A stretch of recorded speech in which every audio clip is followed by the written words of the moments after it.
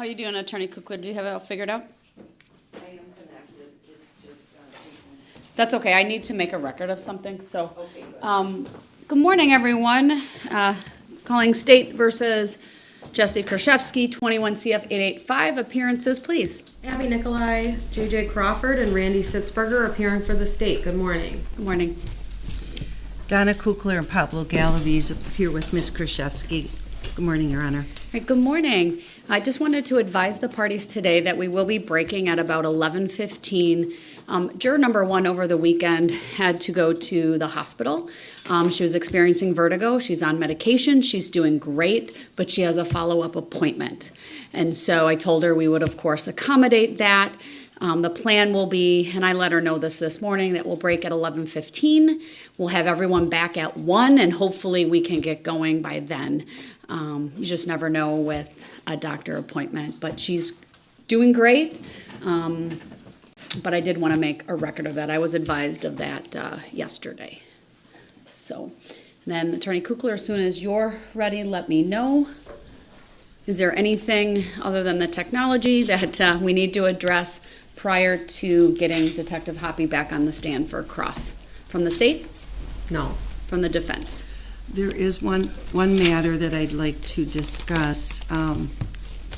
In fact, could I have just a minute to talk to Attorney Nikolai and see if I've got an agreement before I even need to bring it up to the court? Sure. Why don't Madam Clerk turn off the audio for a moment? We'll be off the record.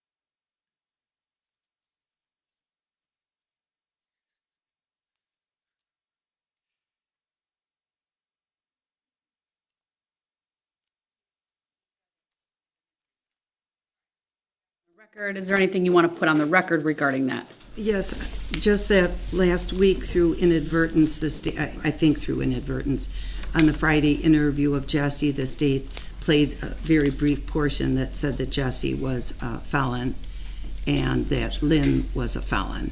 I made a note of that. And so therefore today I want to confirm with Detective HOPPE when he's on the stand that the reason Ms. Kurczewski was a felon was because of financial crimes. So just going to leave it sort of open-ended like that because I don't know what the jury thinks. They heard it, and I just want to make sure they don't think it's for something like homicide. So I'm going to ask him that, and then and Attorney Nikolai agreed. That wouldn't open up a door to bring in any particulars of any convictions for Ms. Kurczewski. And then also I want to talk to him about the fact that Jessy was on a probation hold during those July interviews. She's agreed on that too. On that note, will there be any, I know yesterday the state really took, I think, extra steps to not identify where Ms. Kurczewski was at, just generally talking about a facility. Do you intend to address that at all, Attorney Kukler? Sorry, my computer just disconnected from the internet for some reason. There we go.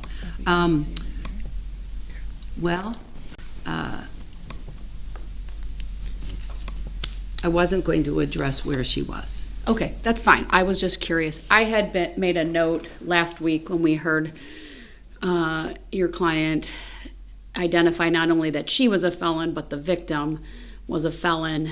And so in addition to what I've drafted earlier and read, I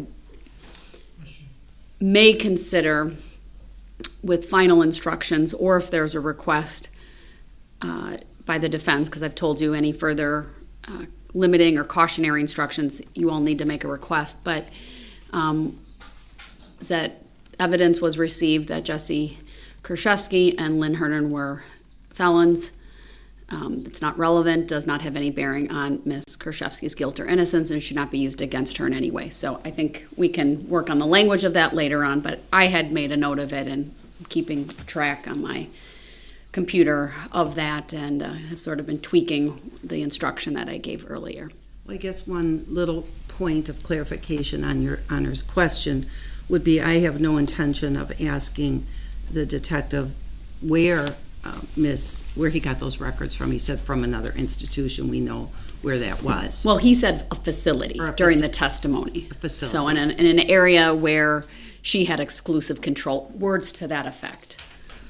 Right, but I do have certified records from Tachita that I would like to show the detective this morning without necessarily publishing it, just with where Ms. Kurczewski made a complaint that her original paperwork had been seized when she arrived at the institution. A lot of her original paperwork had been seized. I think that's fair, and I think using the word institution might, I don't think will be a shock, because we've seen her in custody, and I think the jury might be wondering what a facility is. And I think if you say institution without identifying it, I think that will be consistent with the evidence they've seen thus far. And I don't have any issue with that. Not that you were asking me if I did, but we'll obviously keep all of that in mind later on when the jury is instructed on. I've already told them her custodial status, and so I think that's another word that they're familiar with, and you could certainly use that phrase, custodial facility, custodial setting, custodial institution, and then I think they would understand that. All right, anything else then? Your computer's up and running, you're connected well? Yes, it is. Just a minute. There seems to be an issue, and I had asked that there. Are you, Attorney Nicolai, are you talking about this issue or something else? Do you want us to, I'll turn the microphones off just since.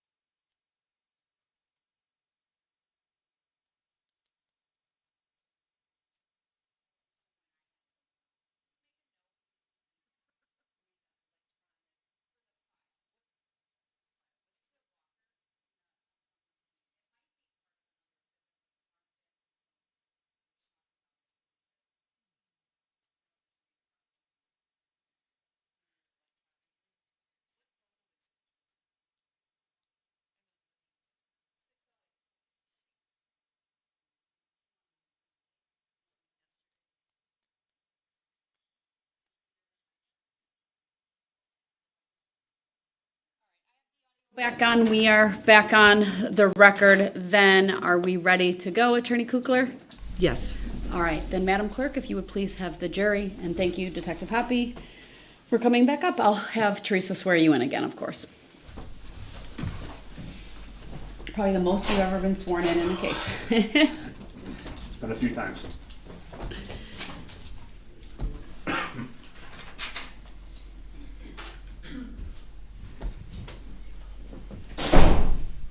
Oh, thank you. Didn't even notice it was gone. Exactly. No, that's good.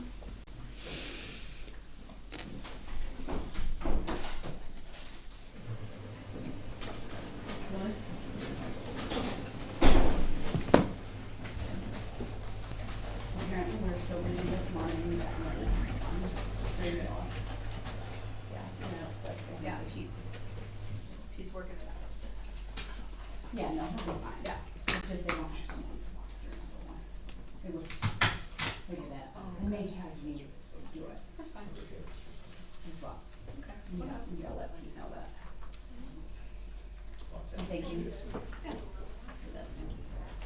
The last three are out of numerical order. Oh, no, out of numerical order. But they're at the end and they're among them. Okay, you know, On the spreadsheet.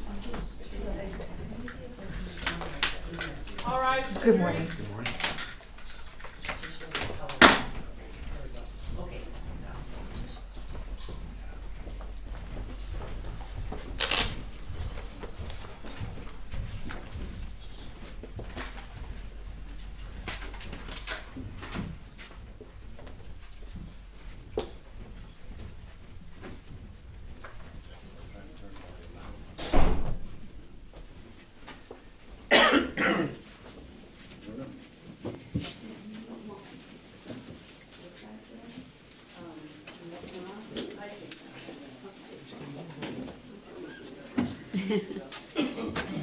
thank you, everyone. Please be seated, except for Detective Hoppy. He'll remain standing. Since it is a new day of testimony, I'll have him sworn in. Madam Clerk, when you're ready. Do you solemnly swear that the testimony you're about to give should be the truth, the whole truth, and nothing but the truth, so help you God? Yes, I do. Thank you. Be seated. And then just for the record, if you would state your first and last name. Aaron, Aaron, Hoppy, Hoppe. Go ahead, Attorney Kukler, when you're ready. Thank you. Good morning. Good morning. When we were here together yesterday, during the last few days, and I think in particular yesterday, you talked about grabbing some papers of Jesse's from a facility. Do you remember that discussion? Yes, I do. And it's fair to say that you grabbed those particular records in April of 2020. Yes, I believe so.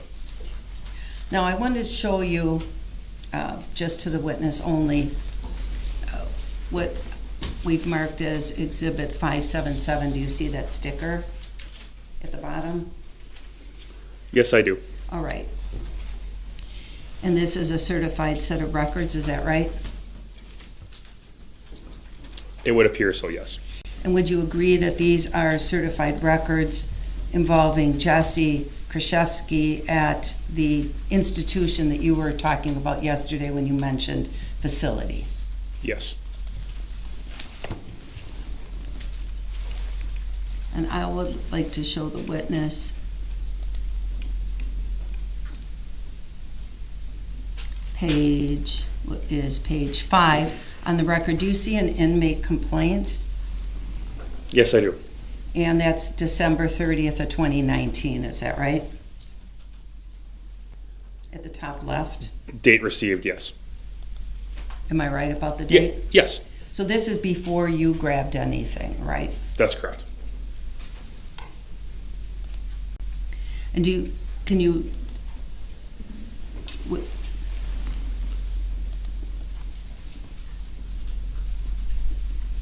you read Jesse's, what's the date at the bottom that Jessy signed the complaint? 12/25/2019. Okay, and then they received it at the office on the 30th, is that right? Yes, it looks like it was time stamped or date stamped. And can you read the complaint? Would you like me to read it out loud or to myself? No, to yourself. Okay. Can you read it to yourself?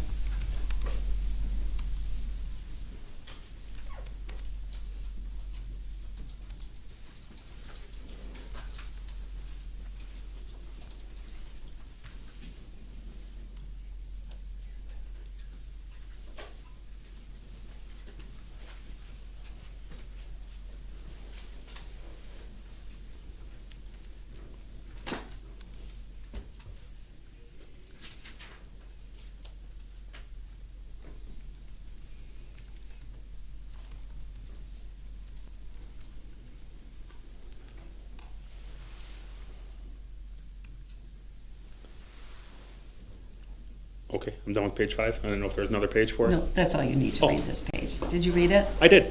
Okay, so isn't it true at that time Jessy complained to the institution that a lot of her papers had been taken? Yes, A lot of her letters, motions, appeals, other things had been taken, yes, including a lot of handwritten documents. Yes. Is that fair to say? yes. Okay, the exact document can come down. One of the other things that she mentioned in there was that was fighting a revocation, right? Yes.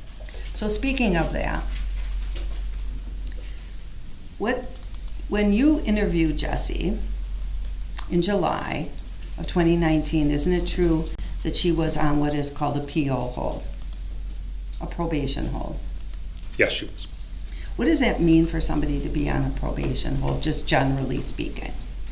Usually, someone who's been on probation, who is on probation, is suspected of violating the terms of their probation. So the probation officer will place a hold on that individual, and that individual will more than likely subsequently be taken into custody, and then an investigation is conducted by the probation officer as to whether or not the terms were actually violated. Okay. And so in July of 2019, you executed a search warrant at Jessy and Scott's home, That's correct. and you took her into custody. Yes, So then her probation agent would be notified yes, and a hold placed on her. yes, And if a person is ultimately revoked from that probation, then they would most likely have to serve some sort of incarceration, right? Usually yes. So when Jessy was talking to you at her various interviews during July, it's fair to say that one of the things that's likely on her mind is that she's on probation, right? Yes, And that she, I guess, has to be careful about what she says to you, because one of the risks of whatever she might say to you would be that her probation could be revoked, right? can't go to exactly what she was thinking, but I could understand if that was part of it.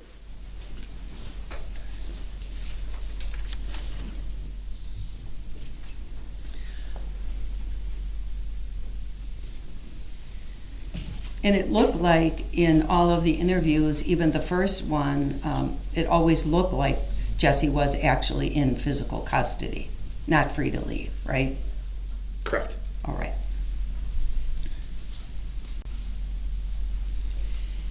And we heard some last week, I think, when you played one of the interviews in this case, we heard a mention during the interview that Jessy, I think she said, "I'm a felon, Lynn's a felon." Remember that part of that tape? Yes, I do. It's fair to say that Jessy was on probation for financial crimes that date back to 2010. Yes.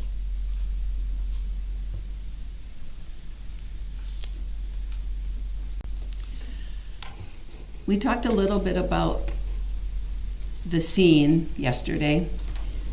You were at the scene, correct? Yes, That, I mean, on October 3rd, 2018. yes. Okay.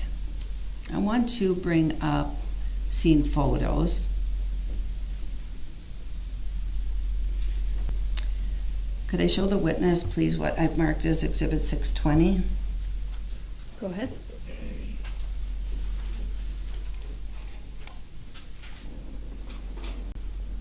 Can you see what's on the screen? Oh, nothing's on the screen yet. It was up momentarily and then I don't know what happened.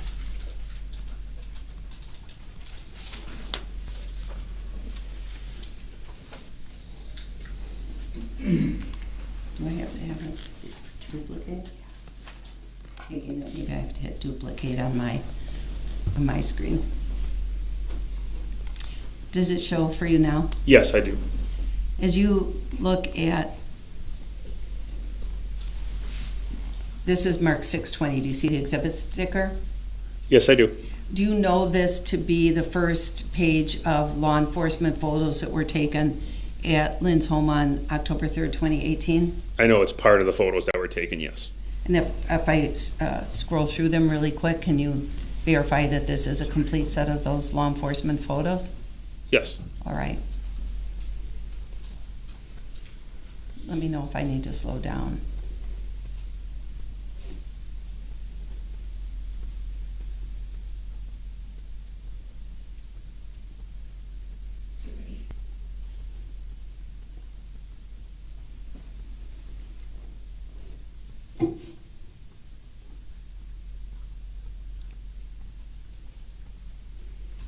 That's the end. Is that a complete set, as far as you can tell? Yes. And we've seen a lot of photos in this case, but it's fair to say that multiple people were taking photos that day, right? Yes. We had 2 people from law enforcement taking photos and the deputy medical examiner, right? Yes. Your Honor, I would move for admission of 620 at this time. Any objection? No.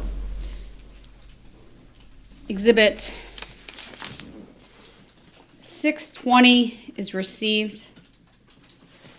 Publish. Permission to publish granted. Trying to get up to the top here.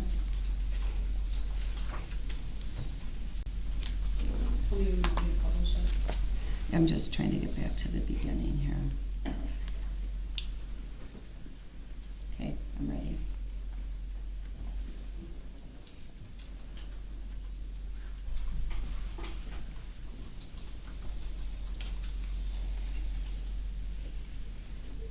Waiting for the thumbs up from jurors.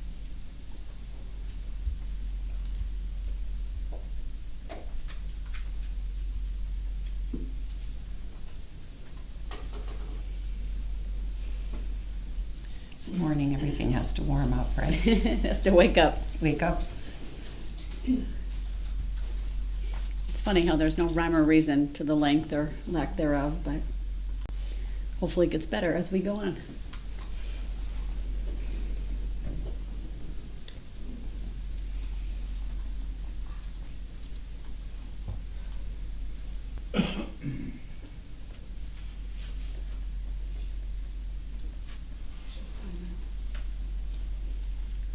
It's at least 30.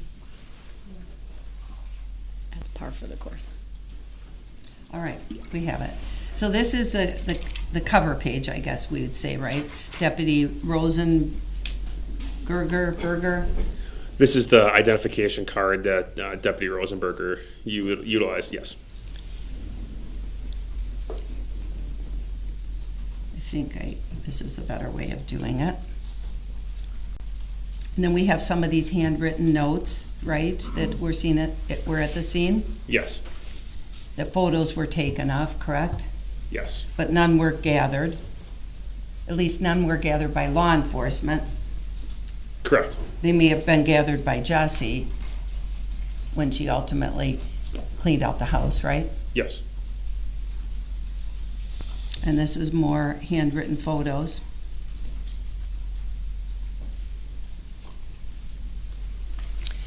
Hard to read. I have a better picture later.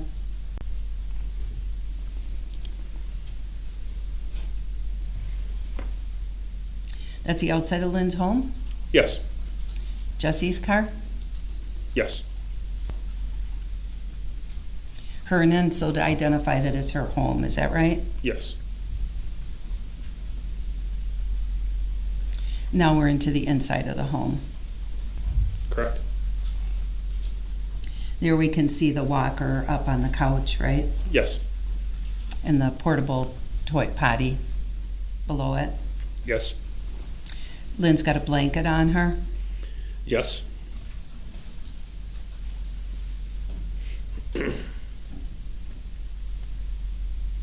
We move to this picture with the side table to the right of Lynn.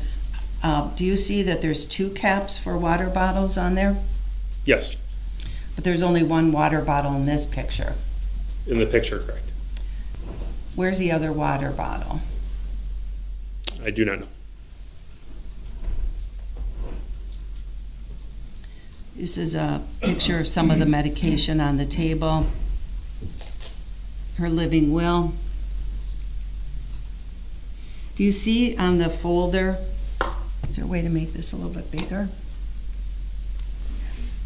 Do you see on the bottom right, it says to look for food share, look in her food share file for a copy of apparently some document, in the lower right on that manila folder. Do you see, look in food share file? Yes, Food share is another word for quest or assistance with food.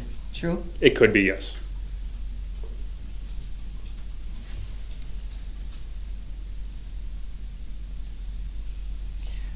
This law enforcement took a close-up picture of the baclofen, right? Yes, And you learned later on in this case that Lynn shouldn't have had any baclofen in her system, but she did. I believe that they had discontinued her prescription, yes. Because she was allergic to it. Do you remember hearing that in court? Yes, When you were first investigating the case and you were focused on tetrahydrozoline, you didn't even notice anything about the baclofen, isn't that true? the baclofen wasn't relevant to my investigation. Well, you didn't think it was relevant, right? I know it wasn't relevant. She had baclofen in her system, didn't she, sir? Baclofen is not the cause of her death. Okay. She had cyclobenzapine in her system. You didn't talk about that either, right? Once again, not the cause of her death. I didn't. That's not the question I asked you. I said you It- didn't discuss it, true? It wasn't relevant, though. Is it yes or a no? Oh, no, I did not. I did not.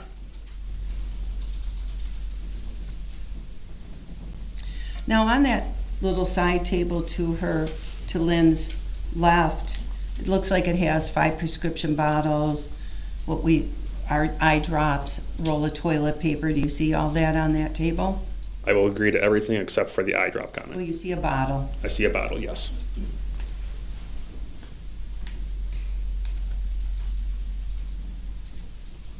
And there's that plate with the crushed medication on top of cool cigarettes. Is that right? Do you see that? It appears so, yes. Does it look like a cap for a medication on the plate? I believe that's fair to say, yes.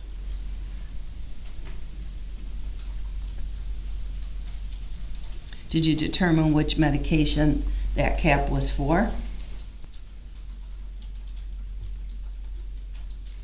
I think the caps are kind of standard with all bottles, but I don't think anyone, I didn't compare the bottles to the caps.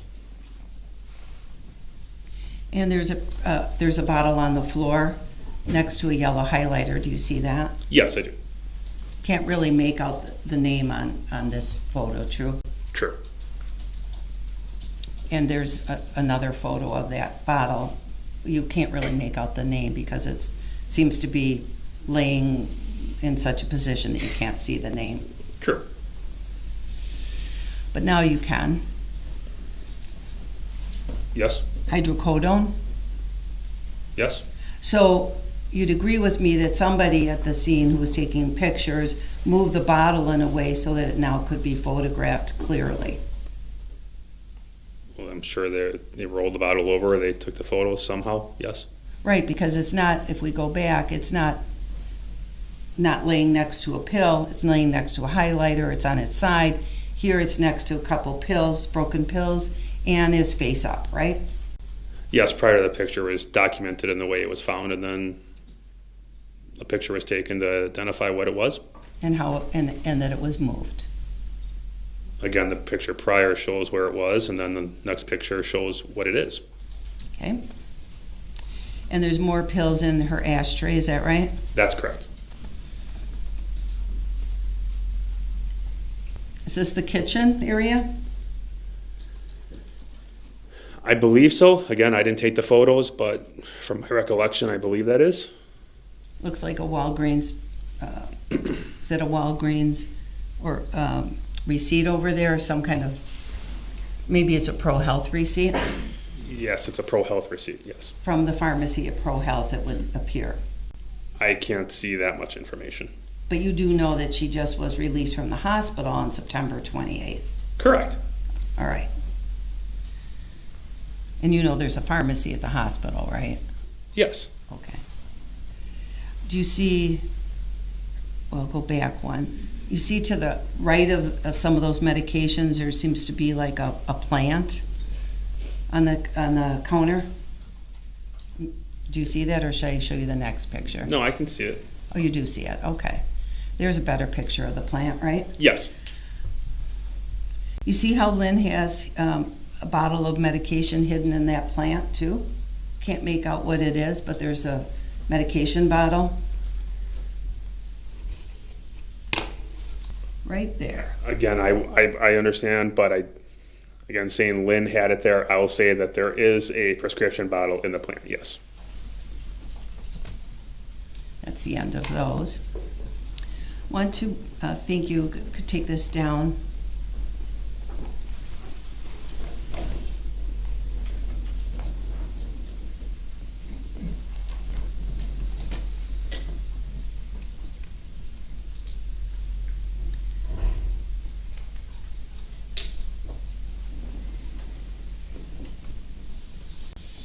We previously in the record is Exhibit 543.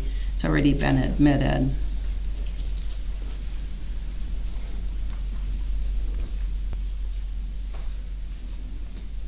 going to try to move forward on this.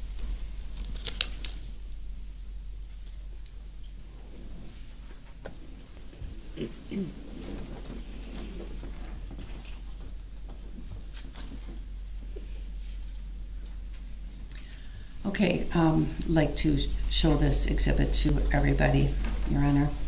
Go ahead.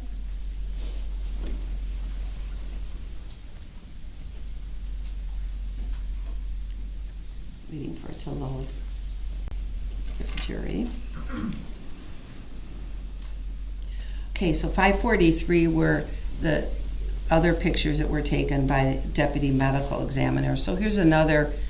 This is photo 8 of 543. Do you see this one, sir? Yes, I do. And that shows that side table with the five medications, the toilet paper, and what appear to be eye drops, right? Again, I'm not going to agree to the eye drop comment, but I'll agree to the 5 medications, the toilet paper, and another bottle of something. And you see that table, what it looks like. I'm going to show you photo 9. Would you agree that things have been moved from that table because no longer is the eye drop bottle nor the toilet paper on that table? They've been removed. It looks like the toilet paper might be behind the bottle still, but yes, after the initial photo of how they were found, I'm sure that they were lined up to show the what the medication was, yes.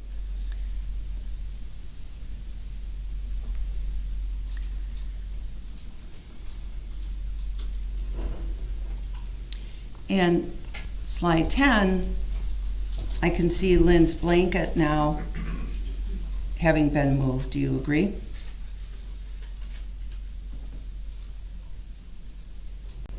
Can you go show me the photo you'd like to compare that to? Sure, I'll have to go back a few.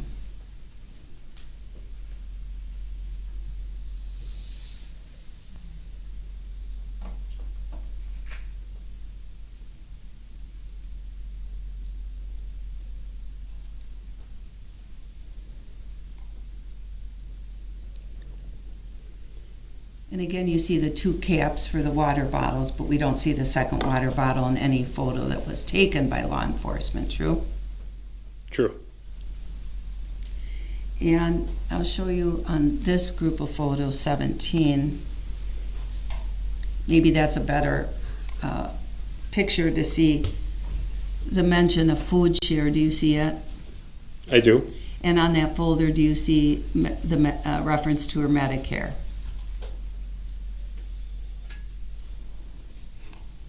Yes. And any number of references to food share. Food share there, where I'm highlighting, food share over here, right? Yes.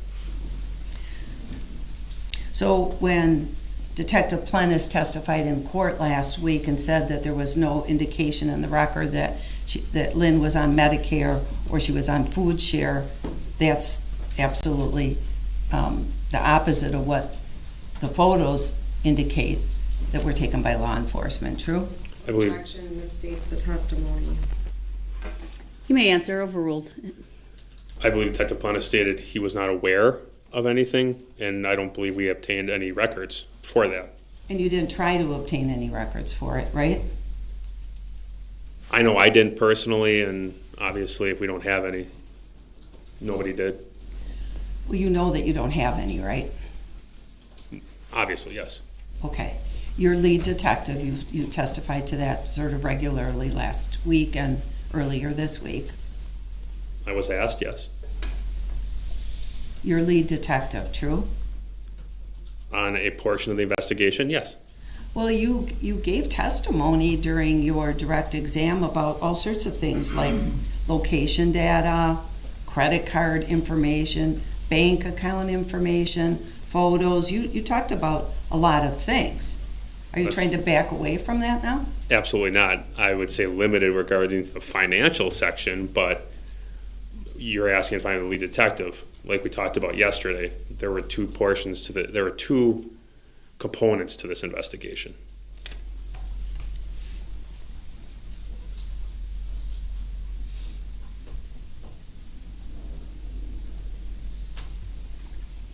This could come down.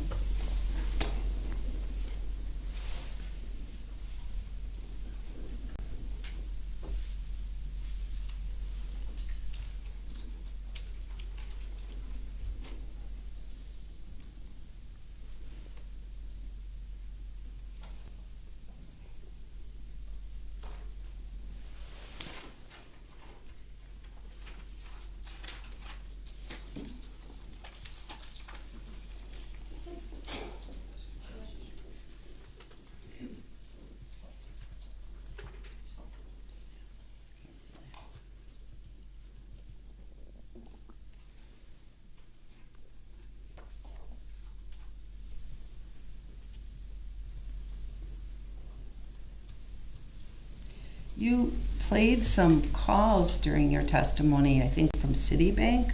Was that right? Was that heard during your testimony or That was another not during detective? that was not during my testimony. Okay, you heard those being played in here I did. and introduced to a different officer. Yes, I did. Where's the 911 call from this case? We do not have it. Why not? It was never downloaded.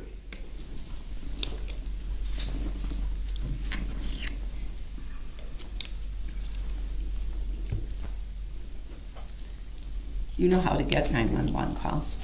I do, yes.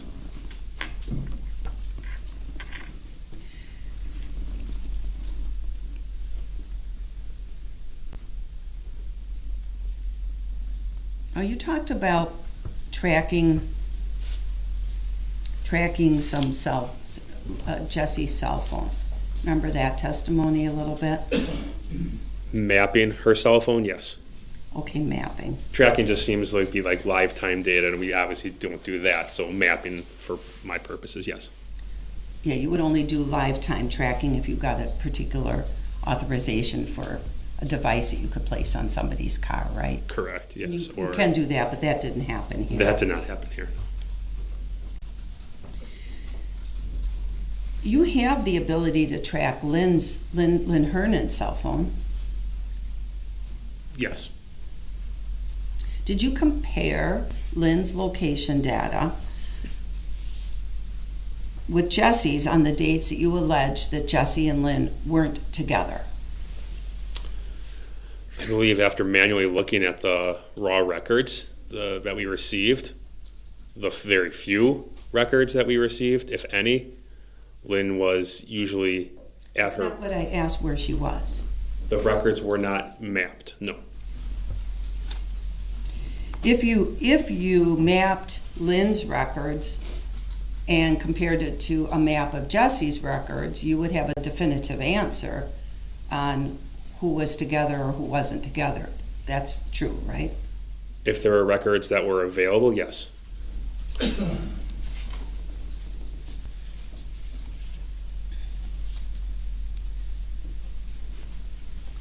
I'm going to show you, I would like to show the witness an exhibit. Let's see.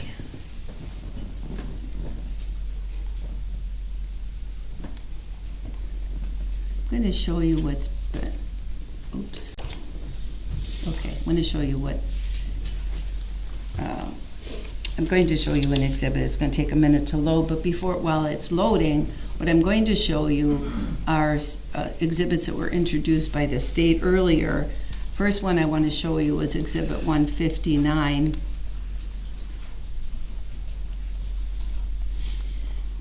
ABT invoice exhibit. Could we publish this, please? Go ahead.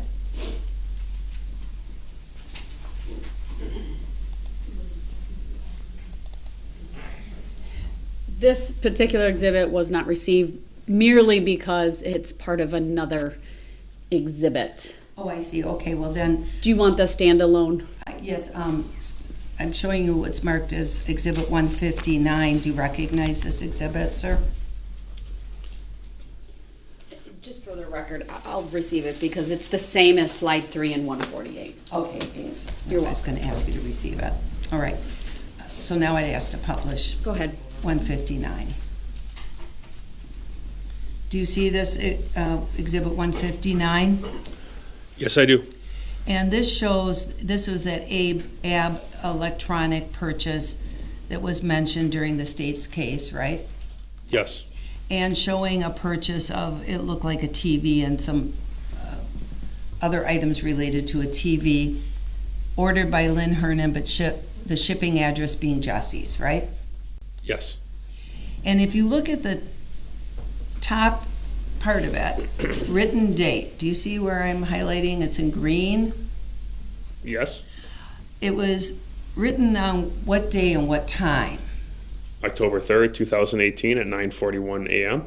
So 9:41 a.m., you know from your records on Jessie and where she was with Lynn at 9:41 a.m. on October 3rd, right? She was at Ms. Hernan's residence, yes. And then I'll show you Exhibit 162. Oops.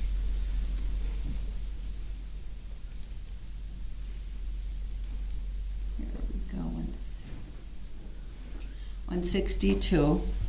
And this was that demonstrative exhibit that was played during that state played, right? Yes. Remember this? And one of the, if we look at page 6, Publish. slide, yes, publish, please, slide 6. We'll wait Go for ahead. this to come up.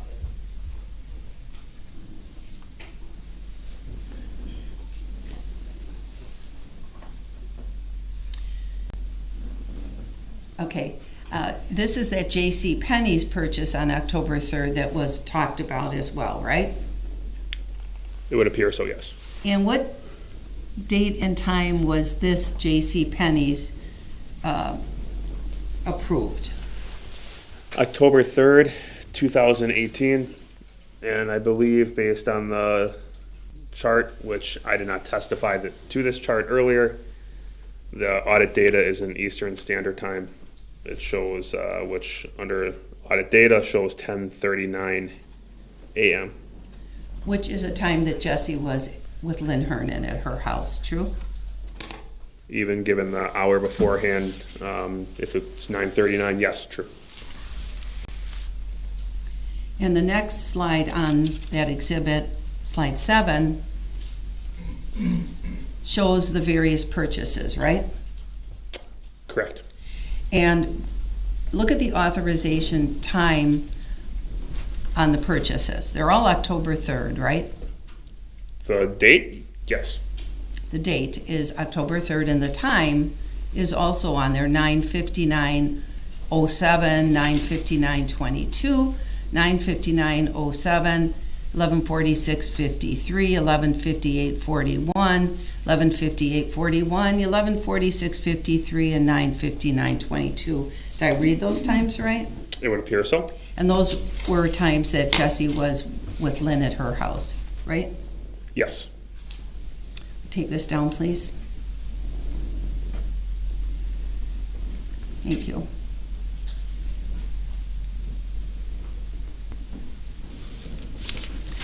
So I'd like to show you, sir, Exhibit 610. Can you see that on your screen? Not yet.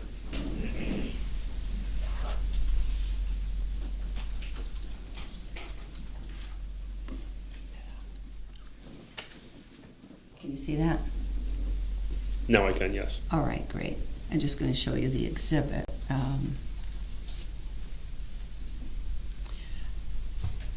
Well, actually, I'd like to move for admission of 610. It includes all documents that have already been received in the record and is just a demonstrative exhibit of records that are already received, Your Honor.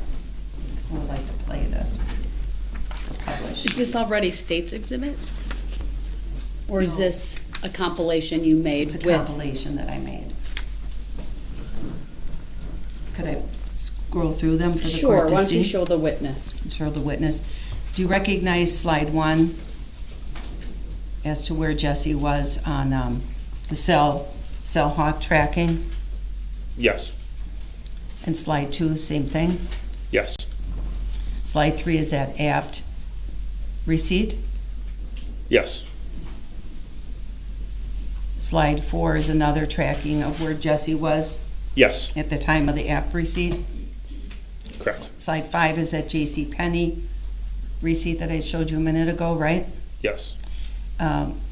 Slide 6 is also that J.C. Penney time that I showed you before. Correct. Then I have another one of law enforcement's tracking of where Jesse was at that time. You see that? Yes, I do. And again, Yes. and again, Yes. and again at all the various times. And it ends at slide 10. Would you agree? Yes.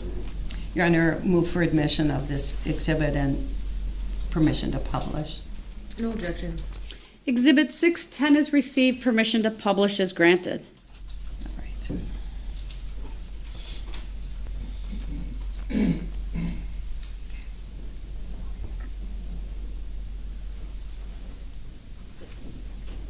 So, sir, at 8:05 in the morning, you have Jesse at Lynn's house, right? The records show that, yes. Oops, there we go. And there's the app receipt that showed the time of, what was the time that this purchase was made? On the receipt, it's 9:41 a.m. And slide 3 shows where Jesse was at Lynn's home at 9:28 a.m., right? And 9:29, correct. And 9:29. Here's the J.C. Penney's receipt. What was the time of that purchase on Eastern and Central Time? Again, I did not testify to this. I am not very familiar with this record, but it says audit data, and then in the upper left says audit data is Eastern Standard Time. In the audit data section, it shows 10:39. So presumably without having specific knowledge of this record, I'd say 9:39.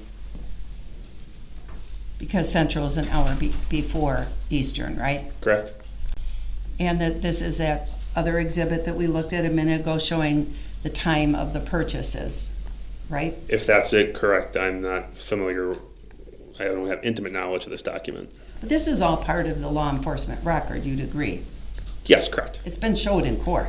Correct. All right. And where is Jesse at 10:21 in the morning? At Miss Hernan's residence. And where is she 11:23 in the morning? Miss Hernan's residence. And at 11:38 and 11:39? Miss Hernan's residence. And 11:51 and 11:52? Miss Hernan's residence. Thank you, that can come down. So it would appear that when these purchases were made, Jesse was with Lynn. She was at the residence, yes.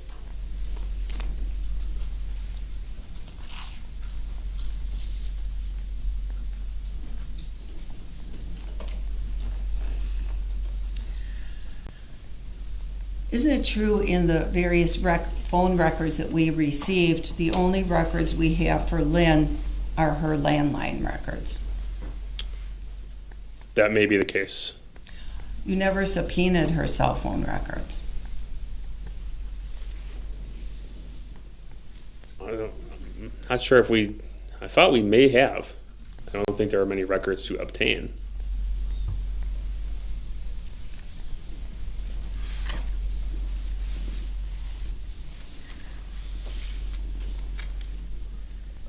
As part of your investigation, well, first of all, let me strike that.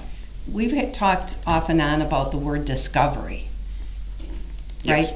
And when we refer to the term discovery, that means all the reports in the case, among other things. Yes. Cannot object to relevance and calls for legal conclusion.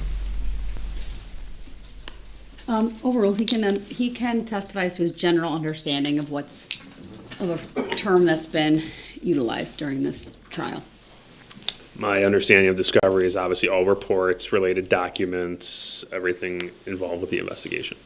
And law enforcement gathers, it's your job to gather cell records and subpoena records and write reports, yes? Yes. And then when you get these things, you turn them over to the district attorney. Yes.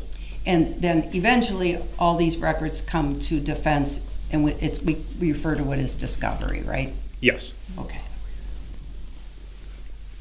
As part of your investigation, I was reading the discovery, I noticed that you had asked another judge, not this judge, another judge, to issue a subpoena for Lynn's mom, Lorraine's records from St. Mary's Hospital in Madison. Yes, we did it. We received a subpoena, yes. Well, you don't receive a subpoena unless you ask for it. Correct. In other words, you draft a subpoena and an affidavit, you present it to a judge and ask because you want to get some records. Yes. That's what you did for the cell records. Yes. And you did that to get Lynn's mom's records from St. Mary's Hospital in Madison, right? Yes. Why'd you do that? Objection, relevance. I want to see the attorneys at sidebar.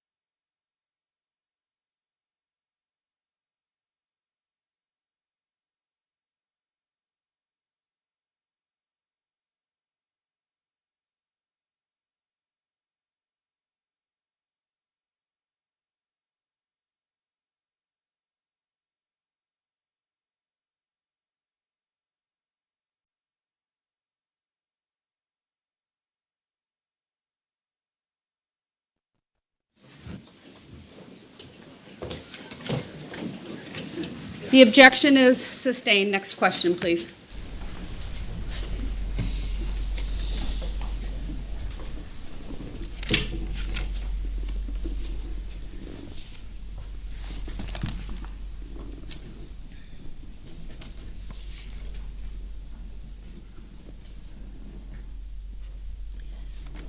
You shut down, okay, strike that. We've seen information in this record that Jessy was contacting the medical examiner's office with questions about what had happened to Lynn, right? Yes. And in November of 2018, the first NMS report came out, right? I don't recall a specific date. But it was towards the end of 2018. I believe so. And that report did show the THZ in Lynn, true? Yes. And during the months between when that NMS lab report was issued, Jessy was having regular conversations, it appeared from the record that was submitted, with the medical examiner's office, right? Yes. And then, was it in January that you shut that down? After we received notification from the medical examiner's office about their findings, yes. So you told the medical examiner's office they needed you told the medical examiner's office that they were no longer allowed to talk to Jessy. Not in those terms. We put a non-disclosure order on the case, which is common practice, which allows them or bars them from talking to anybody about the case. Okay. So you put a non-disclosure on the case in January Correct. to forbid the medical examiner from talking to anybody about the case. Correct. And that would include Jessy. Yes. But prior to you putting that in place, Jessy was talking to the medical examiner, right? Yes. And including getting information about the tetrahydrozoline that was in Lynn, because that report was issued in November. No. Right? That's not correct.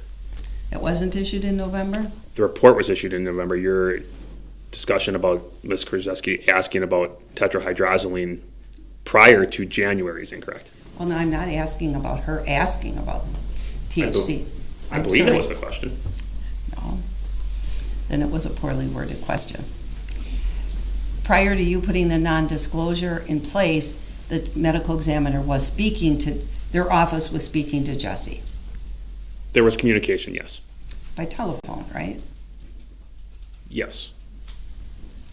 And during those times that Jessy was having telephone calls with the medical examiner, the report had already come out that showed THZ in Lynn's system. Whether or not they had. I didn't ask that. Whether they told you. I'm asking you, if isn't it true that the report had come out in November? The report was drafted by NMS in November, yes. And the medical examiner had that? I can't ascertain exactly what day they received the report. Okay. And you don't know what people at the medical examiner's office told Jessy in the month between November 28th, when that first report was issued, and you put the non-disclosure in place in January. You don't know what was discussed. I believe we have that information. Did you talk to all of the people that were listed who had phone calls with Jessy and We get had the the- information? We had the call logs, the documentation notes. But you don't know every word that was said during the call. I guess per se, no, not verbatim. Thank you. Your Honor, that's all I have. All right, any redirect? Yes, Judge. Judge, we are putting a couple exhibits together. Could I ask for just a brief recess? Very brief, because we do need to break early today. We'll take about 5 minutes, just enough time for everyone to have a quick comfort break, and then we'll come back out. All rise for the jury, please.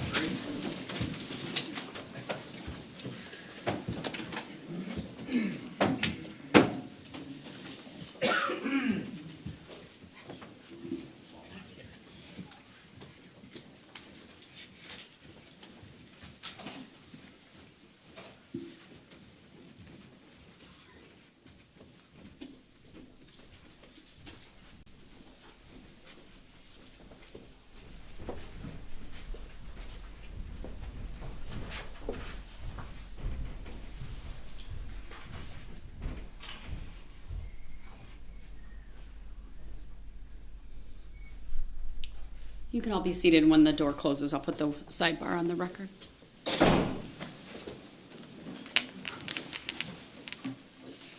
All right, Detective Hoppe was being questioned regarding a subpoena that was sought for Lynn Hernan's mother's records from St. Mary's Hospital.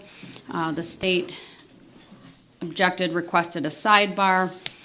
The objection was to relevance. I asked for an offer of proof, and based upon the discussion at sidebar, which included that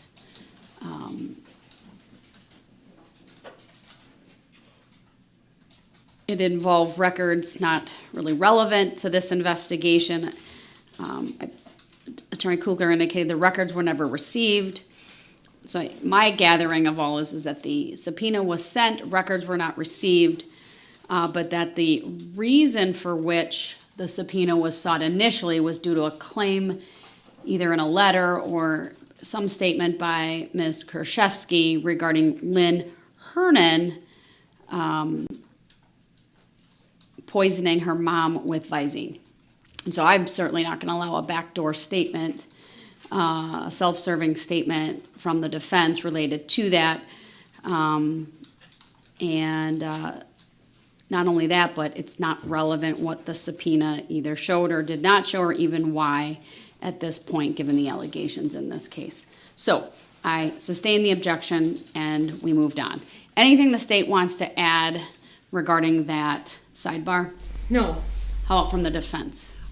One brief comment that I did make was not that that statement was not just in Jesse's statement, but it was in one of Lynn's writings, and that's what I had said. It was in one of Lynn's writing where she apologized for it.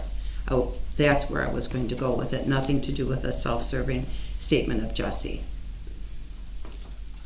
I don't know that I've never seen it. I can't say whether it's Lynn's writing or a writing purported to be written by Lynn, but in any event, I'm not going to allow it in. So thank you for adding that to the record, though. We'll be in recess 5 minutes and then be back. Thank you.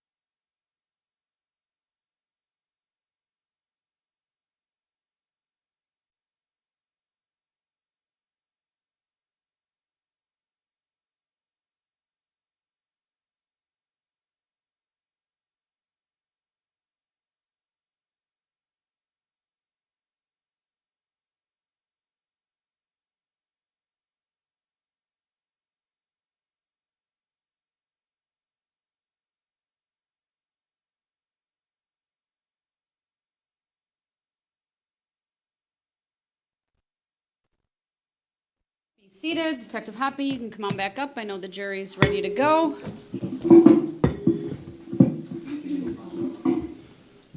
I'm just waiting for Attorney Galaviz. We're going to begin without him right now. Okay, then Madam Clerk, you can let Pete know.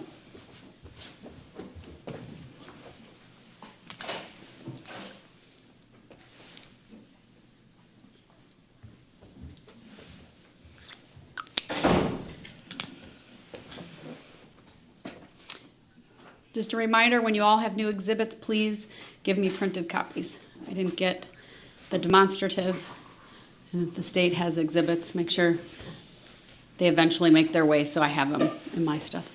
Thank you. That's for that. Perfect, thank you.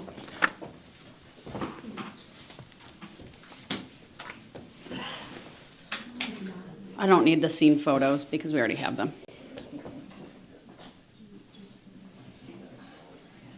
All rise for the jury.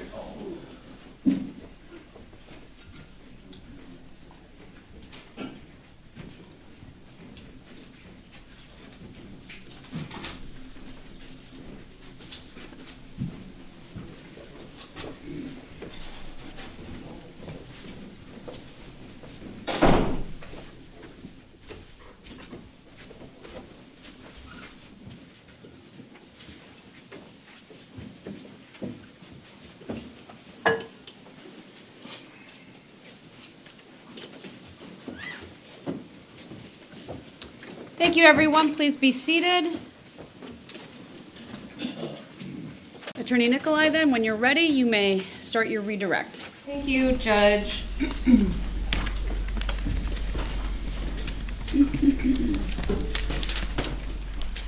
Detective Hoppe, I just want to follow up on a few areas that you were asked questions about from Attorney Kukler.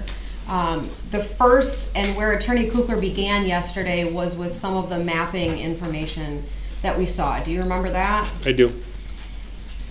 In terms of the animation in this case that Detective Schrader created, do you remember the jury seeing that animation? Yes, I do.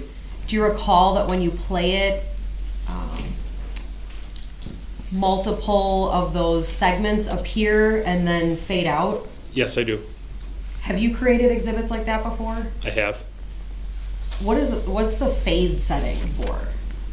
The fade setting allows you to, again, you can recall and see where those towers were as it proceeds, but it doesn't automatically take it away. It eventually fades off. There's a certain time frame that you can put on the records showing that the last tower that was miles away kind of fades as the cell hawk time progresses.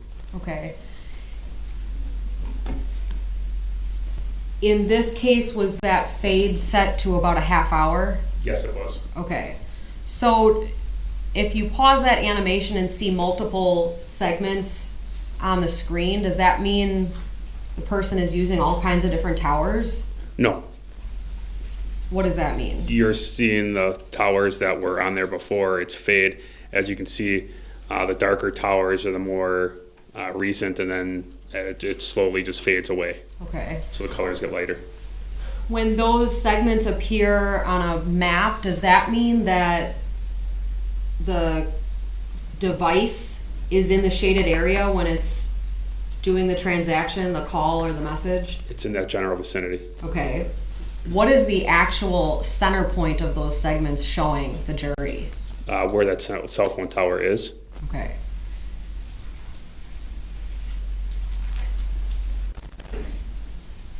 You were asked some questions about short duration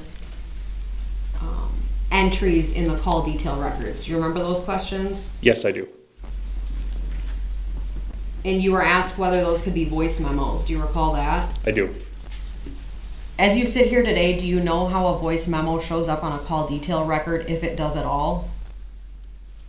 I cannot confirm that. I don't believe so. In your experience, when you see short duration calls, meaning a few seconds, what are some examples of what that can mean to you when you're analyzing those records? Cell phone was off. it was sent to voicemail.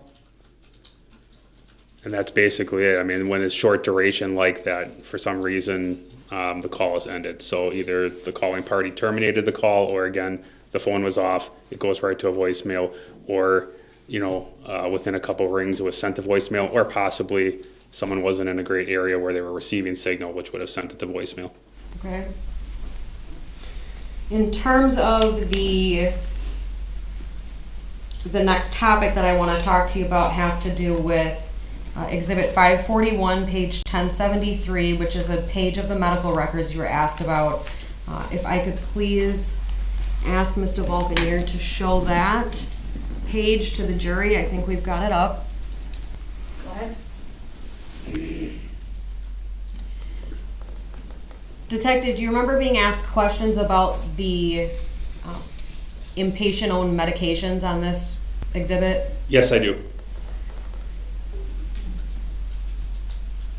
When you and I talked last week about the interviews, what did Ms. Kurczewski tell you about bringing medication to the hospital? That she gave the medication to Ms. Hernan and then later notified staff What did she say happened after that notification to staff? that she was placed, there was a camera placed in her room. Okay. Does anything about page 1073 indicate to you that Ms. Kurczewski reported to staff that she brought Ms. Hernan medications? No, it does not. When I asked you whether you looked through the medical records for any record of Ms. Kurczewski explaining to medical staff, hey, I brought these medications in to Lynn Hernan, do you recall anything like that in the medical records you reviewed? No. Does Exhibit 541, page 1073, change your mind about that answer? No, it does not. Okay. We can take that down, thank you.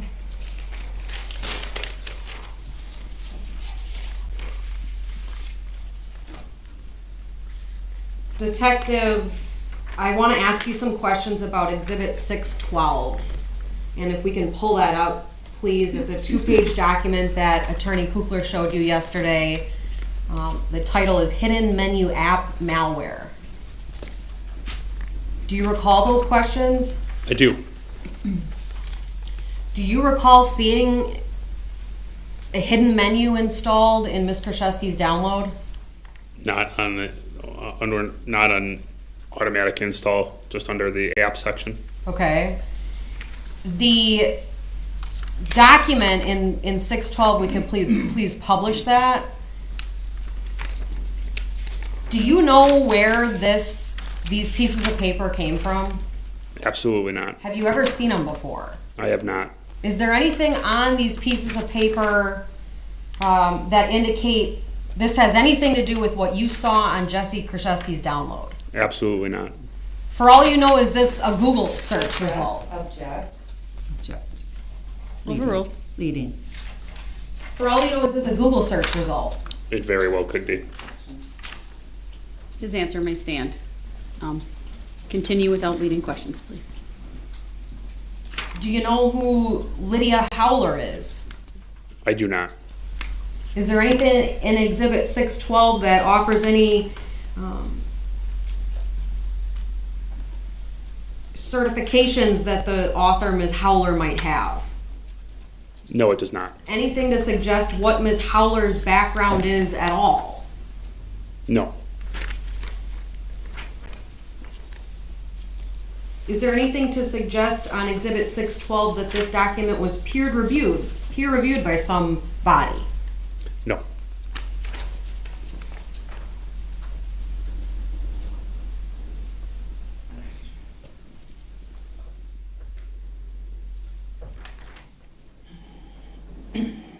Thank you. That's all I have on 612. Now I'd like to show the witness and the jury Exhibit 566, please. Detective HOPPE, you were asked a lot of questions about things Detective Plennis did, weren't you? Yes, I was. Could you remind the jury one more time how you and Detective Plennis split this case up? As we've stated before, I don't mean to sound like a broken record, there were two components to this investigation. Cumulative. Overruled based on the cross-examination. He may answer. There were two components to this. There was the financial crimes portion and the homicide portion. The financial crimes, we have specialized financial crimes investigators who are more familiar with access tools as well as records.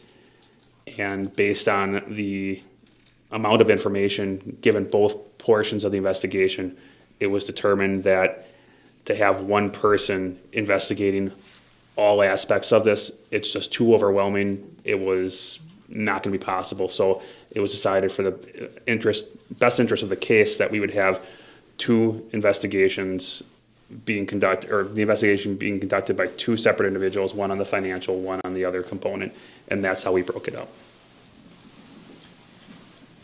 If we can scroll to page 2 of Exhibit 566, nonetheless, Detective, were you asked questions about this fuzzy loan application? Yes, I was.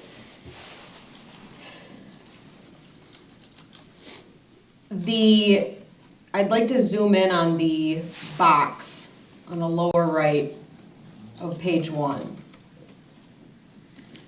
Detective, despite you not being in charge of the financial investigation in this case, do you have experience in working investigations that involve a financial aspect? I have, yes. Okay. In that box being displayed to the jury, do you see a disbursement date, the text disbursement date? Yes, I do. Or I see a box, yes. Do you see text that says first payment date? Yes.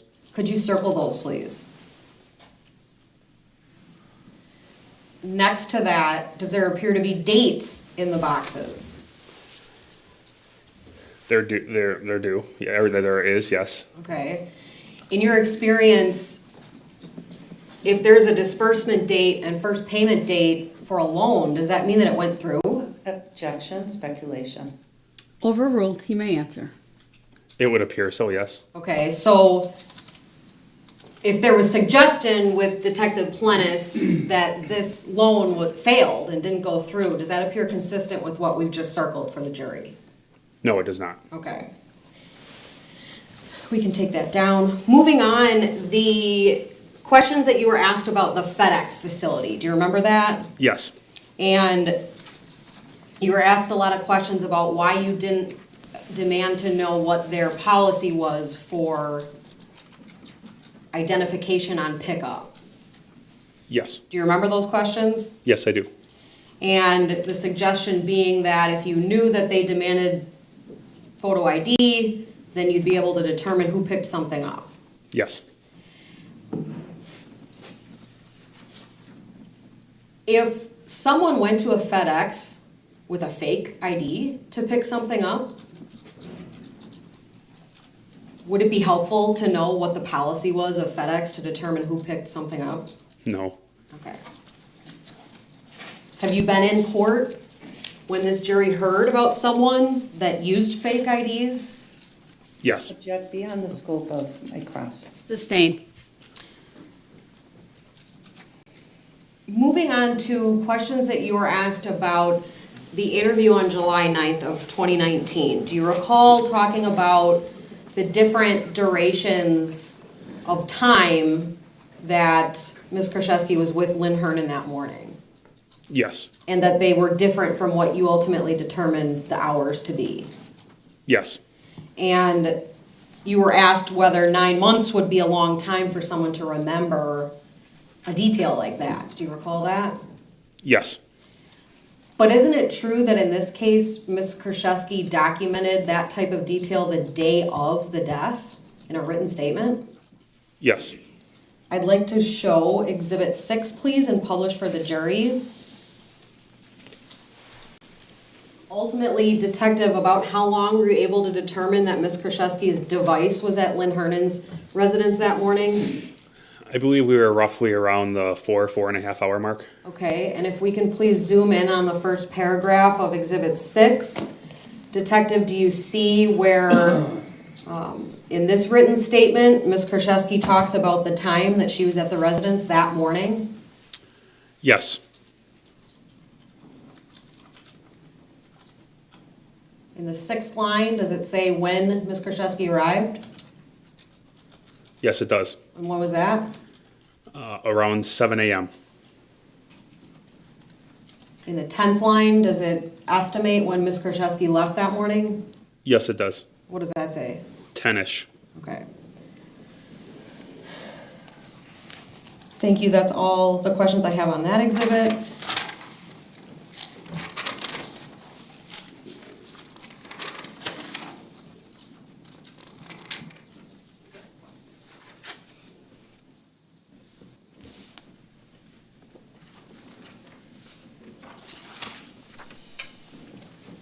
Detective, you were shown Defense Exhibit 610, which was that PowerPoint of a map and then a financial record and then a map and a financial record. Do you remember that? Yes.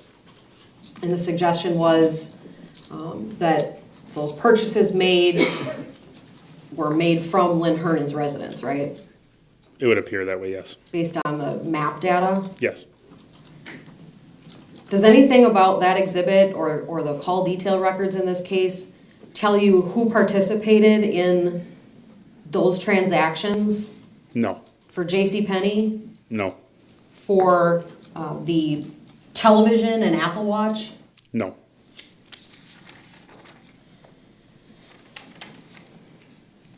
Next, I'd like to show just the witness exhibit 212, please. Detective, you were asked a lot of questions about whether you had knowledge of things the medical examiner's office told Ms. Kurczewski when she would call there. Do you remember that? I do. And you testified that we have records of that, right? Yes. Is exhibit 212 the example of those records? Yes. Could you please read the 4 main paragraphs to yourself and let me know when you finish, sir?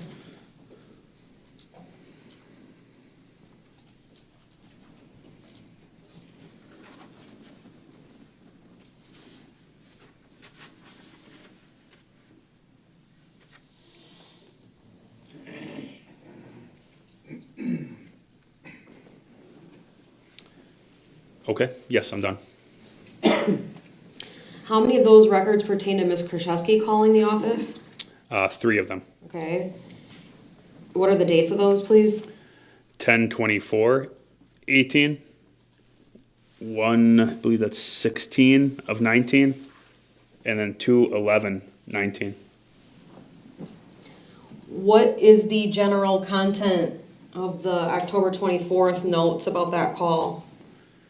Ms. Kurczewski's calling, asking for an update on the case, and then made a comment about not being aware of any other family. Does the note indicate whether the person who received that call gave Ms. Kurczewski an update specific to toxicology? She stated that they were still awaiting the results. What about the January call? What is the general content of that call? Ms. Kurczewski again was calling, then she was frustrated there were no answers yet. Then Ms. I believe it'd be Kukas, stated that she left a voicemail message for Ms. Kurczewski stating that there was no cause of death or manner of death yet, and that she had turned the message over,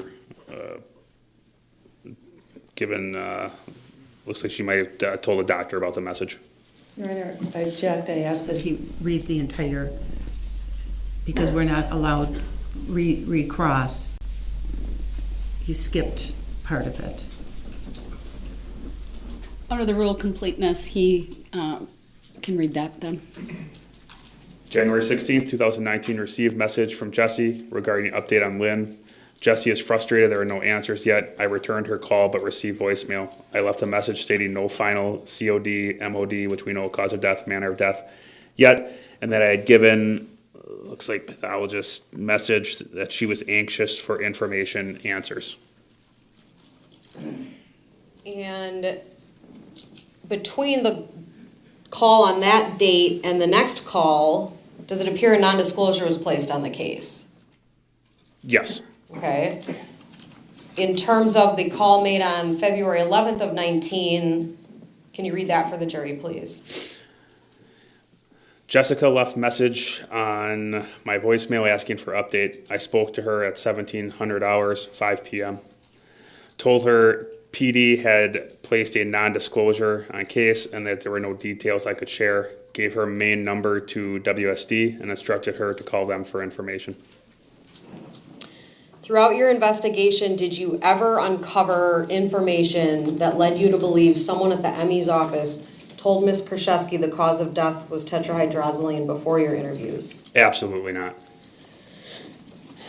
Finally, Detective, you were asked questions about whether you obtained Lynn Hernan's phone records in this case, right? Yes. And through your investigation, how many phone numbers did you learn that Ms. Hernan had? 2. What type of phones were those? 1 cell phone, 1 landline. Okay. I'd like to show just the witness, please, what's been marked as states 228. Detective, when you were asked questions by defense about whether you asked for the cell phone records of Ms. Hernan, you indicated that you couldn't recall. Is that fair?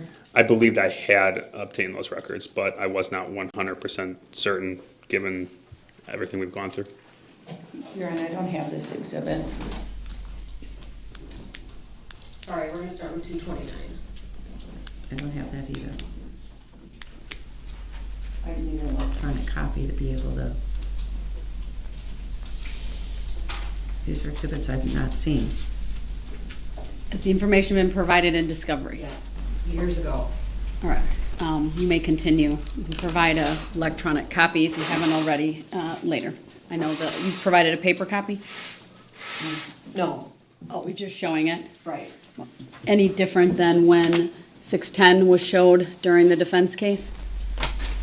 610 being their demonstrative? I'm sorry, what was the question? Any different than when 610 was marked and shown, meaning it was just utilized today by the defense and not provided? Right. All right, what's fair is fair. You can continue. Detective, I'd like to flip through the pages of Exhibit 229, please, and ask you if you've seen that before.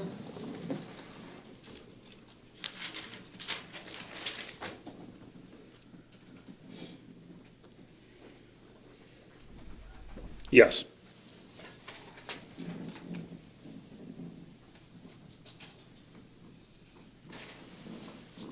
Is your signature on page 16? Yes, it is. What is Exhibit 229?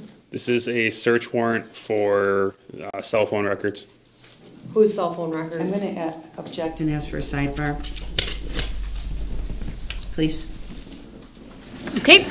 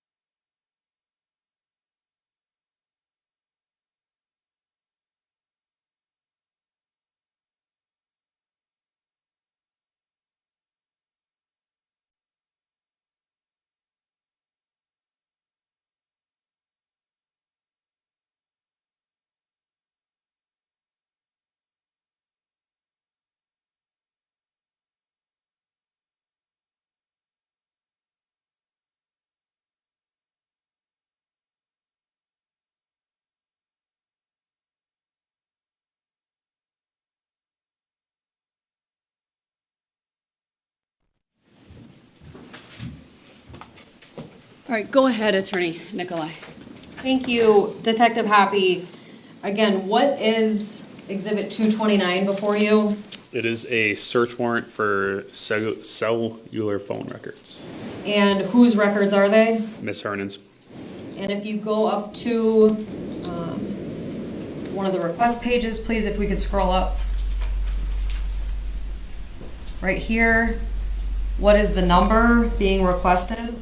262-309-8589.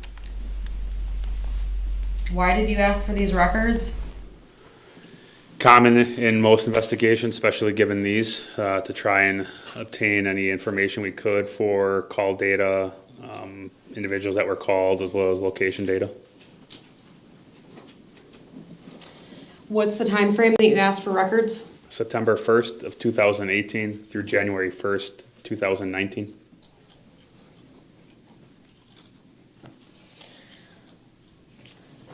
I'd like to move to the next exhibit, please. I'm not sure what number we're on. 228, and just show the witness. Are you going back to 228 or are you going to a different one? I had the numbers wrong, I'm sorry. So we're going back to 228. Oh, 228 is the foam board, and so this exhibit that you have will need to have a different number. So it should be 230 then. 231, I'm being told. Okay. Thank you, Madam Clerk, for that catch. Detective, do you see 231 before you? I do. What is it? Certification of records. Okay. Going to slide 2, do you see that? I do. What is it? It is a warrant return, indicating that I'd received information back from the records that were requested. Is a warrant return something you do every time that you get records? Yes. Okay. For a search warrant, yes. So if I asked you whether you tried to get cell phone records belonging to Lynn Hernan in this case, what would you say? I did. Okay. Now I'd like to go to Exhibit 230, and we will be putting this on a CD. If we could, it has been electronically sent as well. Detective, in your experience, have you received records from T-Mobile before? I have. Do they have a different layout than the AT&T records we've seen? Yes, they do. Okay. Is Exhibit 230 the records you received regarding Lynn Hernan's cell phone? Yes, they are. Now, I'd like you to focus on the date column on the far left. Yes. Is it fair to say that this is a very wide Excel spreadsheet? Yes. Okay. Starting at the very top, what's the first entry date? September 1st, 2018. And if we can scroll quickly through to the bottom, I'm going to ask you where these records end.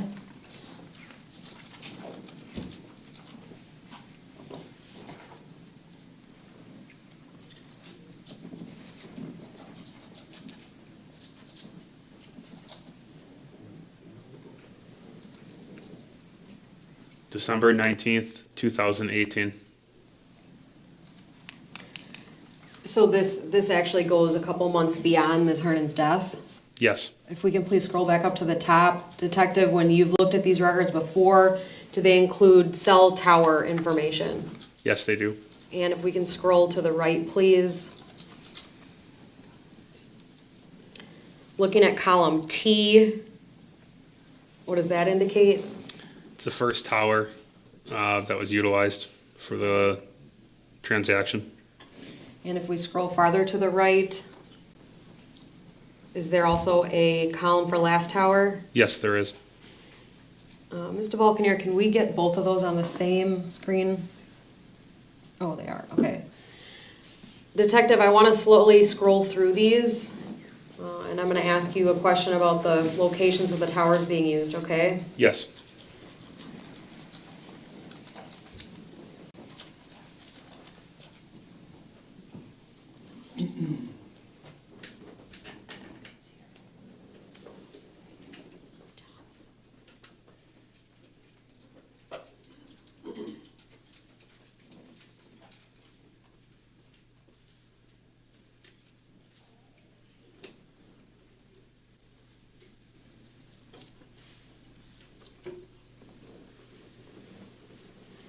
Detective, in any of the tower information that you just looked at, was Ms. Hernan's cell phone anywhere other than Pewaukee?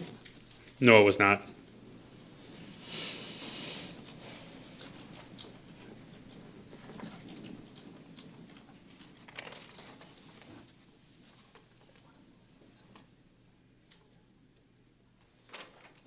At this point, I'm not asking to publish, but I will move in those three exhibits, 228, 229, and 230. 229, 230, and 231. Thank you. Any objection? Subject to the sidebar. Subject to the sidebar. All right, court will receive exhibits 229, 230, and 231.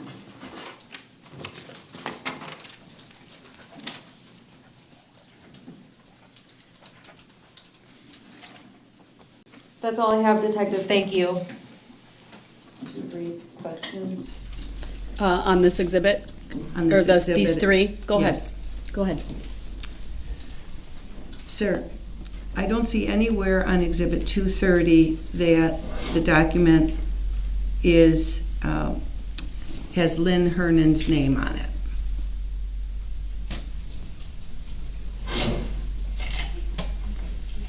And since I believe these were just marked, if the state, if you need the state to display them to the witness, let us know. They are up, so. You can see it, right, sir? I can. Right? Doesn't say Lynn Hernan, true? True. And second of all, the number, isn't it true that the cell phone number that Lynn was using at the time of her death was 262-391-0673? The information we received was that this was the cell phone number being used. What do you mean by this? This, you're talking about my 391-0673? No, I'm sorry, the 309-8589 number. It's fair to say you didn't obtain Lynn's cell phone records for the number 262-391-0673. True? True that I didn't get the numbers for that record. I'm unaware that that's Miss Hernan's. You didn't get the numbers for the record? You mean you didn't get the record for that number? I didn't get the record for the number you are describing, correct?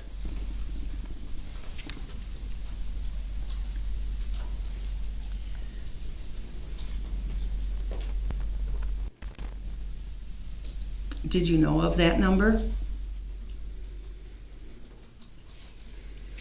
It would appear not, no. Did you know about the number 262-391-0673? Again, it does not appear so. I don't know what that means when you say it does not appear so. I'm asking if you personally, as a detective in this case, are familiar with that number, 262-391-0621. It's that.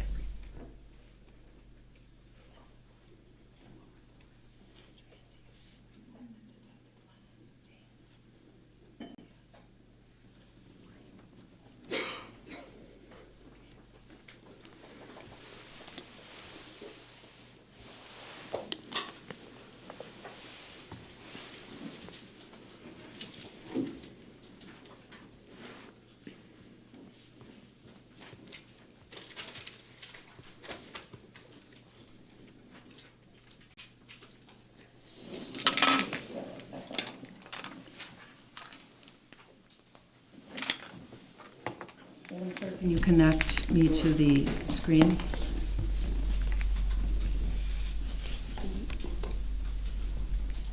Sir, I'm showing you what I have marked as Exhibit 621. Do you see that on here?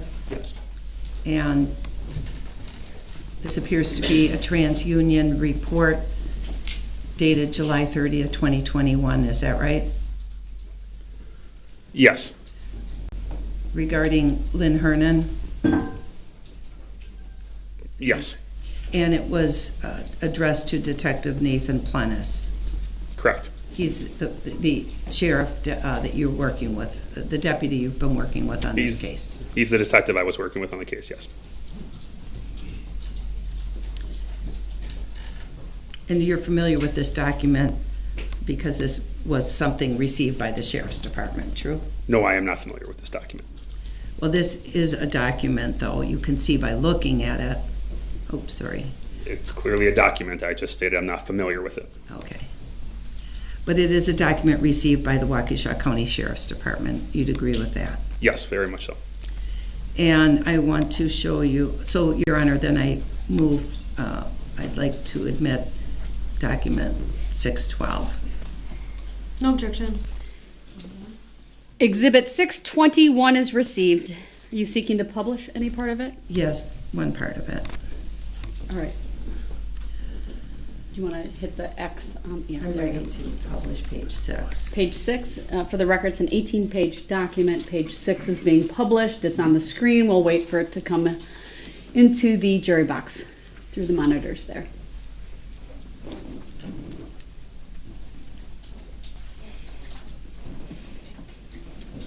There you go. It's up. Thank you. And you see page 6, sir? Yes, I do. And this is a credit report for Lynn, is that right? It would appear that way. And among, they give personal information on a credit report, true? Yes, Including like lots of addresses that have been associated with Lynn over the years, right? yes, And employment data, it appears, yes, and also telephone numbers. yes, And so would you agree with me that one of the telephone numbers associated with Lynn Hernan is 262, I'm sort of highlighting it here, 3910673. yes, So you had said before you weren't familiar with that number being associated with Lynn. Now you are. True? After reviewing this credit report, yes. Thank you. That's all, Your Honor. Any redirect, Attorney Nicolai? Yes, can we please leave that page up?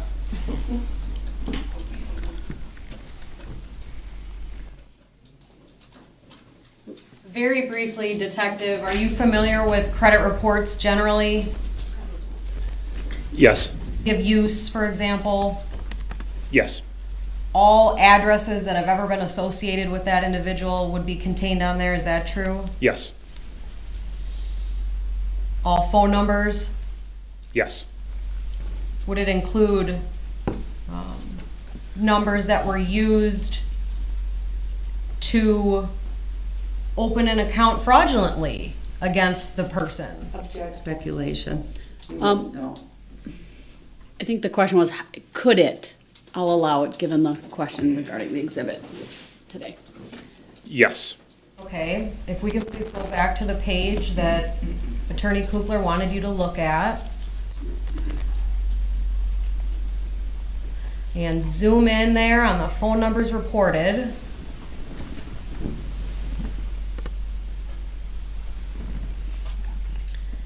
Detective, do you see Jessy Kurczewski's cell phone number reported on Lynn Hernan's credit report? yes, I do. Could you circle it, please? Sorry about that. Detective, what's the number right above the circle that you just made? 262-421-5290. Has the jury heard about that number before too? I believe so. What is that number? That is a number that we know was utilized. Beyond the scope of the deed. Cross. Overruled, he may answer. It was a number utilized by Ms. Kurczewski. What she stated was her number to a credit card company. And who was Miss Kurczewski pretending to be on that phone call? Lynn Hernan. Okay. Do you see Jessy Kurczewski's P.O. box listed on Lynn Hernan's credit report? Yes, I do. Okay. That's all I have. Thank you. All right, thank you. We can take that down. Thank you, Detective. You may step down.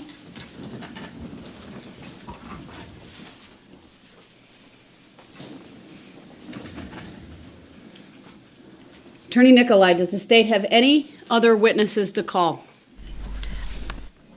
No, the state rests. All right, thank you. Ladies and gentlemen of the jury, I am going to start your break a little bit early so I can address some legal issues with the parties. Because of that, it will be a little bit of an extended lunch hour. We will start as closely as we can between 1 and 1:15. So that's the best I can tell you. Hopefully we'll be ready to go at 1. If not, we'll get going as soon as we can after that. All rise for the jury. Please remember the admonishments that I've given you about do not discuss this case or do any research. Thank you.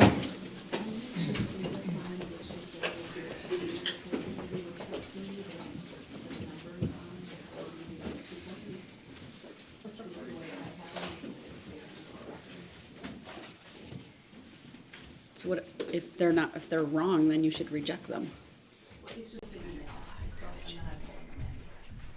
I know they had the ability to change the numbers on the fly, because we saw that. So they should be sending you that.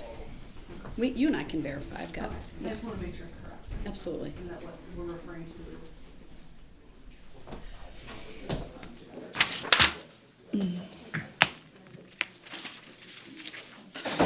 All right, thank you. Be seated. I do need to put the sidebar on the record, and then I'll address the motion that was filed by the state.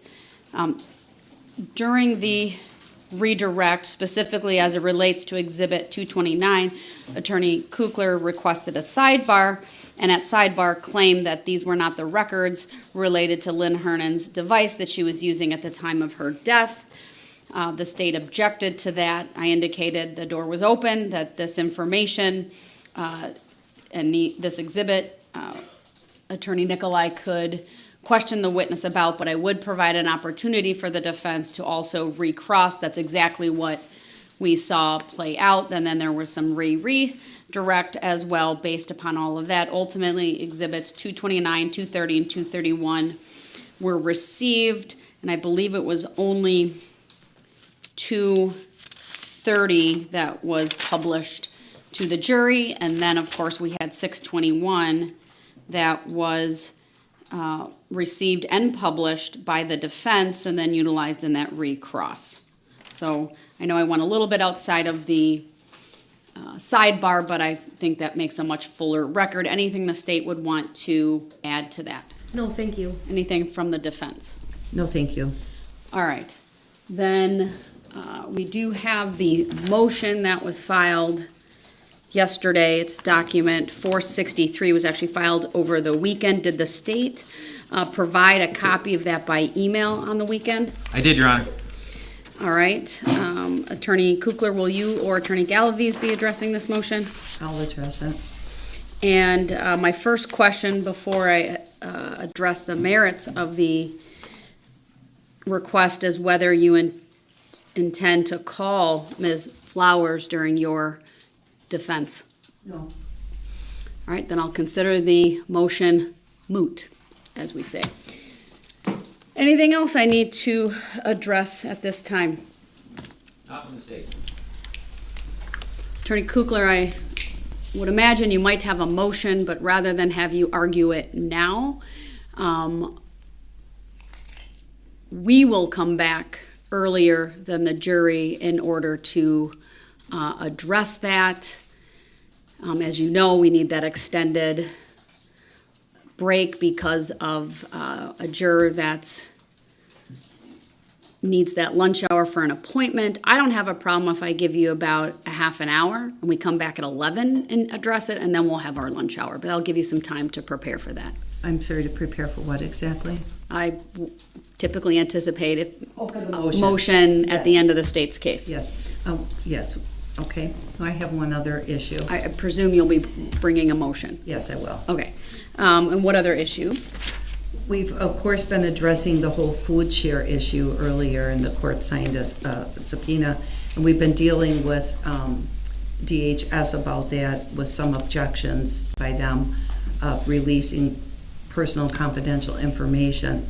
But I'm told that the attorney for DHS is filing a letter shortly with you with a proposed order as quickly as she can put it together.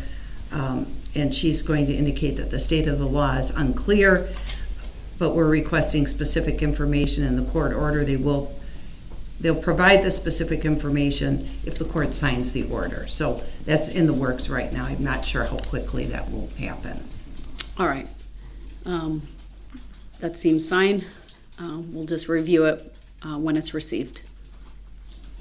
All right, anything else then? No. All right, then be back here at 11 so we can address what I anticipate will be the standard motion to dismiss at the close of the state's case. All right, thank you, everyone.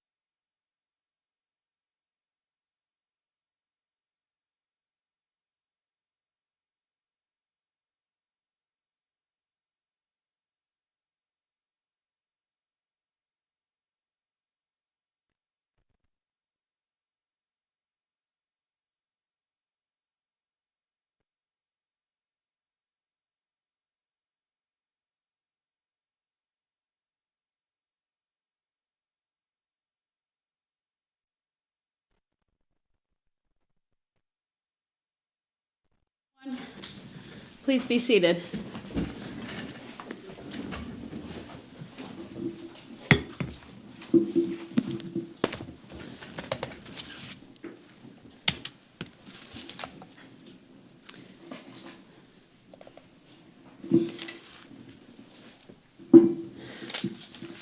All right, we are back on the record, and State versus Kurczewski appearances are as they were before.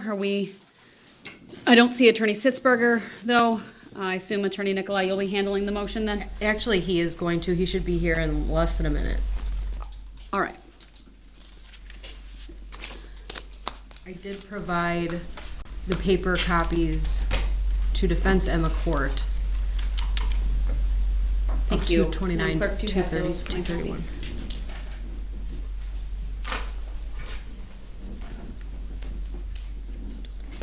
copies? These are just the 4 copies. You already put the ones in the jury box? Or are they the ones for the box?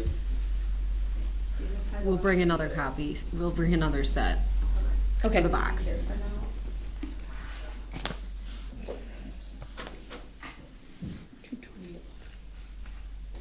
They're gonna need some exhibit stickers though, Madam Clerk. So, this is 229, that's already on. Oh, you know what? I just didn't look tall enough, or far enough, not tall enough. They're on there, they're just not in the usual spots. Okay.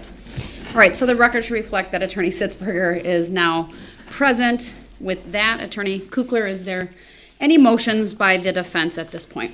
Attorney Galaviz will make the motion. All right, thank you, Attorney Galaviz. My apologies. Yes, Judge, thank you. As to counts 1, 2, and 3, the defense is moving for a directive verdict on those 3 counts. As to count 1, the state hasn't proved at all that Jessy provided Lynn any type of drink or vodka or any kind of water bottle or glass intentionally that contained THC. That there was no intent on her part to cause the death of Lynn Hernan on October 3rd, 2018. The state hasn't met that burden. And it's their burden to prove that Jessy intentionally caused the death of Lynn Hernan on October 3rd, 2018. And they haven't met that burden. So the defense is asking for a directive verdict on count 1. I see you mean of a dismissal. Correct. As to count 2, the state hasn't proved or provided any evidence at all that Lynn did not give these gifts to Jessy. It's their assumption or speculation that Jessy received these gifts without Lynn's permission, but there hasn't been any witness or any piece of evidence that indicates that Lynn did this or Jessy received these gifts without Lynn's consent.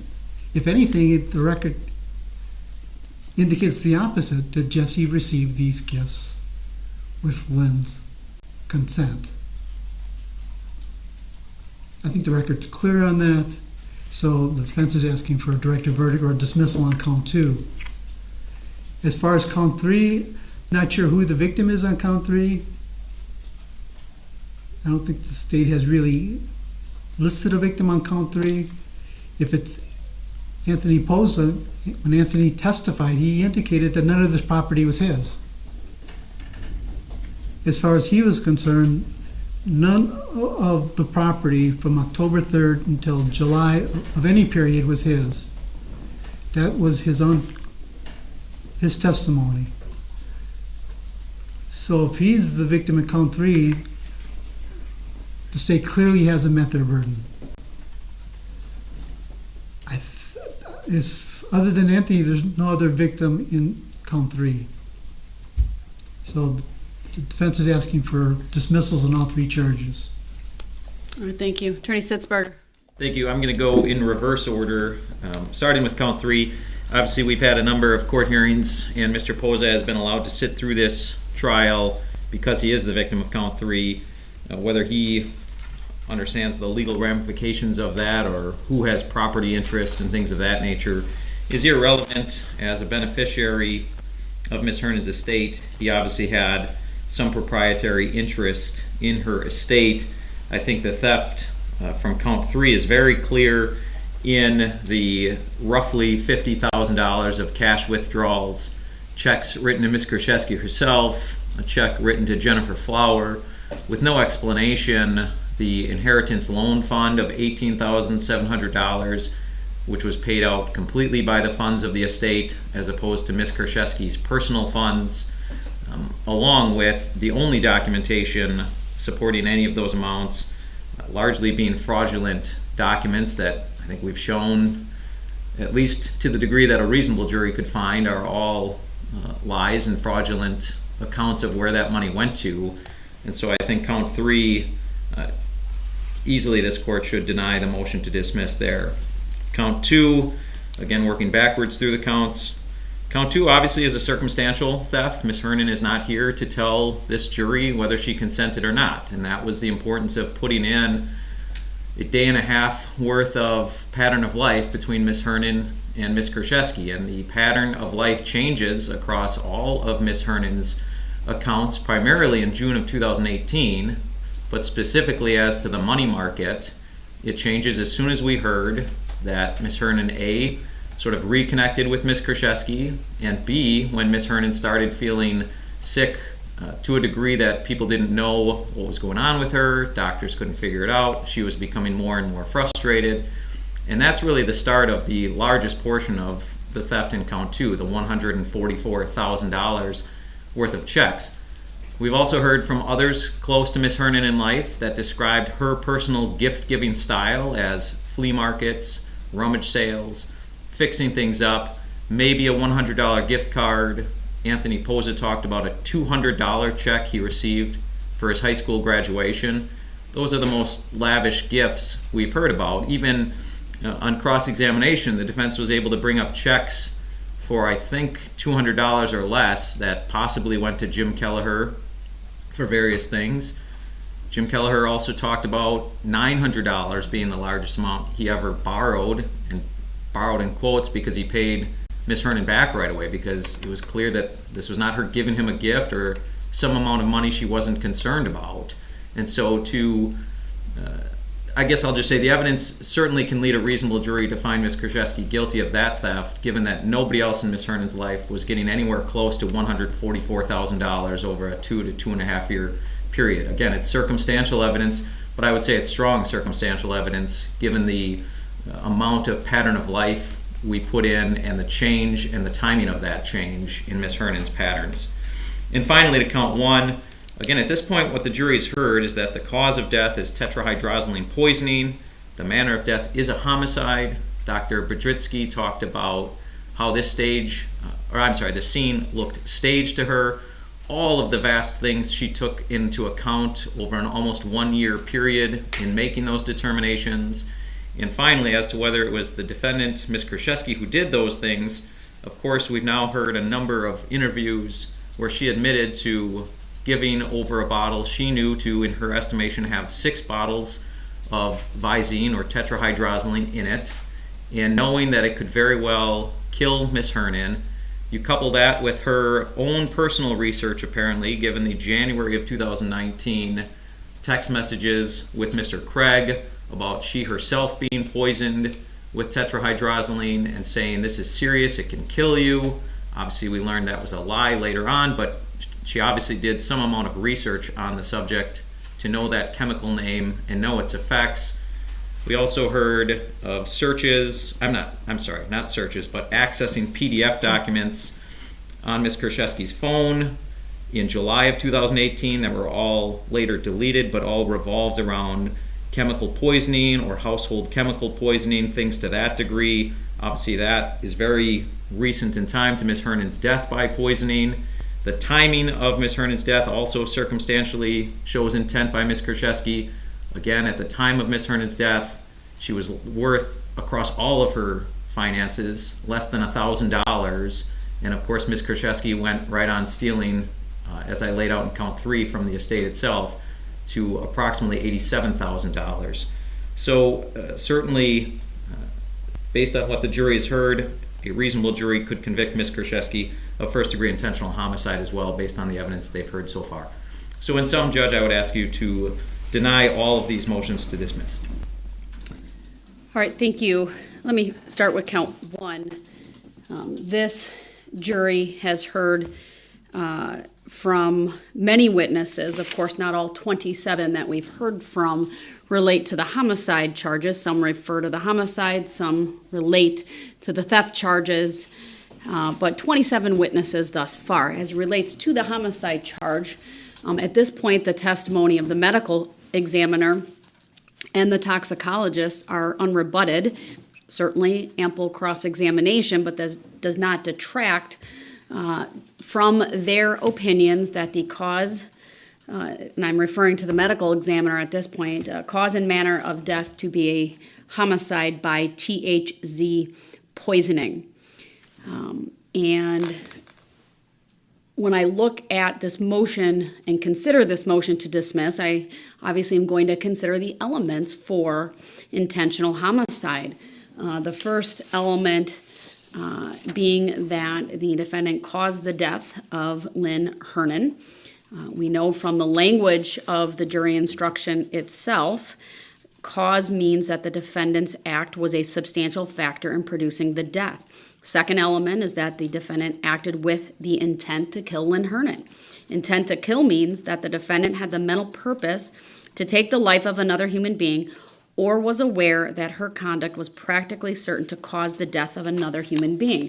When you look at the testimony of the medical examiner coupled with Ms. Kurczewski's own statements to the detectives during her 5 interviews in what I would describe as a ever-evolving story, but includes her admission that she knowingly assisted Lynn Hernan, by her words, of course, but providing bottles of water and sometimes vodka that contained 6 bottles of Visine eye drops, which of course has the lethal ingredient of tetrahydrozoline.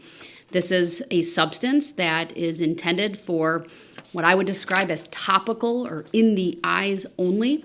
It is not a substance that has any known approved use for oral ingestion. And although the research is limited,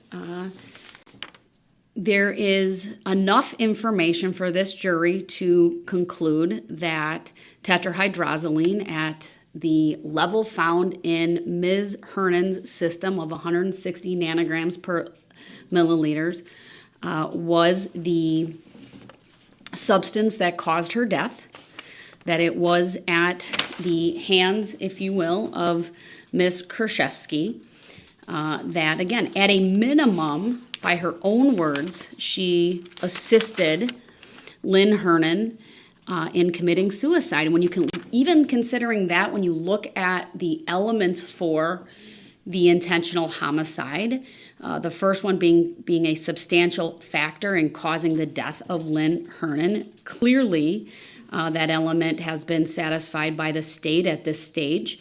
The second being with intent to kill, and I would focus on the second part of that jury instruction, that element wherein it states that the defendant was aware that her conduct was practically certain to cause the death. Even in 2018, again, no known oral use for tetrahydrozoline. Very clear just by Ms. Kurczewski's own statements that she was assisting Lynn Hernan and that it was going to come down to any particular way that she felt comfortable doing. That doesn't even include really all of the cell phone records and the mapping that this court has heard testimony about that would clearly establish for purposes of this motion, motive and opportunity. We know that Ms. Kurczewski was at the residence, at least her device was, but by her own words, she was there as well. We have her statement that she provided initially to investigators, and we have all of the interviews that we saw clips of during this trial already. This also includes the testimony from the medical examiner about the scene being staged in her opinion. The standard for a motion to dismiss is the court must deny it if, considering the state's evidence in the most favorable light, the evidence adduced, believed, and rationally considered is sufficient to prove guilt beyond a reasonable doubt. I'm citing to two cases, State versus Duda, 60 Wisconsin 2nd 431, a 1973 case, and State versus Scott, 2000 Wisconsin Appellate 51. So the court will deny the motion to dismiss count 1 based upon the record that I've made. When looking at the theft charges, starting first with count 2, there is no denying this is a circumstantial case. This is not a situation where we have the victim able to testify on the witness stand as to the lack of consent.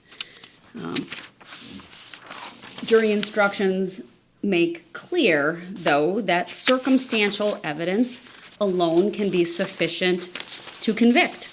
Circumstantial evidence is neither, the words of the jury instruction, it's not better nor worse, I'm paraphrasing, than direct evidence. Either type of evidence can prove a crime. And when you consider the circumstantial evidence in this case, looking at, for example, the checks that at this point undisputed were written by Lynn, and the memo lines that she would frequently, if not all, but maybe one or two, would indicate the purpose. And circumstantially, we can infer from that that was the purpose for which Lynn Hernan wrote these checks. When you take that information coupled with the kind of voluminous financial information and other evidence that we have, including the pattern of life evidence, and the omission or lack of substantiating financial transactions by Ms. Kurczewski, that alone establishes $144,000 worth of theft at this stage. Again, I'm not saying whether this is definitive or not. Of course, the jury, this is only for purposes of the motion to dismiss and whether the state has presented sufficient evidence to warrant the case going forward.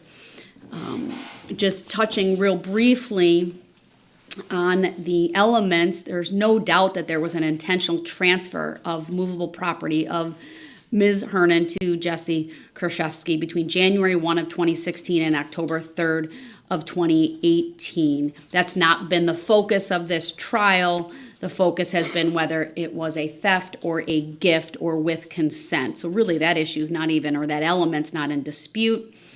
What's in dispute are elements 2 and 3, whether Lynn Hernan consented to the transfer and whether Ms. Kurczewski knew that Ms. Hernan did not consent. Of course, the last element, did the defendant intend to deprive the owner permanently of possession of the property? Again, that's not really the challenge here. It's whether there was consent or not.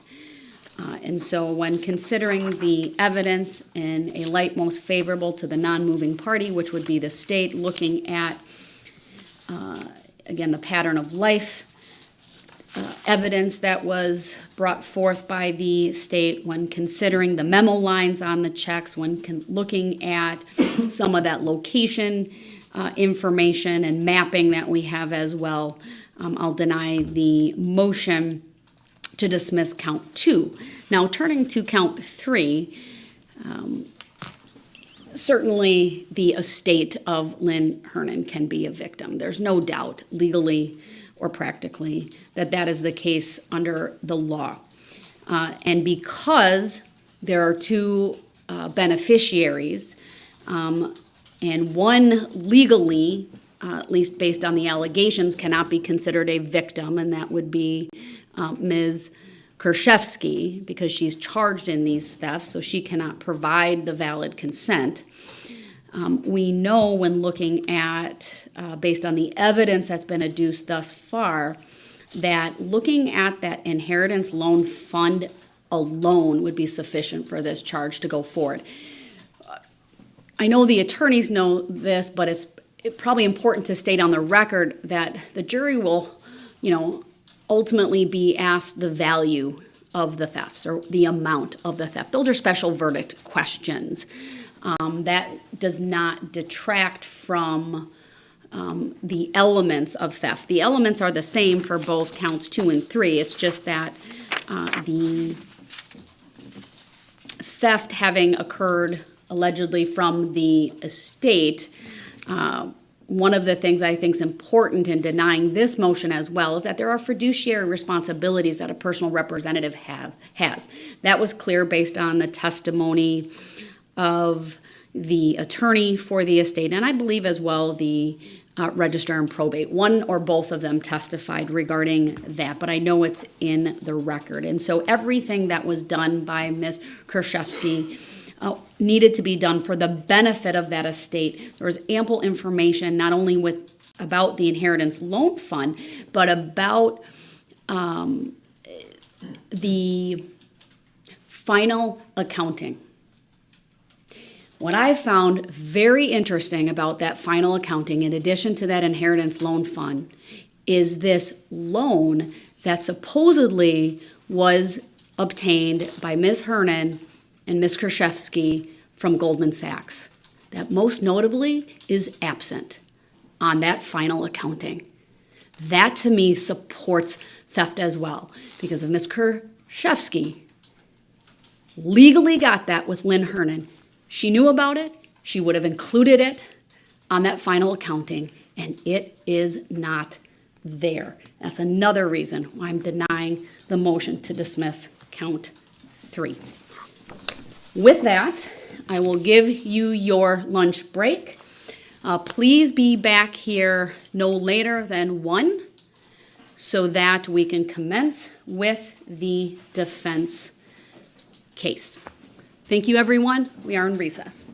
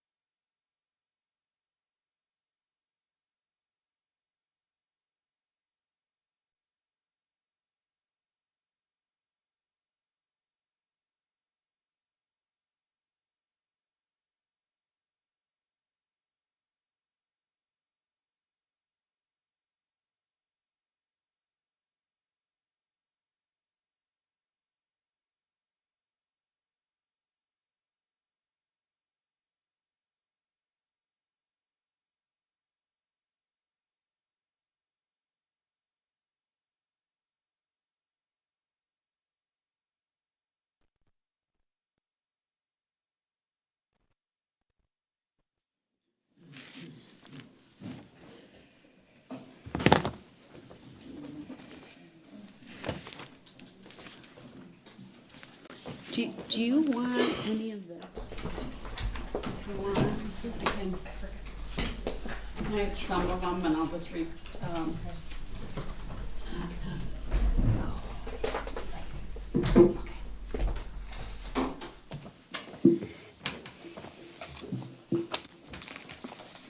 Were those just my copies, or those things coming up?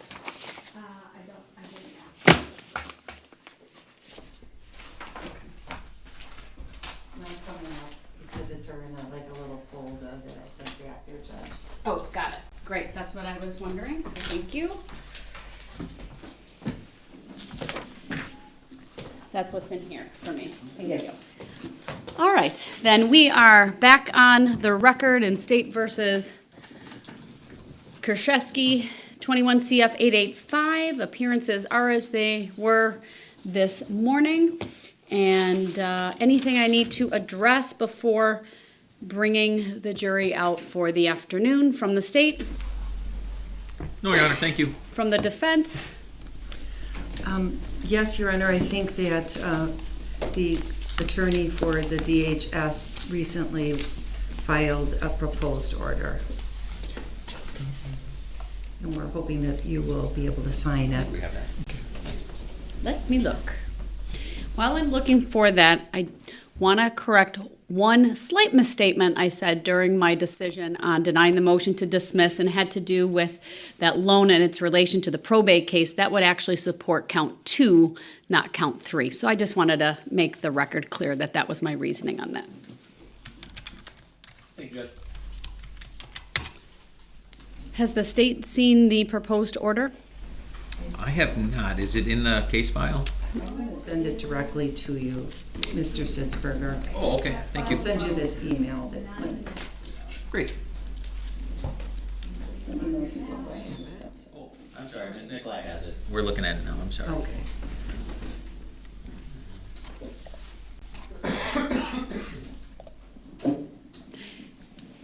You're sending it through to my... Okay. I don't have it just yet, so...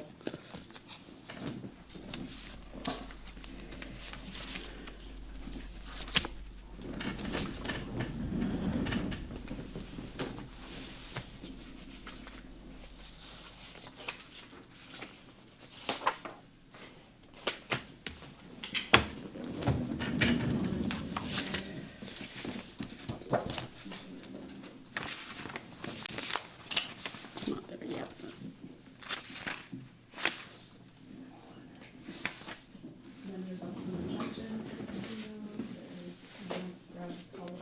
All right.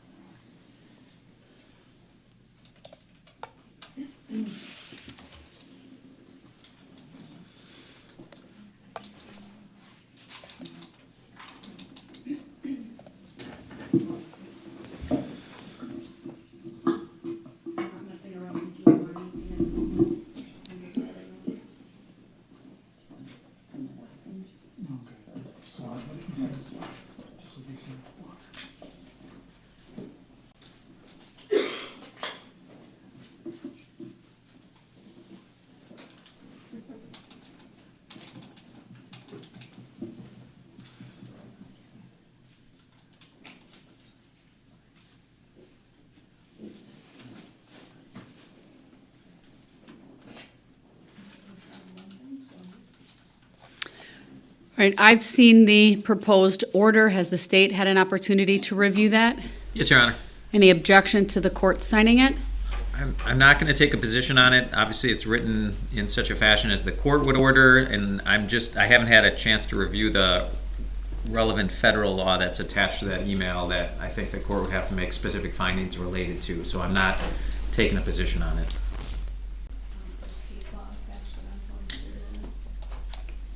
All right, let me do this. Well, what's the defense position? We're asking that you sign this so that they can provide us with records one way or the other showing if Lynn did or didn't have food share quest. And this based upon what's been happening the last couple of days, they won't do it unless there's an order signed. Sure. Based upon my further review, and a little bit more careful review of the third paragraph, I want to review 7 CFR section 272.1 sub C. Since this is the defense request that I sign it, I would ask that you submit that to the court. If it's not already attached, I believe we have case law. I haven't seen it yet, but I would like to review that.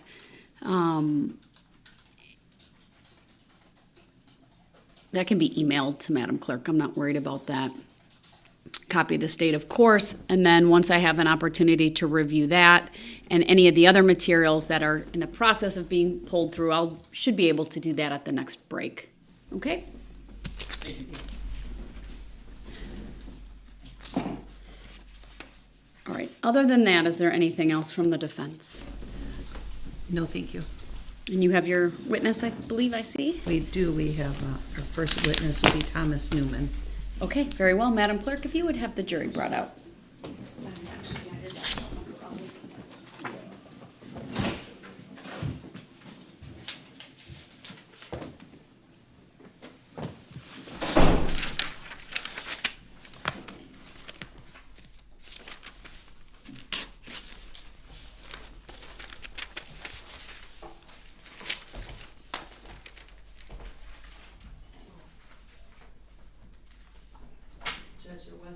Attached to, besides the order, the lawyer did write a letter, and that's included.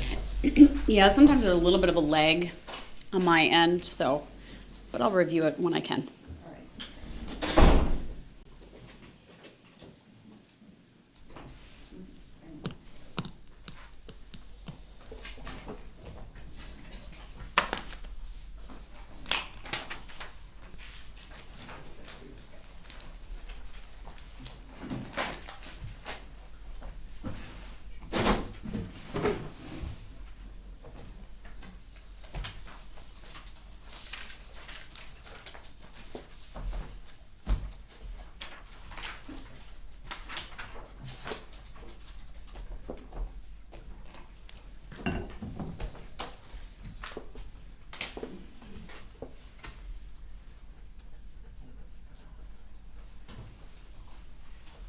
It's 569 been received, John.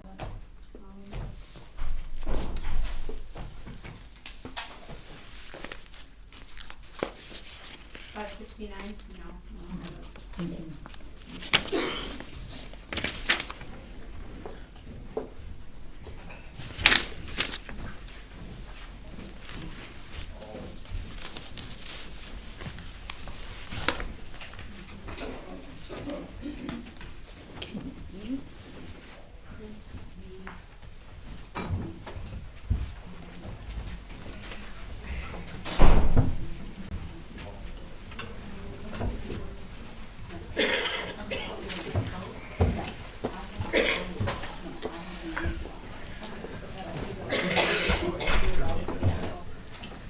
All right, thank you, everyone. Please be seated.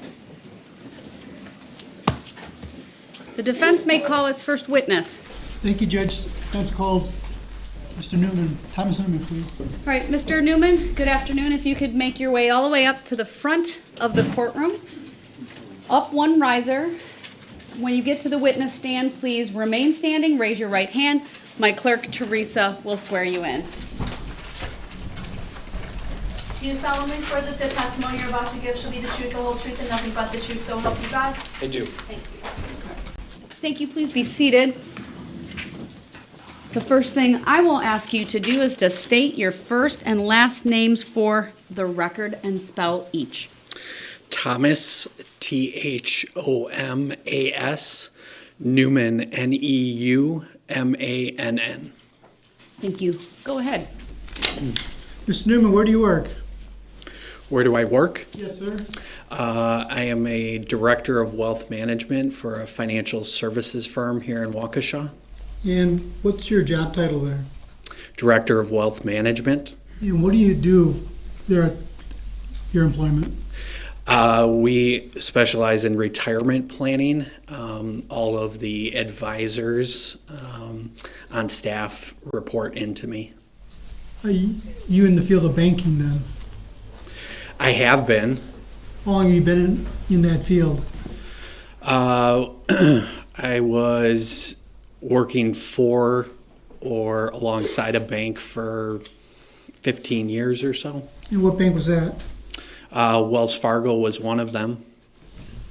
Do you have to have any kind of education or training to get a job like that at Wells Fargo? Wells Fargo is a huge organization, so I can't speak to what's all needed for all of the roles. But for the roles that I have participated in or been employed for, usually a college degree at a minimum. What is your specific education? I went to the University of Wisconsin-Madison, and I got a Bachelor of Science degree in economics. Eventually you worked for the Wells Fargo Bank, correct? Yes, What branch? in Pewaukee. And how long did you work there? I was in training for 4 months prior to being located at that specific branch, and then I was there for about 5 months in total. The training that you received to work there, what did that consist of?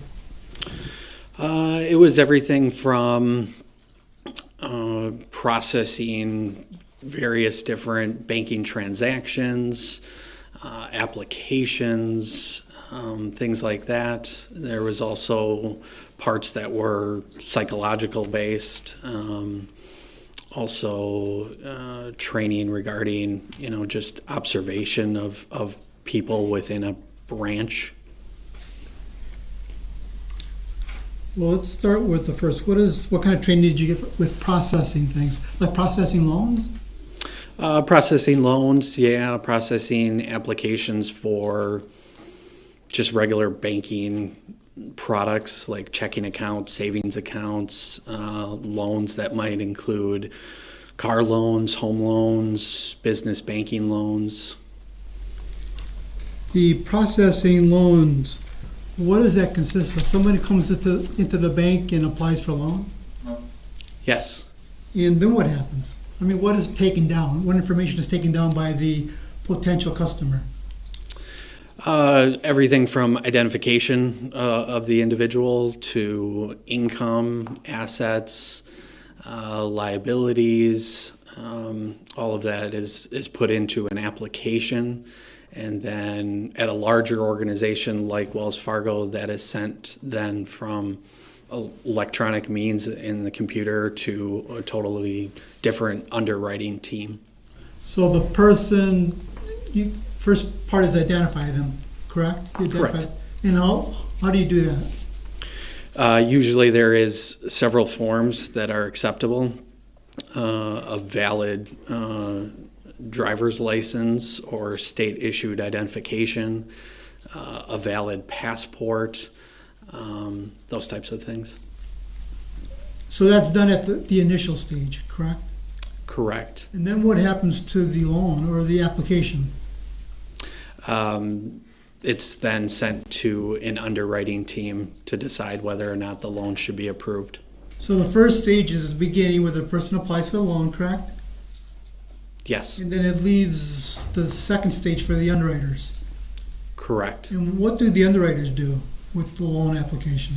Do you know? I do not. I've never been an underwriter. Well, you indicated at the initial stage you take their name and their background as far as income? Correct. That's usually one part of the assessment. If they have an existing loan with your bank, do you check their account numbers? Yeah, usually you would, yes. That's just normal that the person applying for the loan, you would check their account numbers. You would check to see if they have an existing relationship with the bank. Does that also involve seeing what kind of balance they have in those accounts? It's possible. When these people come in for these loans or the ones that you've handled, do you look for certain clues? Because you talk about this psychological training that you've had. What is that? It's basically understanding or observing the customers who are in front of you. You're trained to spot whether someone is under the influence of, say, drugs or alcohol, if they seem to be anxious, nervous, if they seem to be under the duress of maybe someone else, if their story is adding up, those types of things. So, say per se they come in with somebody else. Do you look for clues between the person applying for the loan along with the person that's with them? Yeah, you're trained to observe everyone in a branch. Does everyone at Wells Fargo go through that training? I can't speak for that. But you went through that training. I did. Is there a similar training that you're trained to when you handle a relationship change application? Yeah, I mean, the same process, just identifying who is in front of you, using valid identification, asking questions as to why this request is happening, and trying to ascertain if it all makes sense. And then as you're going through the necessary paperwork or procedures on a computer, just sitting and observing what's happening in front of you. All right, so you ask, who are you asking questions? Both individuals or whoever's in front of you? Correct, both. And again, you're looking for those clues of duress to see if they're competent? See if they're competent, see if they make good eye contact, see if, when you're asking questions, if they're coming up with the answers themselves, or if someone else in your presence, or even maybe on a phone or something like that, is trying to give them information. Do you look for clues like maybe the person's being taken advantage of? Absolutely. How does that come about? What clues are you looking for when it comes to that? Again, it's about whether or not the story adds up. So if someone is coming in asking for a specific request, then responding, why is this happening? What is your intent? What are your plans for the future? Those are just some open-ended questions that you're trained to ask.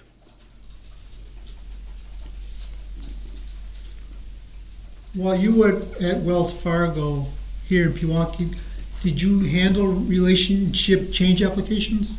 Yes. Did you handle those kind of transactions, or I don't know what the word for it, frequently? I would not say frequently, no. What was your main job at Wells Fargo here in Pewaukee? I was a premier banker. What was that? I was responsible for handling a specific book of business of usually higher net worth individuals of the bank. I'm going to show you, and just you, exhibit number 569. Tell me if you recognize exhibit 569. You'll see it up on your screen in a second.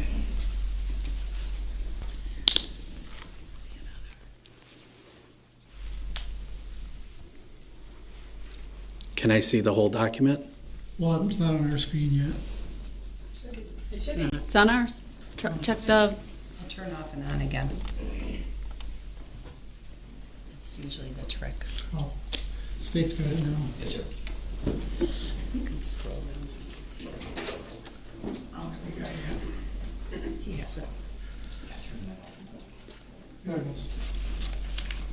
You see the exhibit number there? I do, yes. 569? Correct. I'm going to scroll to the top. Does that exhibit look familiar to you? It does.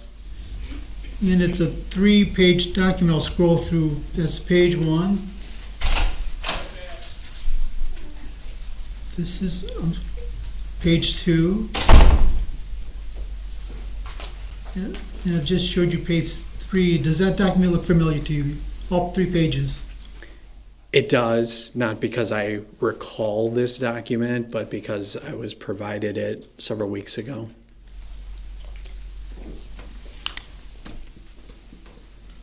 Judge, I'd ask move this exhibit into evidence and ask it to be published. No objection to either.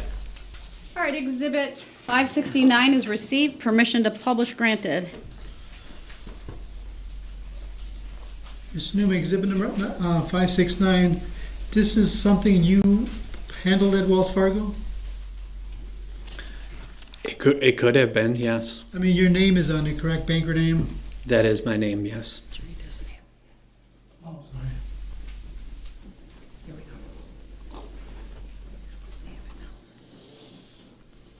In the banker name, your name is on it, correct? That is my name, yes. And it, does that appear to be the correct branch for Pewaukee? I do not recall. Okay. You left there in what year? 2018? Do you know what part of 2018? April? So you were still working in Pewaukee on March 8, 2018, correct? Correct. And this is a relationship change application, correct? Correct. What is that? Usually a form like this is to indicate that the owners of a particular bank product are being changed. And being changed in what way? According to this, it was owned individually and a joint owner was being added, or a secondary individual was being added. So someone has a account with Wells Fargo and they want to add somebody else to that account. Correct. And in this case, the account information dealt with account number 82941181149. Is that true? That's what the document indicates, yes. So if you, what part of, do you fill out this application yourself? Who fills out this application? Generally, a banker would, yeah. Do you fill in any of these blanks on this document? I do not recall. So, oh, you don't recall? It was 5.5 years ago. I don't recall this specific transaction. What seems to be typed in. Yes, Wells Fargo uses computers to take in that information. It's typed in.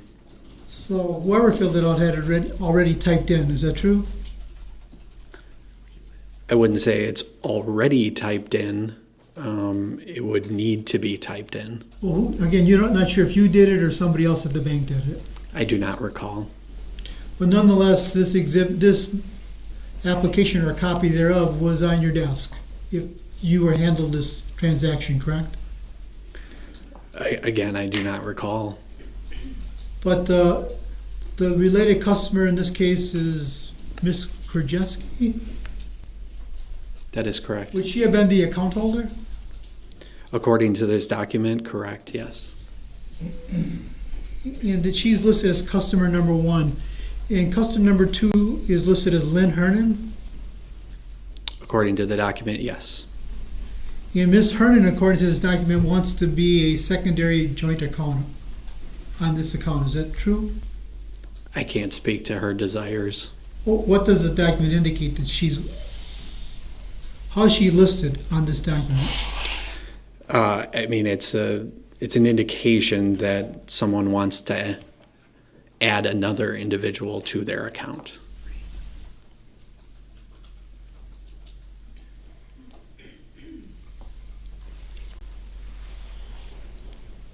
So does the document seem to indicate that Ms. Kurczewski wants Ms. Hernan added to the account?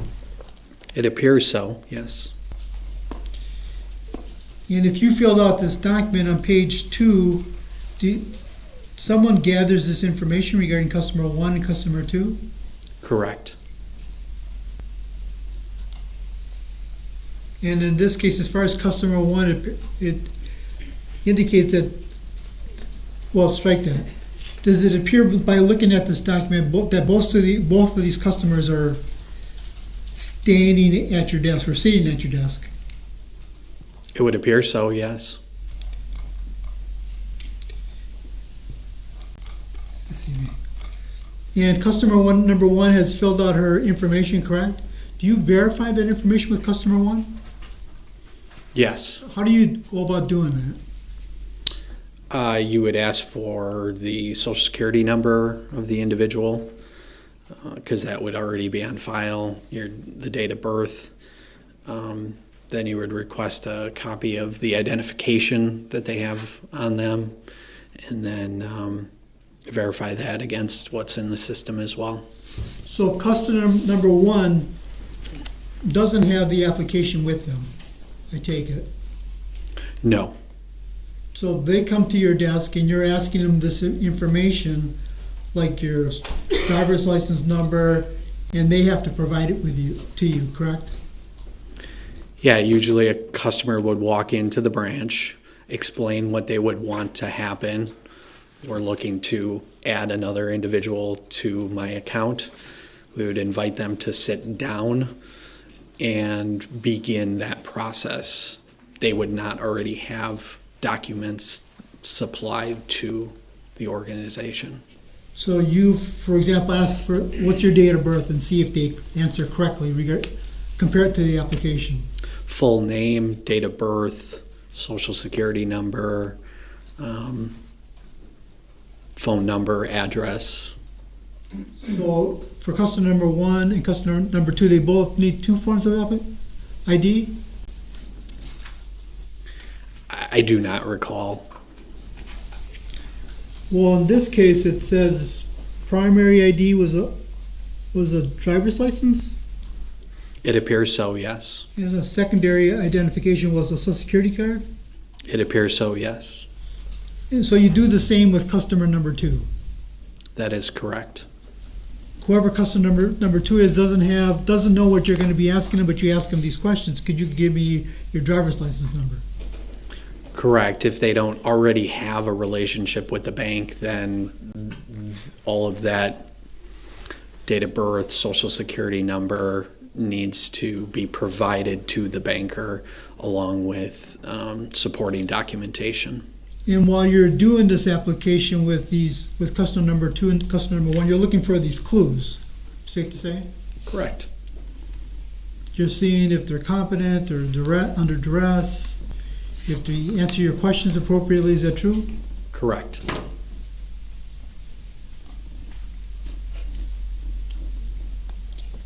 And on the last page, you have them sign the document. Correct. Do they do that in front of you? Yes. So the third page of exhibit number 569, Jessy Kurczewski signed her name in front of you on March 8, 2018, correct? According to the document, yes. And then Lynn Hernan signed her name in front of you on March 8, 2018, correct? According to the document, yes. Had you detected any of these clues while you were going through this relationship change application? Do you take any action, or do you make any notes, or what do you do?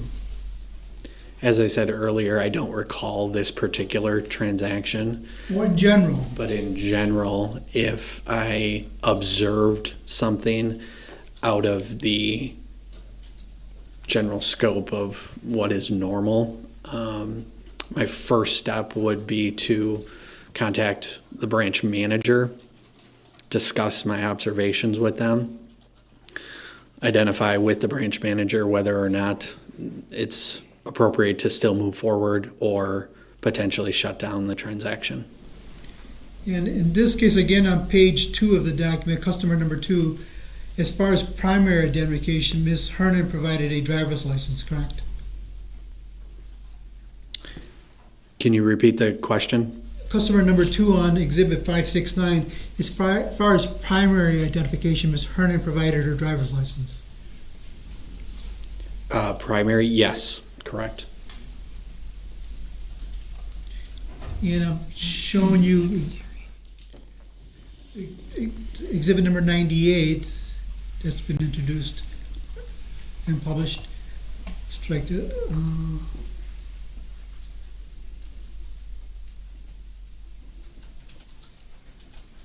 Do you need to unpublish for a minute?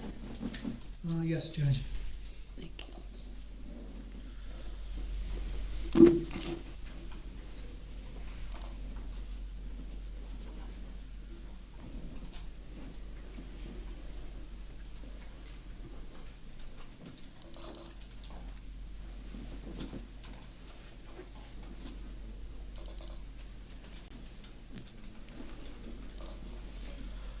I can publish again, Judge. Exhibit number 543, item 1. So Ms. Hernan would have provided you a driver's license similar to the one that you see on the screen. I do not recall. No, but the driver's license, she would have provided something similar to the one you see on the screen. Correct.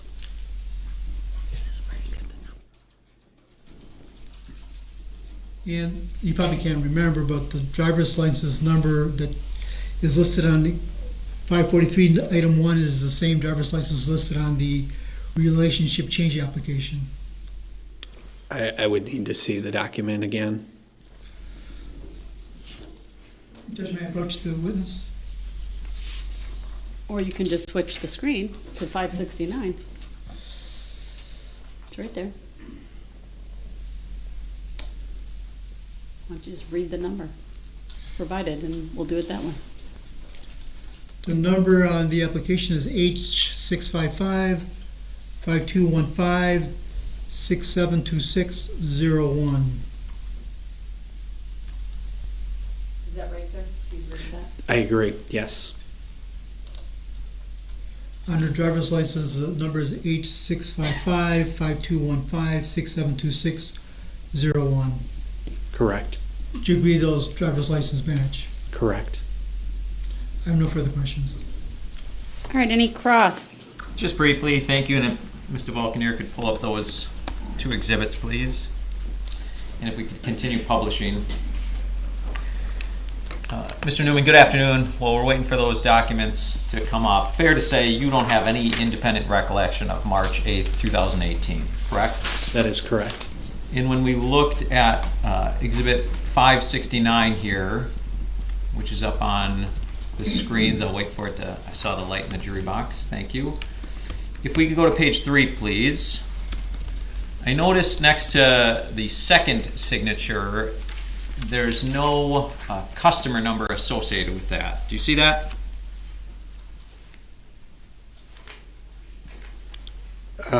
There's 2 customer numbers. There's one next to the first individual and there's one next to the second. Oh, I'm sorry. Okay, I see what you're talking. So it's above the signature box.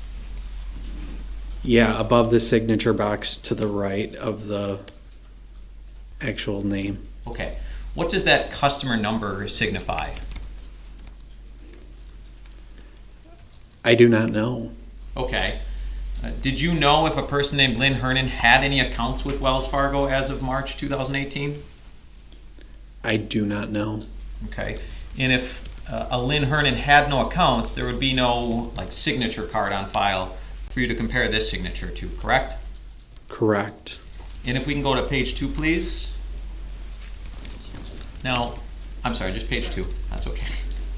Thank you. Now, could we zoom in on customer 2 information, Mr. Vulcanier? Thank you. Mr. Newman, you testified that whoever was with Ms. Kurczewski on March 8th of 2018 provided this driver's license, correct? It appears so, yes. I noticed there's no copy, there's no photocopy of what driver's license was presented. Would you agree? Not in this document. Okay. And you have no independent recollection of what the actual driver's license looked like, correct? Correct. Had you ever met Lynn Hernan prior to March 8th, 2018? I don't know. Had you ever met a woman named Jennifer Flower? I don't know. Okay. Not that I'm aware of.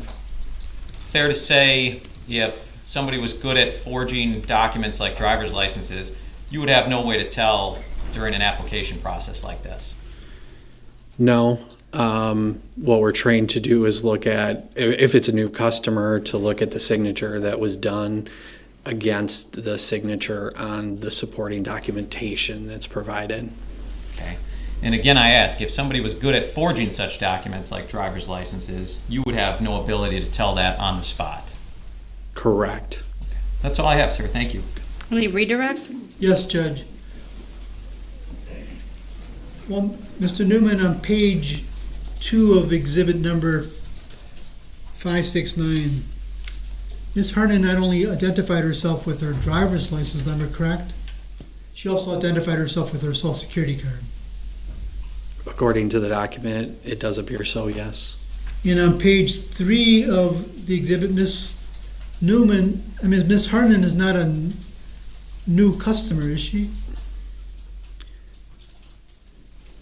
So before you need to put someone on an account who may not already have an existing relationship, you would first need to create a new contact or a new customer. It doesn't necessarily mean that they have to have an actual product. So generally speaking, that would be a reason why there's a customer number, is before you add them to an account, you have to create them as sort of like a contact in the system, and therefore a customer number is then generated at that time. And again, referring to exhibit number 569 and your name being on it, no one from the Sheriff's Department interviewed you regarding exhibit 569, did they? No.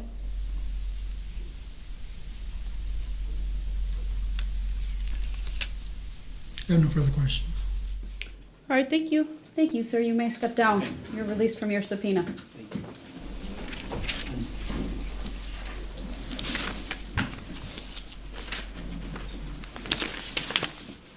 All right, the defense may call its next witness.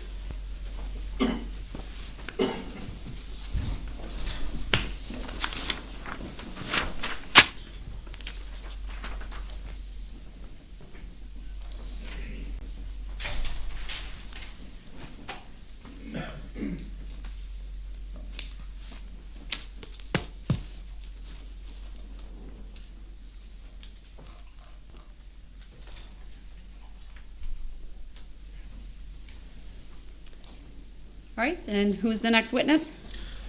Defense calls Allison PAMPERIN. Thank you, ma'am. All right, good afternoon. If you could make your way all the way to the witness stand, which is to my right. It is up one riser. When you get there, please remain standing. Raise your right hand. My clerk, Teresa, will swear you in. Do you solemnly swear that the testimony you're about to give should be the truth, the whole truth, and nothing but the truth, so help you God? Yes. Thank you, ma'am. Please have a seat. When you are seated, the first thing I will ask you to do is to state your first and last names for the record and spell each. Allison PAMPERIN, ALLISON, last name P as in Paul, AMPERIN like Nancy. Thank you. Go ahead. Allison, where do you work? BMO Bank. And what do you do at the bank? I am a branch manager, How long have you worked for BMO? just shy of 11 years. Any kind of education in becoming a branch manager? I just experience. Yeah. I was a banker most of my career with BMO. So Just you- recently a branch manager.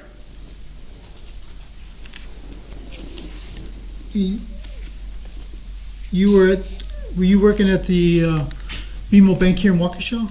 Yes. If you can remember, what was the address there? Moreland Boulevard, I believe. And how long were you there? I was there 3 years. So you started when? Must have been 2013, January of 13. And you handle, like, I take it, customer transactions? Yeah, at that time it was more customer service transactions. And what kind of training do you have to go through to do that job? Banker training is typically around 3 months. Do you have any training or at the bank to deal with customers, like things to look for when customers come in? Yes, we have an annual training that is done, compliance training, and I believe what you're talking about would be looking for how customers react in certain situations. Is that what you're saying? Yes, ma'am. What is that kind of training, how customers react? What does that mean? What are you looking for? We are looking for if customers are in distress or if they seem, abnormal, or if there's someone coercing them. Do all employees go through this training? Yes, Do you guys get refresher classes? every year. And how long are the refresher classes? I don't know how to answer that. We go through roughly about 30 modules every year. It can change.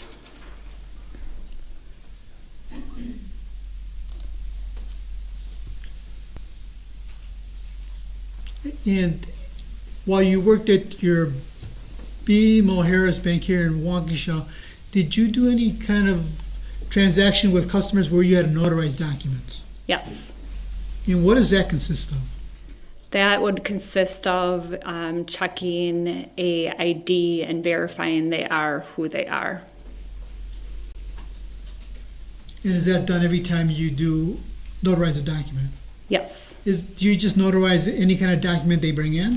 correct. Whatever they typically ask, they have to be a bank customer.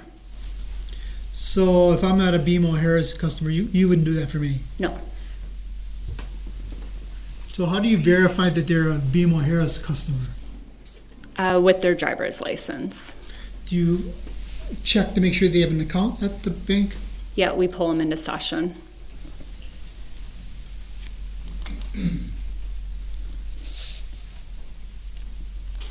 I'm showing you it's marked as exhibit number 523. And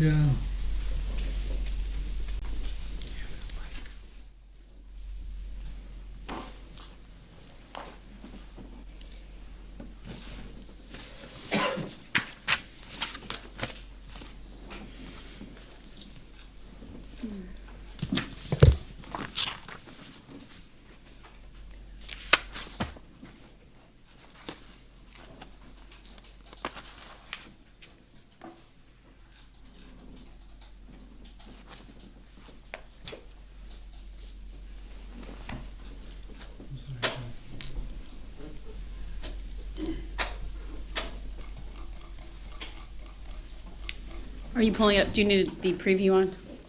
yes, it's that exhibit that was not rotated correctly. That's all right. Thought I could fix that.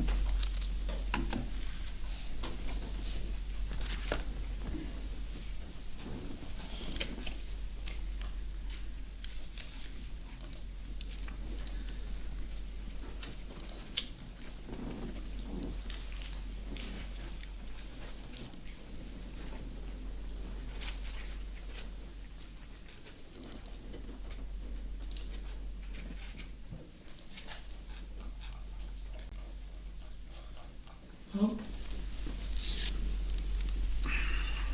Just gonna show the document to the witness. I got it, Teresa. Stop.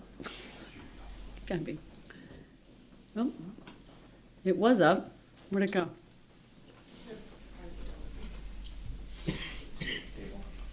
Yeah, right.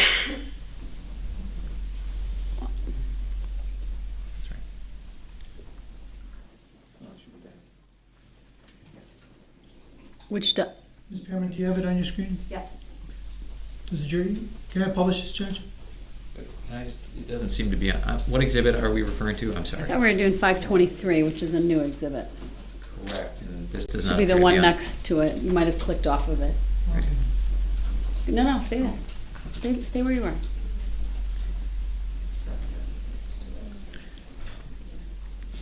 Go back to the PDF viewer. Let's see. The little Adobe sign. Next Red one. Oh, Next one. Nope, the next, you're in, okay. oh, maybe that's what you're doing.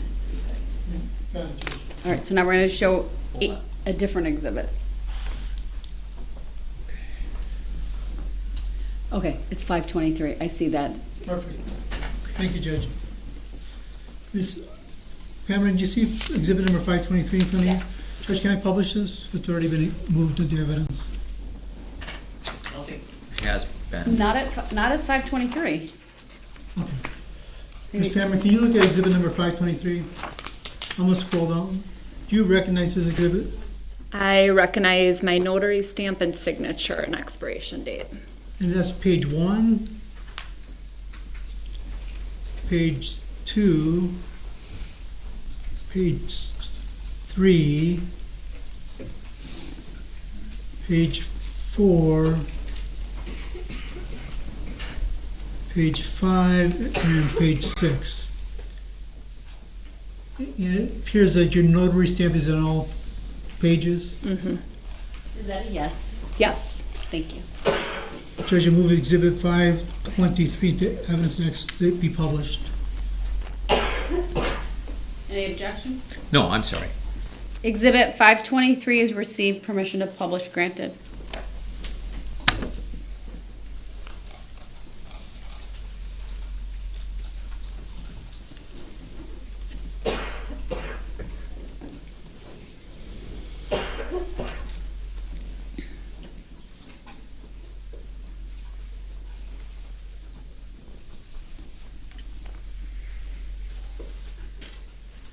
I know we're just waiting for the jury box to light up.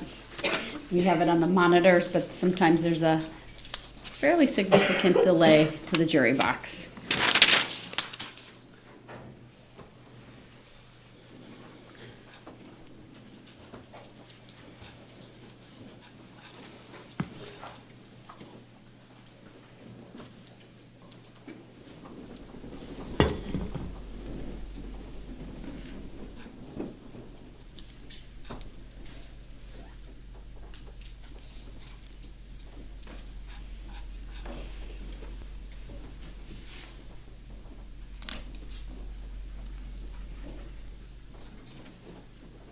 All right, we have it in the jury box. Okay. Thank you, Judge.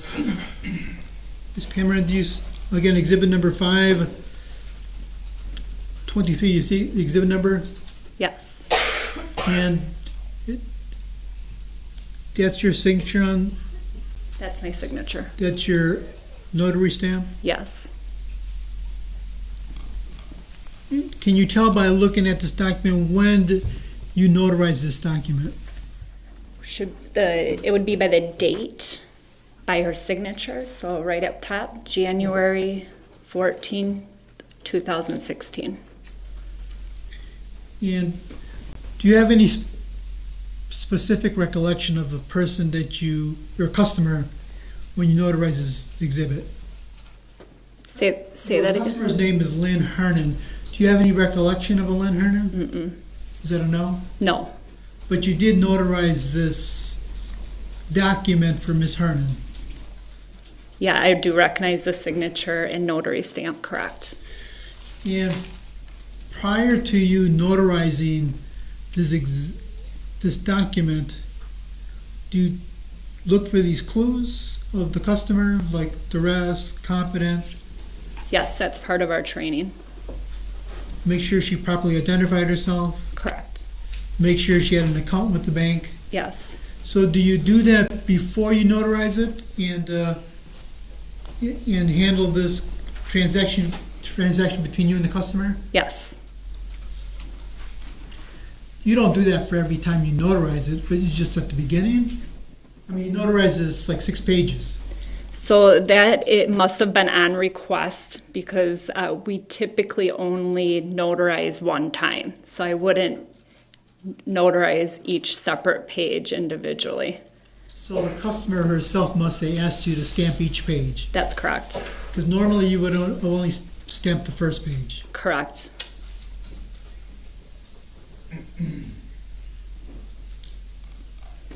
So in a transaction or like this document, this customer wants you to notarize page number 1, you do that Yes. after you verified that they're a customer. Yes. She wants you to notarize page number 2, you do that. Sure. Do you do that for, and then you do that for each page? She turned the page and she said, notarize this page. If she asked me, I would. It's not against notary rules. And each time you notarized it, you had to put your name and your expiration date of your notary? Yes, I always have to include my expiration date.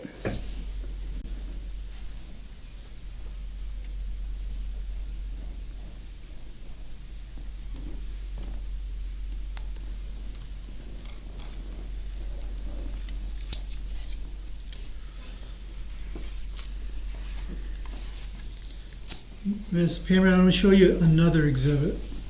Can you publish this, please?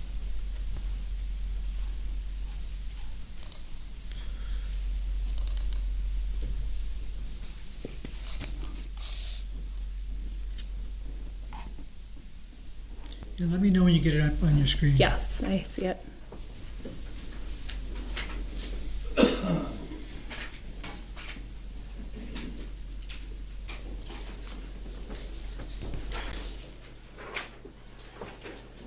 You're welcome.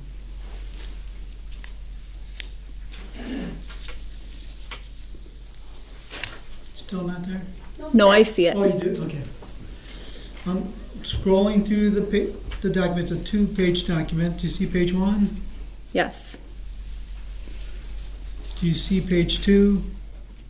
yes, And does this exhibit also have your notary stamp on it? it has my notary and signature. So you recognize your stamp and signature on both pages. Yes, I do.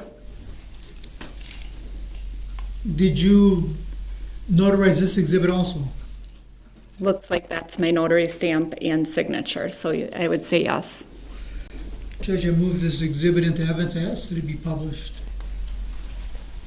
Any objection from the state? Okay. Exhibit 607 is received. Permission to publish is granted.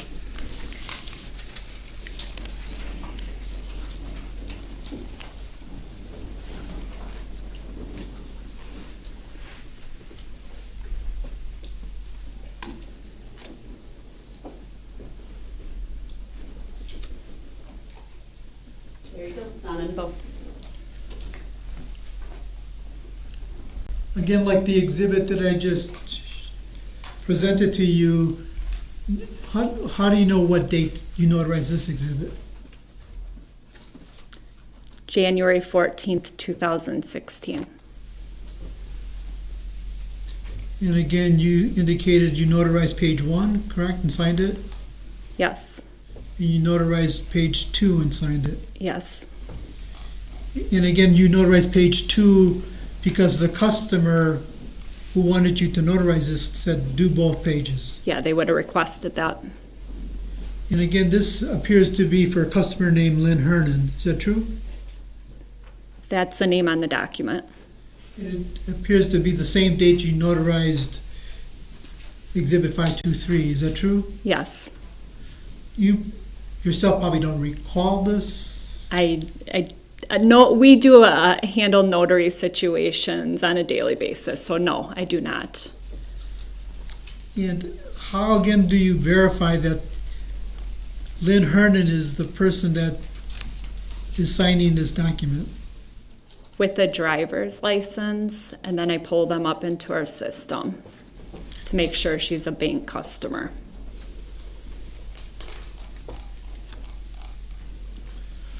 And then she would have a signature, she'd have to sign in front of me. And I take it you look at the driver's license, make sure the photograph and the driver's license matches the customer. Yes,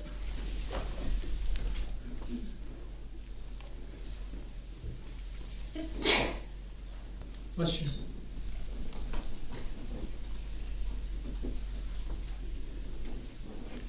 And if we could scroll through this exhibit, when Miss Hernan came in, if you can remember, she didn't write this all in front of you, did she? I don't remember the situation. You don't even know if she wrote this document, correct? But she signed it. I would just be notarizing the signature. I have nothing to do with the document otherwise.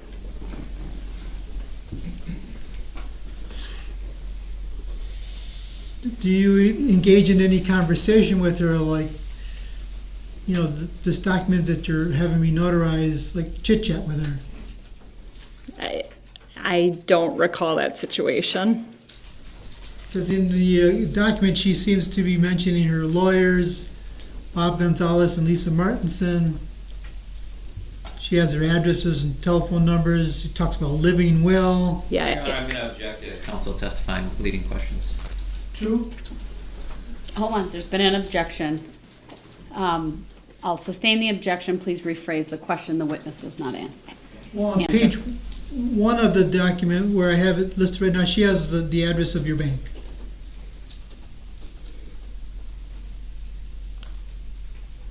Yes. And on page 2 of the document at the top, she has your name listed here, in fact. Yes. What does this say there? By BMO, Allison Pamperin, with the address. And it says notarize this date, correct? Correct.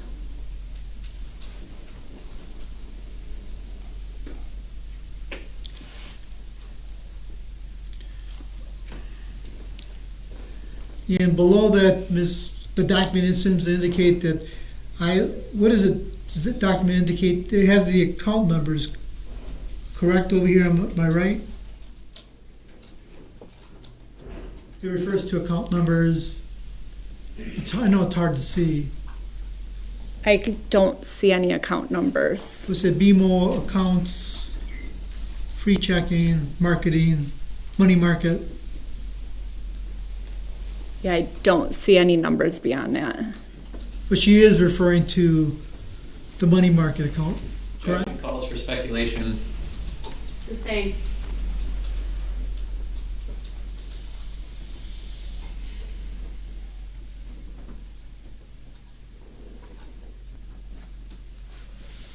Right below that, the document lists an address, correct?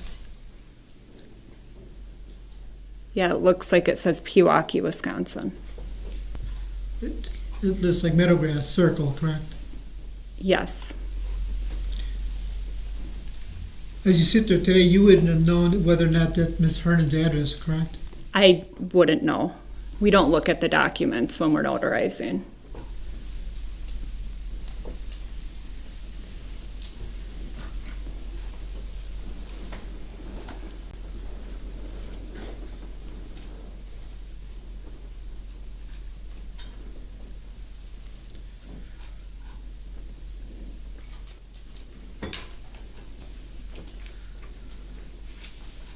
Ms. Pam, I'm showing you it's marked as exhibit number 98. It's already been published. Again, the date of the two exhibits I just showed you was January 14, 2016.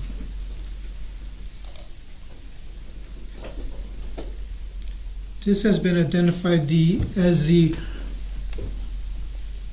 money market account of Ms. Hernan, 7601. And on page 2 of that document, it has the same date of January 14, 2016. Would you have handled that transaction, do you recall? If you could remember?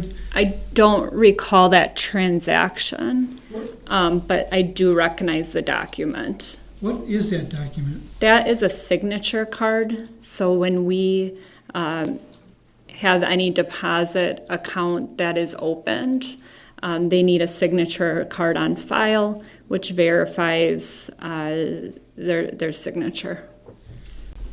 And the date, again, is January 14, 2016. It seems to infer that that signature card was filled out on the same date you did those notaries? Yes.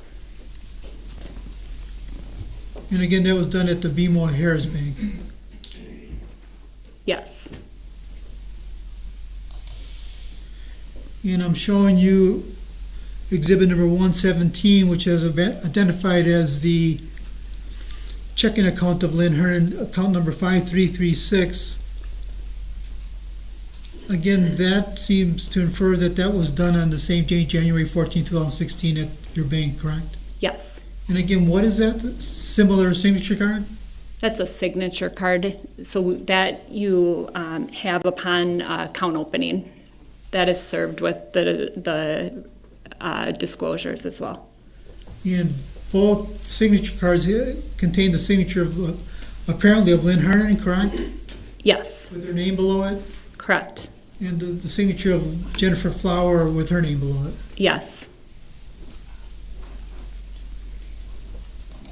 And again, that, on exhibit number 98, the same thing, Lynn Hernan's name and signature, correct? yes, And the signature of Jennifer Flower and her name, correct? correct.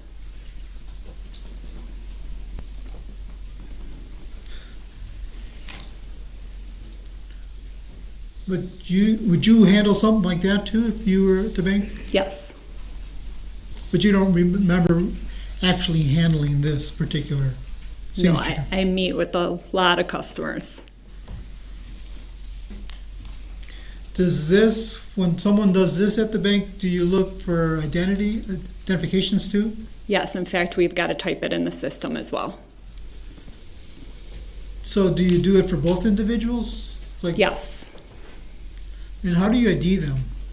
they need two forms of ID, a primary identification and a secondary.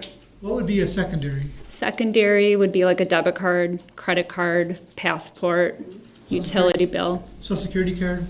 No, No. only if they're a senior.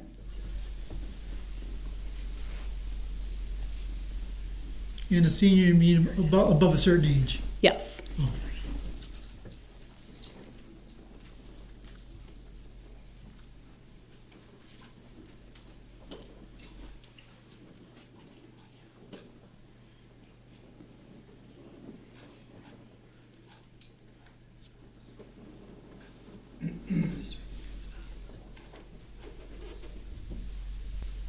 Can you unpublish this, please?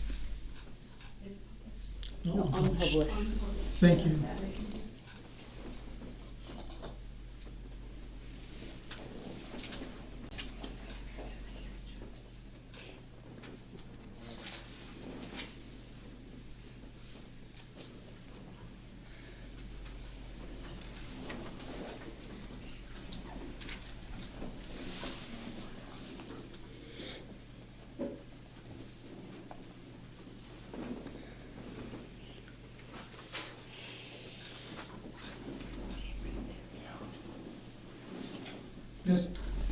Cameron, I'm going to show you what's already been identified as Exhibit 133. Tell me when you got it up on your screen. That is there. I'm showing you it's page 1. Do you see the exhibit number 133? Yes. Judge asked that this be published, please. Go ahead.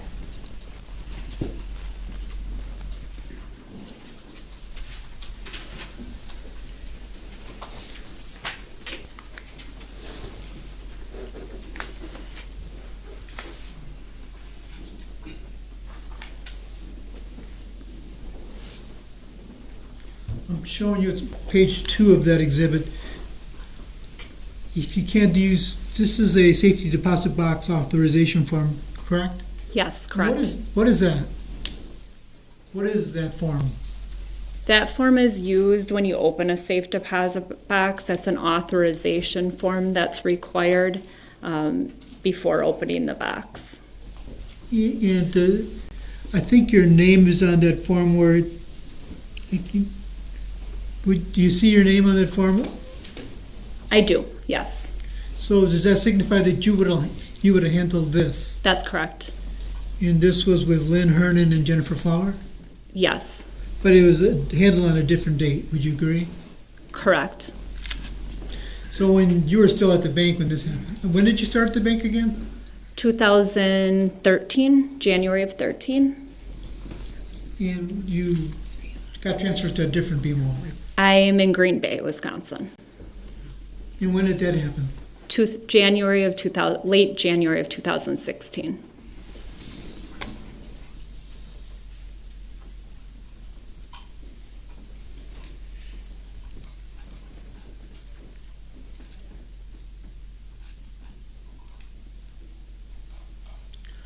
No further questions, Judge. All right, thank you. Any cross? Just briefly, Your Honor, thank you. Good afternoon, Ms. Pamperin. How are you? Good. Good. Thank you. So, I think you said it, but I want to be clear. As a notary, you're not evaluating the content in a document somebody's asking you to notarize, correct? No, that's correct. You're not going through that letter and saying, are you sure you want this, Ms. Hernan, things like that? No, I'm not a lawyer. Okay. And all of these documents that you testified today were notarized in January of 2016? Yes. Okay. And you don't know what Ms. Hernan might have done with those documents or what her wishes are after that date, correct? Yes, I would not know that. Okay. You didn't take any copy of the driver's license that was presented to you, correct? We're not allowed to take copies. Okay. You just do your best to match up the photograph with who's in front of you. That's correct. And in your case, you actually confirm that the person with that name has an account through BMO Harris. That's correct. Okay. Now, Attorney Gallivis just asked you about lock boxes. Do you remember that a little bit? Yes. In your profession, have you dealt with lock boxes at banks fairly often? Yes. Okay. Can we bring up Exhibit 133, please? I'd ask to just publish it to everyone right away. And Go ahead. specifically, if we could go to slide 3, please, Ms. DeValcanier. Ms. Pamperin, I want to ask you about that bottom section that says surrender of safe deposit box. Do you see that? I do. And so that section is essentially somebody closing out the box and saying all of its contents have been taken care of. We are giving up the box, correct? Yes, that's correct. And do you see that signature there? I do. And do you know whose signature that is? I don't because I was not there in 2019. Understood. But it appears to be dated April 11th of 2019. Would you agree? Yes. And so as of April 11th, 2019, whoever signed that would have known that the box is empty of all property, correct? That's correct. All right, thank you. That's all I have for you. Any redirect?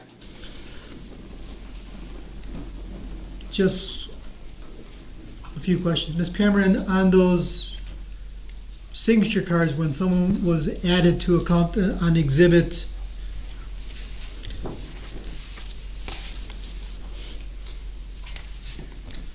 '98, account number 67601 and account 5336, do those both individuals need to be present in front of you? I'm sorry, can you repeat the question? Those accounts where Jennifer Flowers and Lynn Hernan were placed on account 7601 and 5336, do both individuals have to be standing in front of you? Yes. I have no further questions. All right, thank you. Thank you, ma'am. You may step down and you are released from your subpoena.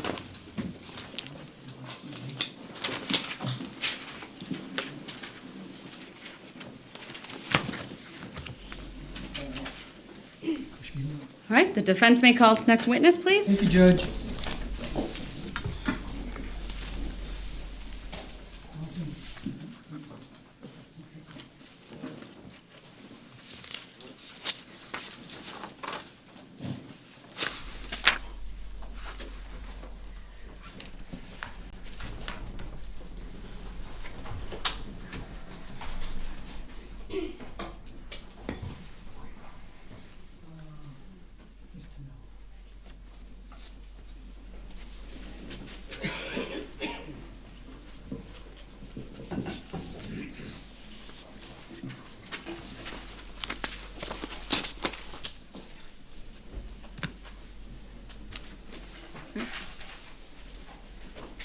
Defense calls Ms. Jean TANEL, please. All right, good afternoon, Ms. TANEL. If you would please make your way to the witness stand, which is all the way to the front, to my right. It is up one riser. When you get there, come up the riser, remain standing, raise your right hand, and my clerk, Teresa, who's on our left, will swear you in.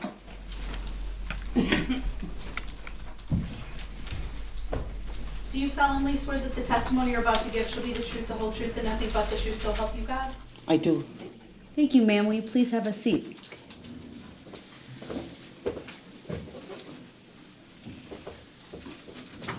The first thing I will ask you to do is to state your first and last names for the record and spell each. Jean TANEL, Jeantanel. Thank you. Go ahead and read out your witness. Ms. TANEL, welcome to Waukesha. Thank you. You currently live where?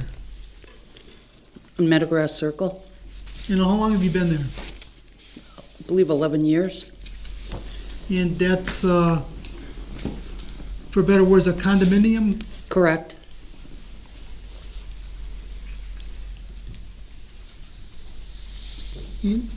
You're not, are you currently employed? No. Retired.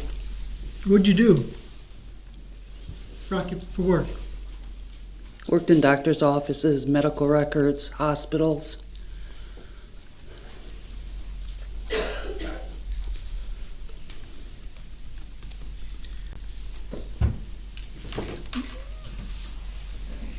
You live in the Meadowgrass Circle area of the condominium? Yes, And there come a time where someone moved into your residence name, into that condo unit area, like in 2014, named Lynn Hernan? correct. Do you recall Lynn, when Lynn moved in? About that time, 2013 or 14, In relationship to your unit, where did she live? across the sidewalk from me. Was your unit connected to her unit? No. So she was in one, Building, how many units are in the building? I think 117 units. Well, building itself. Believe there is 7. So she lived in a building with 7 units and you lived in a building with 7 units. Yes, And your residences were across from each other. correct.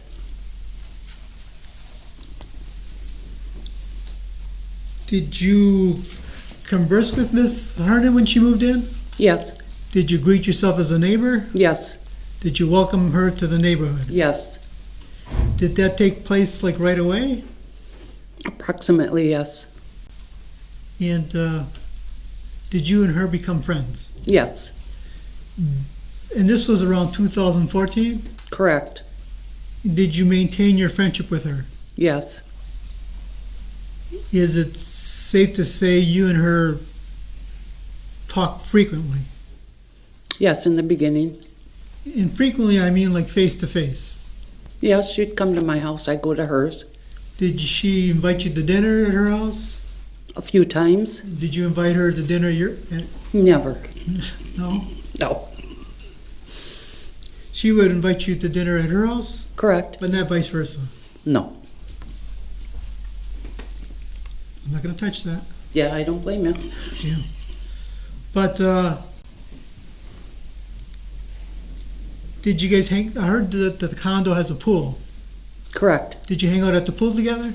A little bit. She was there more than I was. So she enjoyed the pool more than you did. Correct. Did you go to her condo a lot Sometimes I did. at the beginning? We were just gradually yes and no and hi and what you doing, and that was about it. Did you get together for drinks ever? Yes. Did that happen a lot? Yeah, I would say. Nothing wrong with it. Not every day, but yeah. And at that time, like 2014, 15, were you still retired? Yes. And Disabled. Disabled? Yes. And do you know if Miss Hernan was working or not working? I believe she was disabled too. So you both like stayed home a lot? All right. Yes.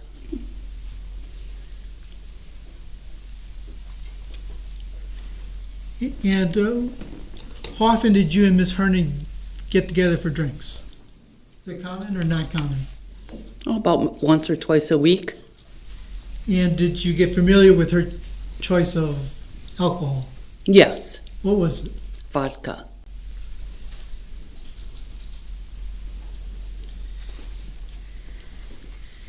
Did your friendship ever drift? Yes. And do you know when that happened? Approximately. She got there in 2014. I would say 2017. So for 2014 to 2017, your friendship was close? Yeah, neighborly. that's a better word, neighborly. And, but then in 2017, you drifted apart. Yes. What caused that? Phone calls, she'd be calling me. She never called you before? Yeah. She kept calling me. Her repeated phone calls? Correct. And why did that bother you? Because I didn't like to talk to her 4 times a day. Did you tell her about that? Stop calling me? No. She came over to my house and she says, why aren't you answering my phone calls? And I says, Lynn, I don't have all the time in the world to answer your phone calls. And she says, well, I just tried calling you. And I says, well, let me check my house. I don't have my phone on me. I just walked in. And my phone was in my house. And as I thought of it, I said, when I came out, I said, Lynn, you know what? I don't have to answer your phone calls. I don't have to answer anybody's phone calls if I don't want to. And I slammed the door and that was it. Yeah. But even after that little discussion, did you still converse with her? Eventually I said hi and whatever. Did you still get together with her sometimes? No. No? No. That was it? That was it. But prior to that, things were good. Yes. And did you ever see her with, like, bottles of water? Yes. Just describe that. Like, when you saw her with bottles of water, what did you see her? I mean, what did she have in relationship to the bottles of water? From here to here. From her chair to her table. Is that what you mean? Well, when you saw her with bottles of water, is that when you were at her house? Yes. And did you note anything about the bottles of water in her? She would drink from both of them. One from one bottle. She had 2 bottles there. She would drink from one bottle, put it down, and then drink from another bottle. Even though they both had liquid inside of them? Yes. Did you ever ask her, like, No. what? No. Did you know what she had in her water? No. In those bottles? No. Did she ever come and visit you and bring water? Yes. It was Only one bottle. So when she visits you, she only brought 1 bottle of water. Correct. Is it safe to say when you saw Lynn, on the majority of the time, she had bottles of water with her? Bottles of water with her? Correct. Or near her? Not often, but she did.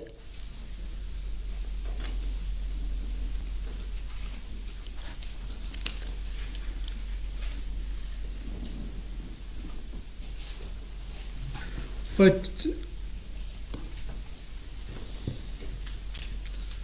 you had no idea whether or not she really had water in the bottles. I had no idea.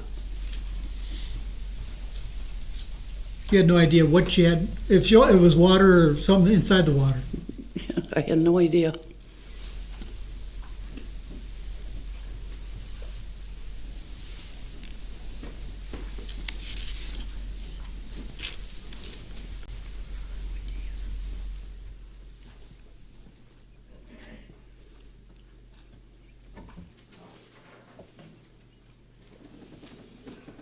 When you visited Lynn at her house, and I take it you didn't visit her any longer after No, I didn't. Not. after 2017. Yes. Do you know when this little argument you had with Lynn happened in 2017? Was it the first part of 2017 or towards the end of it? I think it was summertime.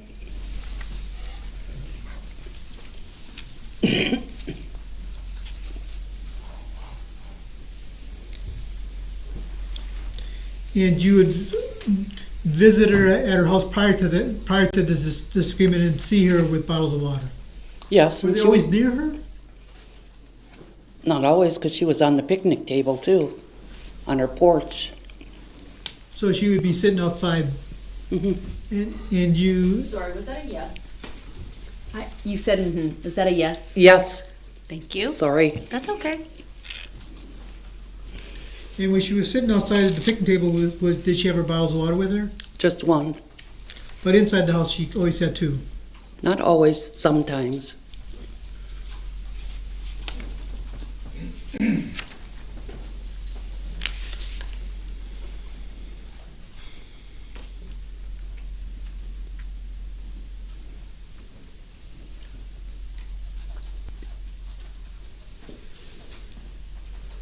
Did Lynn ever give you gifts at all? Birthday gifts. Birthday gifts? She always remembered your birthday. Yes, and I remembered hers. Did Lynn ever ask you to use your laptop or your computers? Yes. To order shoes or boots. So she would come over to your house and use your computers? I would go on my computers to use them.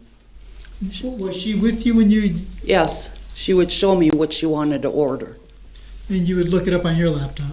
and I would order it from my laptop, and she would pay me.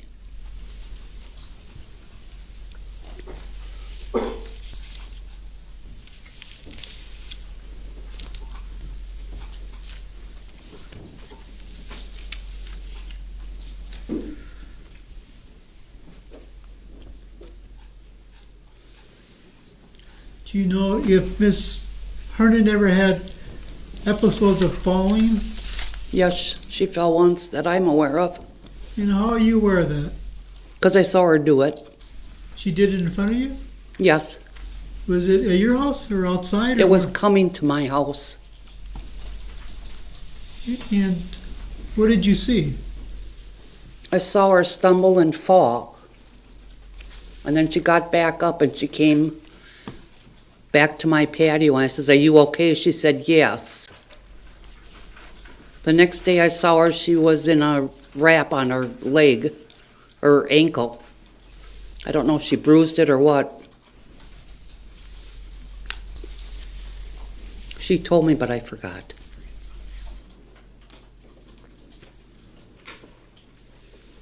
Did you ever see any other individuals visit Miss Hernan while you were there? Well, I her? was there, yeah, her best friend, Jenny, and Jenny's daughter, Jessy. Also Anthony. So you saw Tony there, Anthony, Anthony, when I was there, I saw Jessica and her mother, Jenny. And I think I saw Tony's mother there a few times. the last time you were there was in 2017, the summer. Yes, So in 2017, the summer and before, you would see Jennifer there, correct? Jennifer and Jessica, or Jesse. I would also see Anthony and his mother. And after 2017, did you see other people visit her? I couldn't see from where I sit at my house. Did you ever see Jesse continually to visit her? Yes. I think that was in 2018. So in 2018, is it safe to say Jesse was about the only one visiting her? I believe so. Like I say, I can't see anybody pulling up in her driveway, so I don't know. Did there come a point in time ever where Jesse had to call you to help you pick up Lynn? Yes, once. Do you remember what happened when that happened? That they needed you to come over? Jessie said she fell and she needed help getting up. And I says, I'll try to help, but I have a hernia. So we tried our best and we finally got her up on the chair. So getting her off the ground or wherever she fell was not an easy task. No, she gained a lot of weight. So when you initially met Ms. Hernan in 2014, you observed that she had gained some weight. Not in 2014. When did that happen, where she gained weight? Like 2018, 2017, when I saw her at the hospital. I know she gained a lot of weight. You knew she was in the hospital prior to her death, correct? Correct. And that was, the record indicates that happened between September 15th and September 28th. So when she was there, you went to go visit her? Yes, but she was in the hospital more than once. She I was? visited her, yeah. I don't know what it was for. So there were other occasions, well, when she was in the hospital in September of 2018, you went to go visit her? Is that Yes. true? And you indicated that she was hospitalized before where you went to go visit her? Way before that. Because I remember I picked her up. She needed a ride home from the hospital. You don't remember what hospital that was, do you? Waukesha Memorial? Waukesha? Same hospital that you went to visit her in 2018? Correct. On that first hospitalization, you know how long she was in? No. Did you ever see ambulances come to the house to pick up Lynn? I think once, but I don't know when, what day, what year.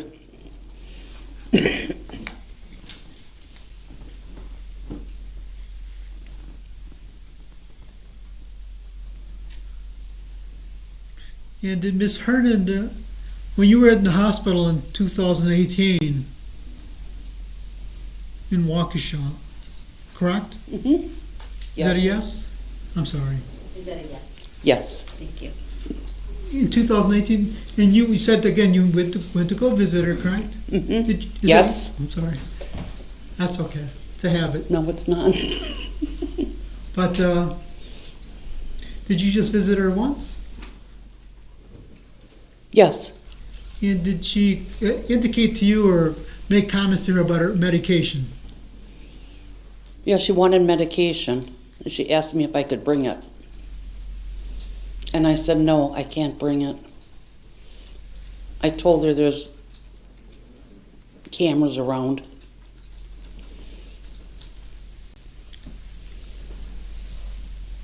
Did Miss Hernan ever mention to you or discuss like wills that people?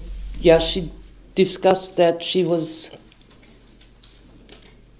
had wills for Anthony, Jennifer, and I believe Jennifer's ma. Jesse's and Jennifer and Anthony. And you had this discussion like back in 2017 with her, or Yeah. Yes. And I take it like after 2017, you really stopped talking to her. Yes. I know you said you stopped talking to her, but did she continually want to talk with you? It was mutual. We'd still say hi to each other when we saw each other.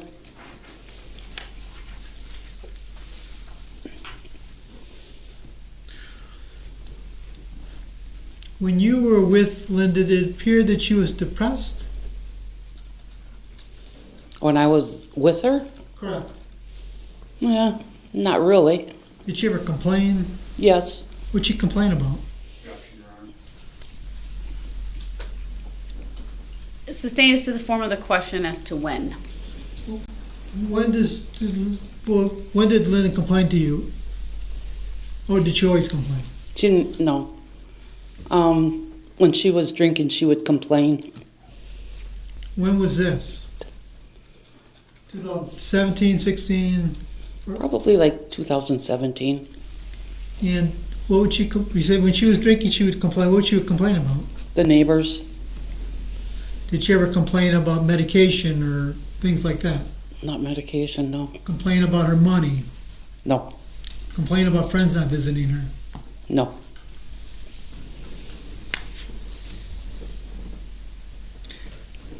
Did she ever complain about having dry eyes? No. Not that I recall.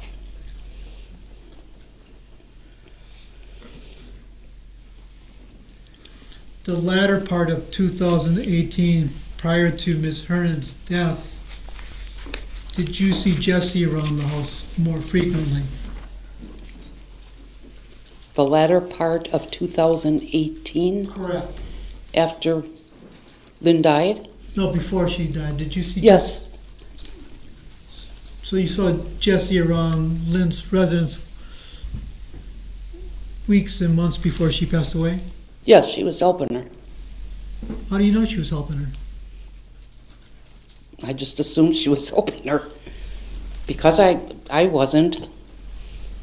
I know she was overweight and she needed help, even though I didn't talk to her. Did you ever have to do any shopping for Lynn?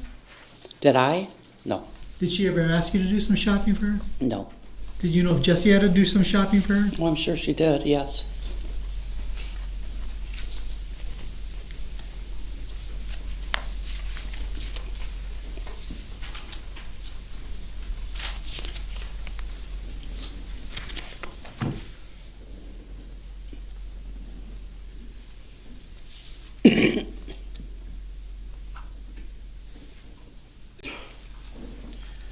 Now, Ms. TANEL, you were interviewed several times by officers regarding Lynn's death, correct?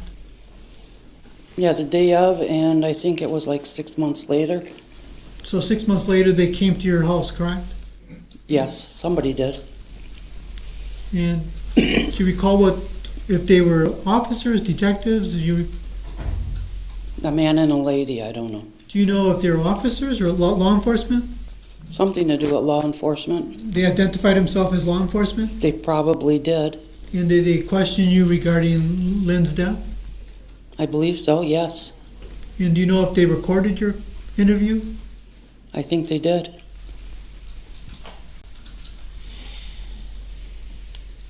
And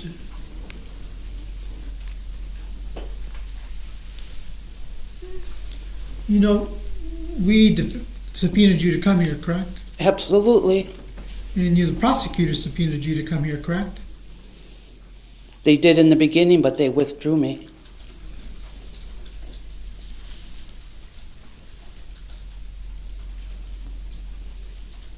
I have no further questions.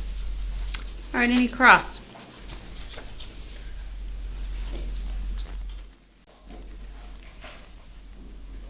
No, thank you. All right, thank you, ma'am. You may step down and you are released from your subpoena. Thank you.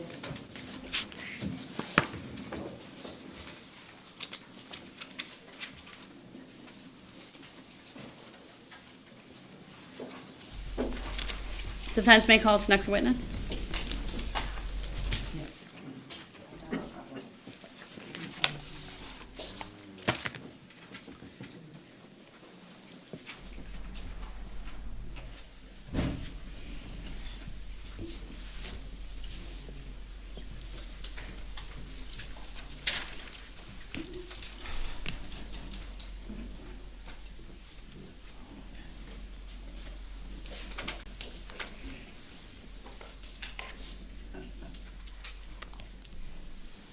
All right, who's your next witness?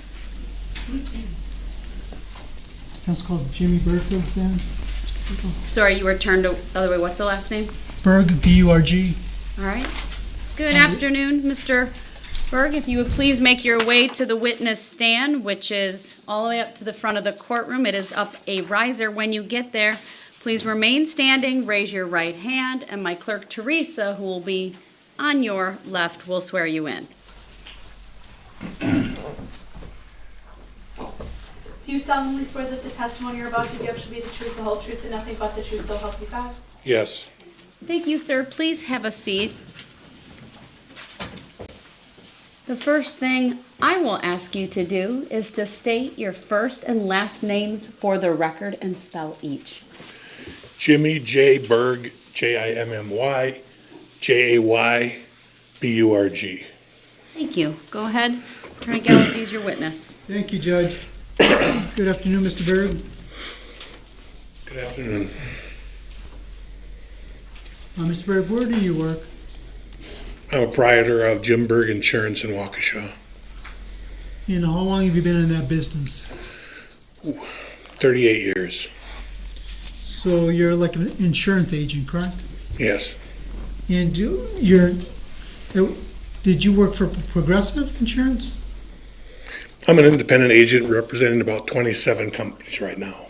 So you represent a lot of insurance companies. I do. And as far as representing them, what do you do for them?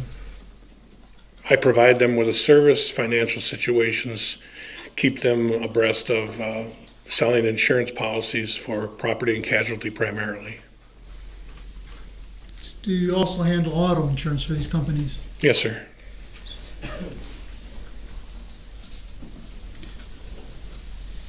So having 20 plus insurance companies that you work for, you must have a lot of clients. Yes. And back in around 2014, did you have a client by the name of Lynn Hernan? I'm not specifically knowing the dates, but Lynn was one of my clients, yes. How did Lynn become Lynn eventually became one of your clients? Yes. How did that come about? How did you meet Lynn? I met Lynn at a proprietor, a bar in Waukesha called Mateo's. And that's how she became your client. Is that true? We, through passing conversations, had information. She asked me what I did. I told her I was an insurance agent. A year went by and she asked me to look over her insurance, in which I did. At that point in time, she became a client of mine. And what did you insure for Lynn? Or At first, I insured her 2 vehicles. so Lynn had 2 vehicles initially that you insured, correct? Yes. Under what insurance company? Ooh. At the time, I don't remember exactly, but I switched her around a few times trying to find her best program. Did there come a point in time that you also insured her residence? Yes. Did you become friends with her? Yes. How did that come about? Well, you met her at Mateo's, a year passes by, she contacts you and you become her agent, correct? Yes. And you become friends. Yes. And this friendship, did it develop where you would go visit her at her house? I was at her house one time, yes.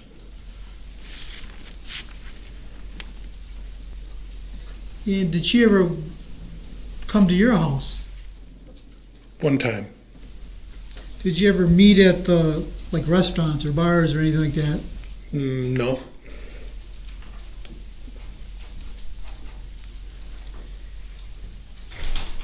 Did Lynn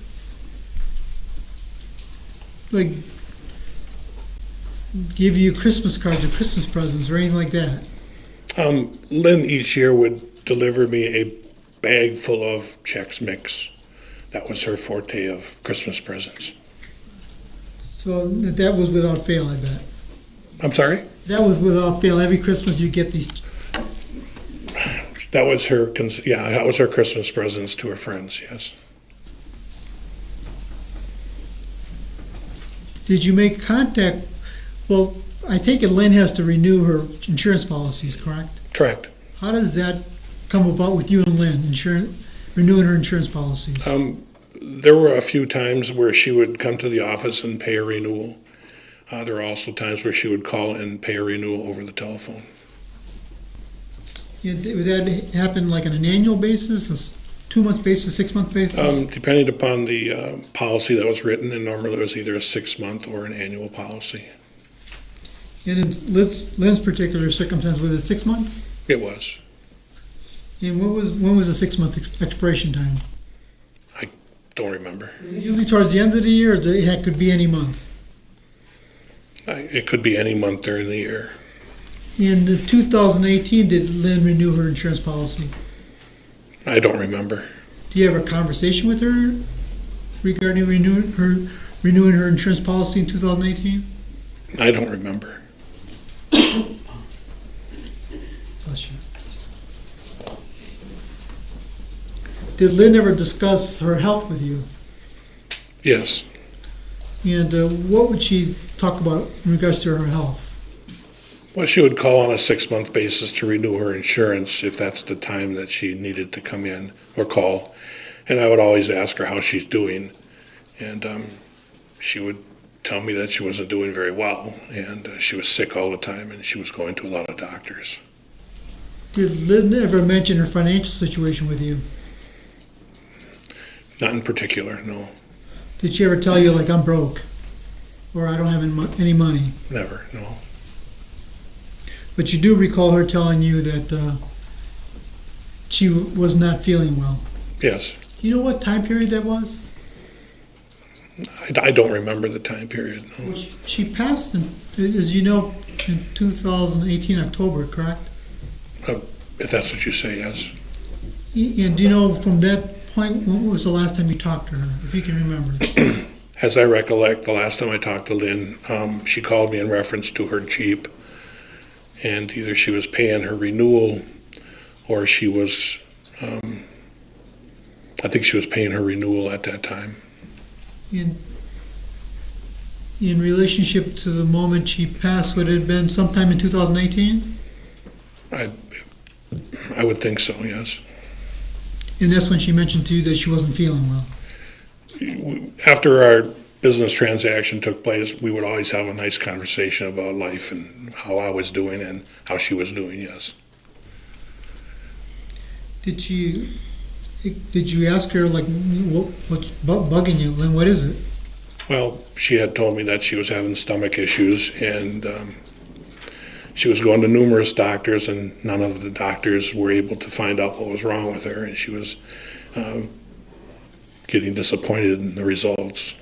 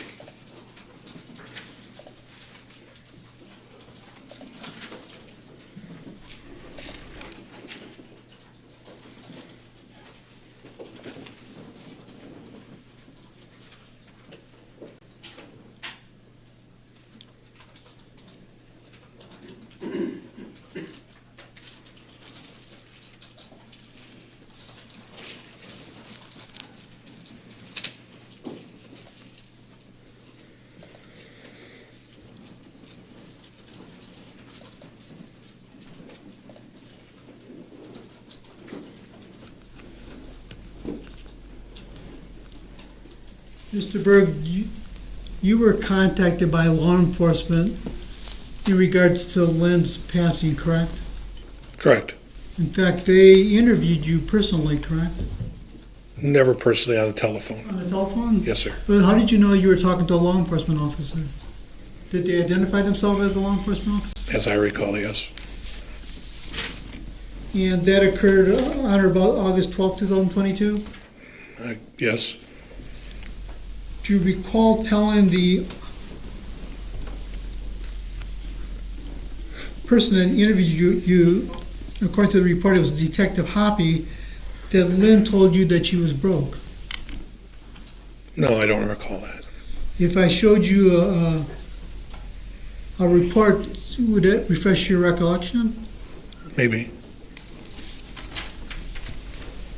And I guess I would object at this point unless Attorney Galaviz has a report Mr. Berg authored, but I'm not familiar with any such report.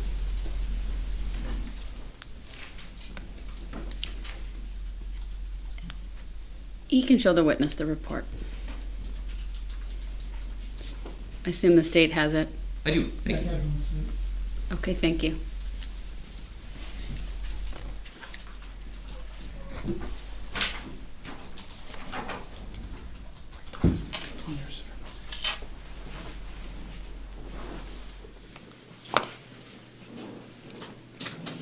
Just review it and then he'll ask you a question, okay?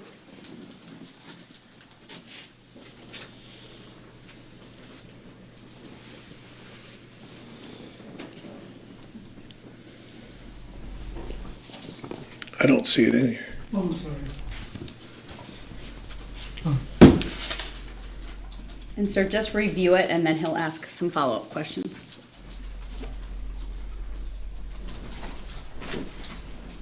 Okay, go ahead. Did you review? I did. Well, Mr. Berg, does that refresh your recollection that you did tell the interview that Lynn was broke? I don't remember that. But it does say in the report that you told him that. It does.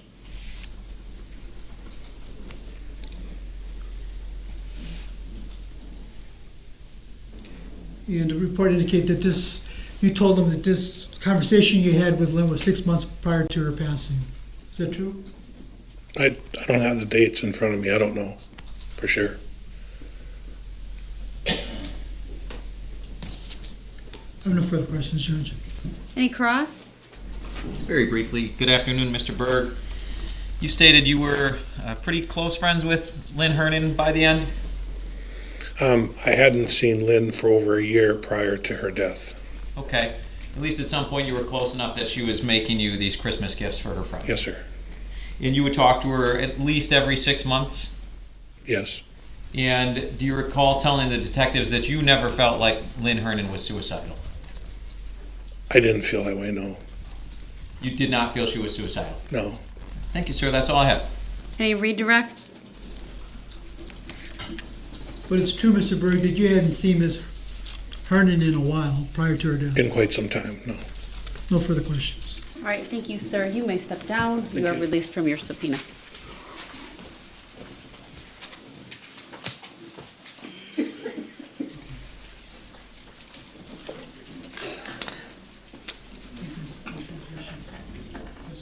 Judge, witness be excused? Yes, he is. And I am going to take our mid-afternoon break. We started a little bit earlier today, so it's about the same time frame that we normally do. So I'll rise for the jury. We'll take about 15 or so minutes.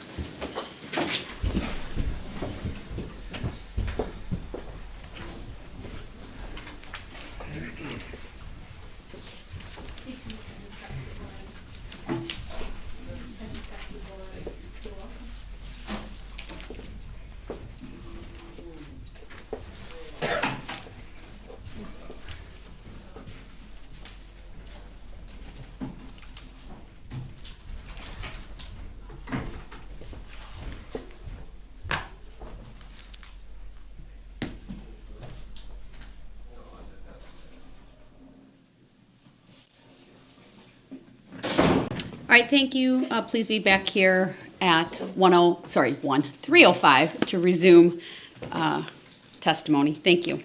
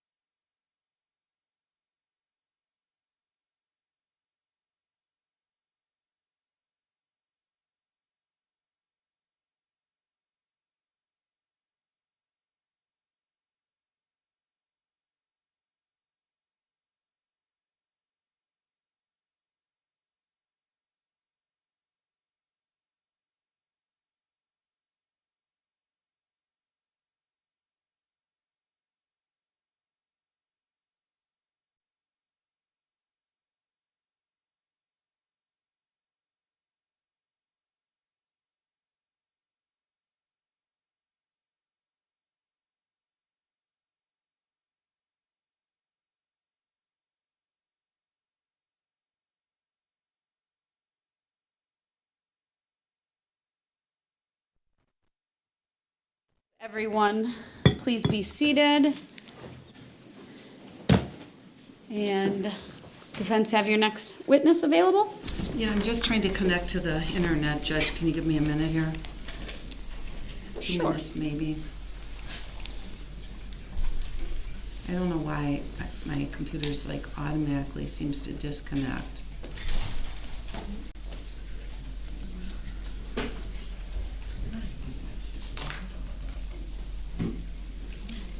So you pulling it up yourself? No, also.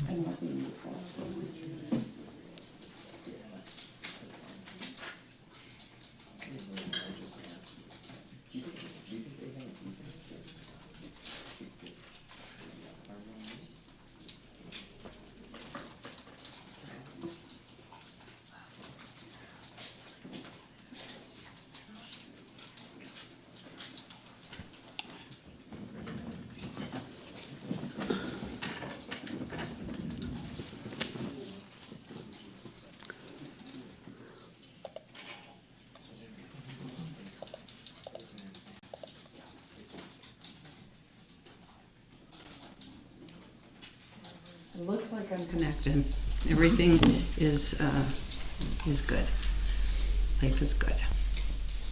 Okay, Madam Clerk, if you could have the jury brought in.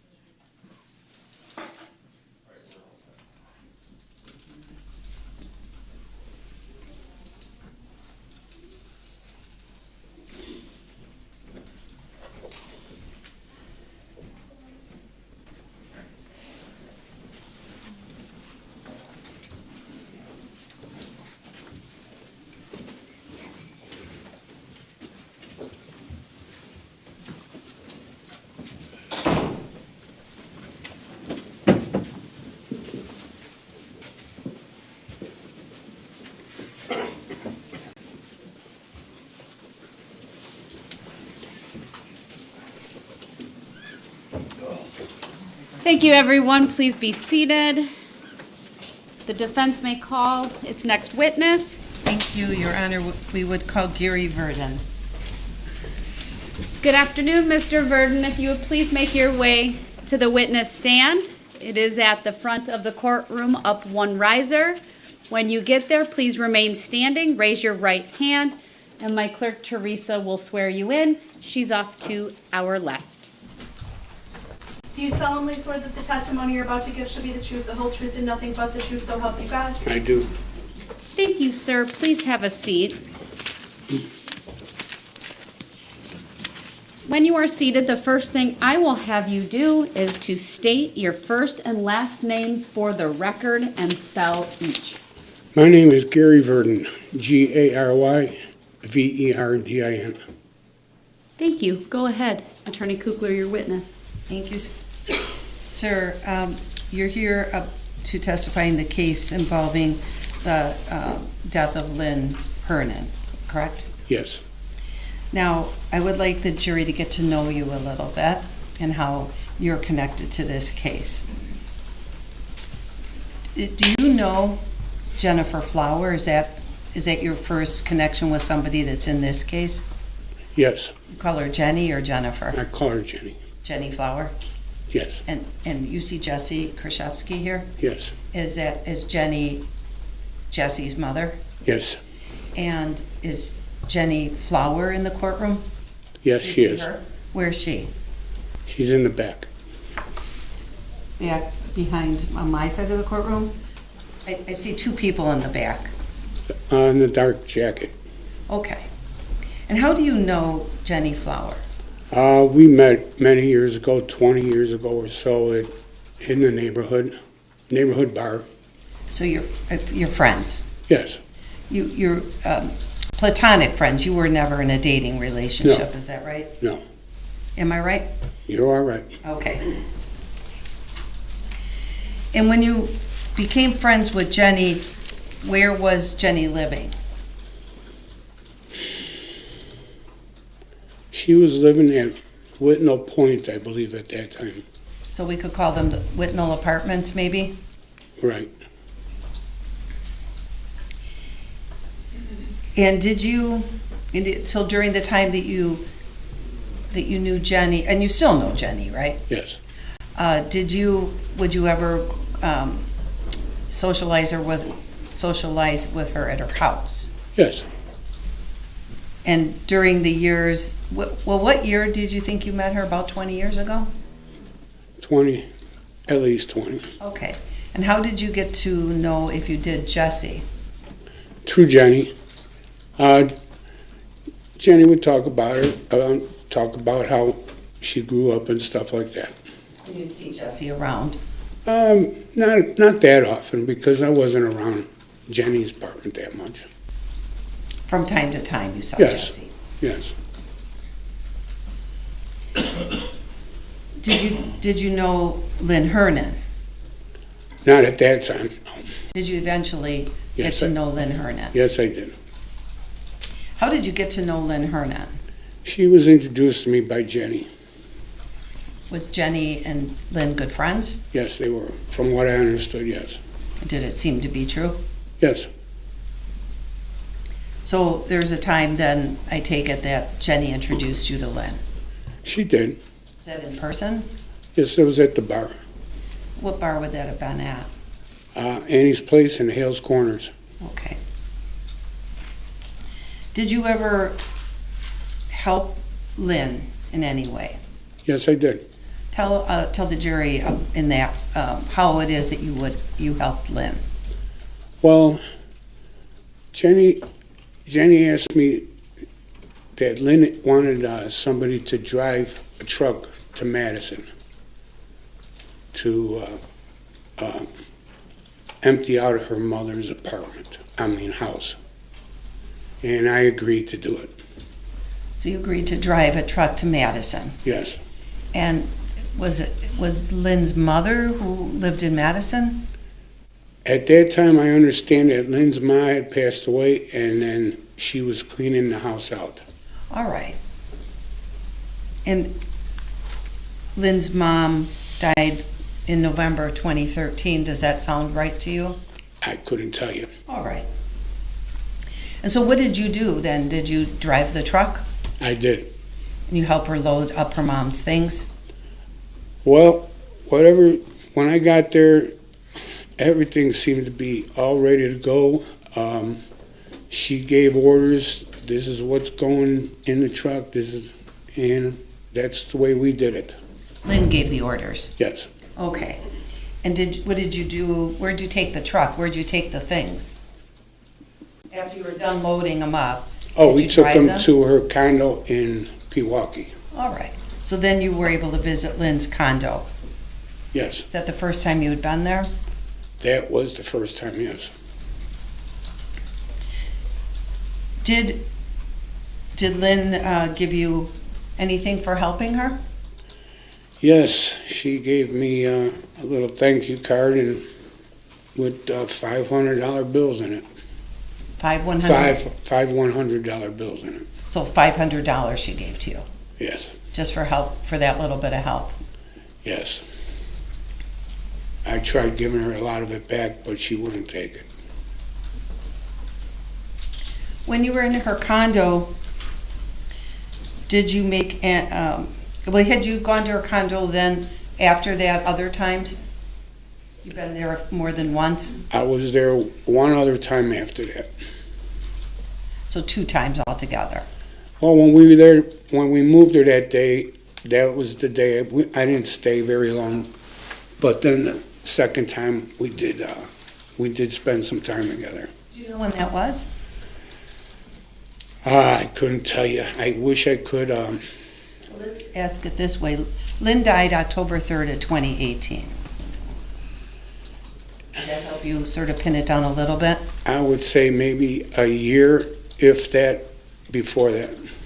So no longer than a year. So October of 2017 or more recent than that. That's possible. Does that seem likely? It seems like it could be, yes.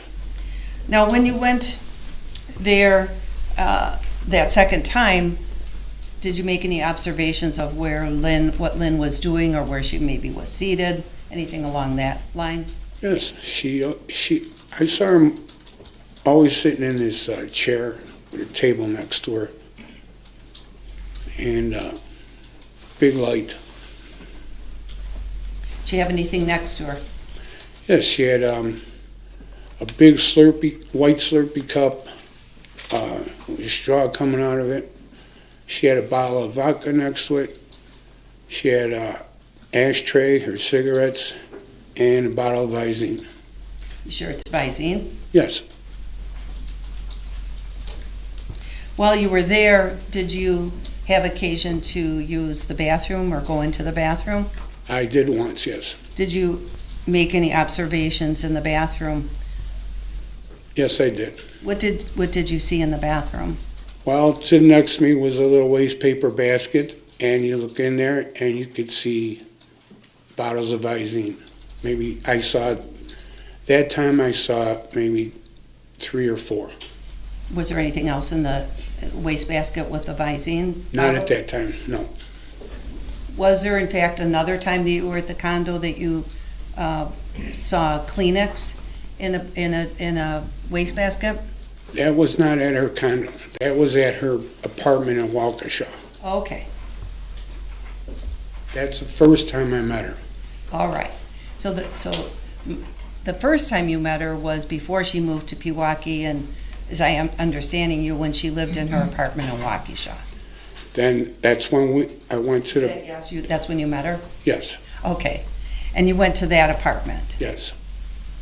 What did you see at her apartment in that apartment? I saw basically the same thing. The table, the lamp, her sitting there with the Slurpee cup, the bottle of vodka, and ashtrays, cigarettes, and Visine. Do you happen to pay attention to what brand of cigarettes they were, or no? They were Cools. Cools, okay. Did you see any Visine during that visit to Waukesha? Yes, Where did you see Visine? in the garbage pail in the bathroom. Just Visine? No, there was tissues in there too. Like used Kleenex or something like Yes. that? Okay. Do you know how many bottles of Visine you saw in that particular garbage can? I can only say like I saw 2 on the top, and the rest was tissue. What did you think when you saw so much Visine? Well, at that time, when I first saw it in the bathroom, I didn't really think nothing. But then I had to walk by her to go sit down again, and that's when I saw the bottle of Visine sitting there. And I thought to myself that she had an eye problem, major eye problem.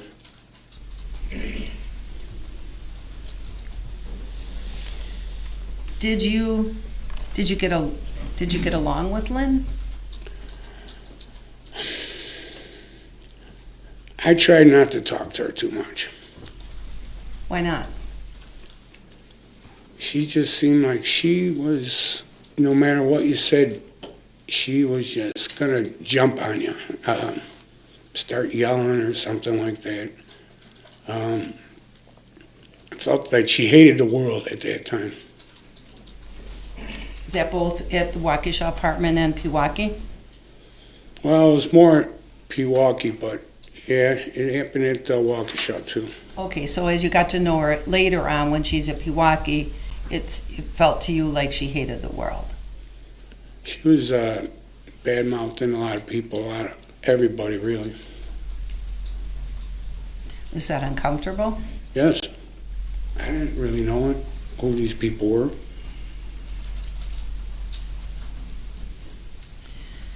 Did, who, for example, did she complain about? Overruled. He may answer. Well, she had told me this story. Answer the first question. I'm sorry. Who did she complain about first? Her ex-boyfriend. Okay, what was the complaint about the ex-boyfriend? She had, Hold on. There's been sorry, an objection I'm sorry, that I will I didn't hear. sustain. Okay, so she complained about the ex-boyfriend. yes. Do you know what his name was? There was only two guys she mentioned, or three. Was it Jim Kelleher? One of them, one was Jim. Another was, I remember an Anthony, and I remember a Keith. Okay, so you remember her complaining about a Jim, an Anthony, and a Keith. Is that true? Well, yeah. Okay.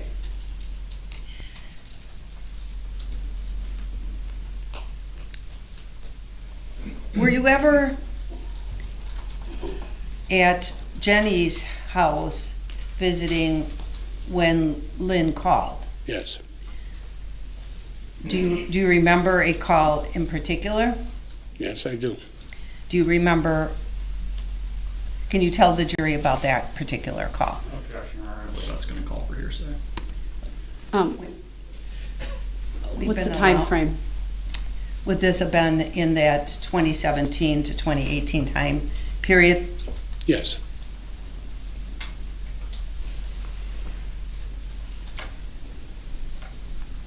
Overruled. He may answer. Tell us about what happened on that particular day. That day, Lynn kept calling Jenny. And Jenny did not want to answer the phone because she knew. Just tell us what you heard, not what you think someone knew. So Jenny didn't want to answer the phone. So Did she eventually answer the phone? she eventually put the phone open, yeah, and she started talking to her. Okay, so when you say the phone is open, do you mean that she put the phone down and she has the speaker on? Jenny always has a speakerphone. Yeah. Pardon me?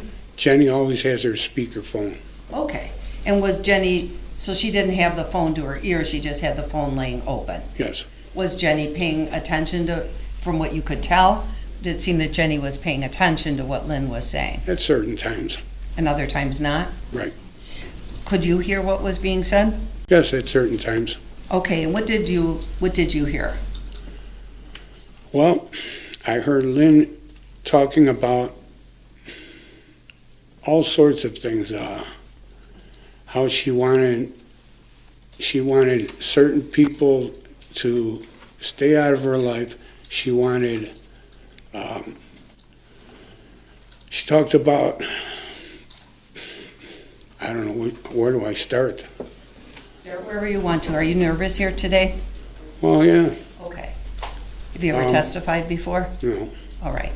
Just start wherever you want, with any subject. Well, Lynn just started rambling off, and you could tell that she wasn't, her voice, she sounded like she was either sleepy or tired or whatever, but and she was rattling off about the will.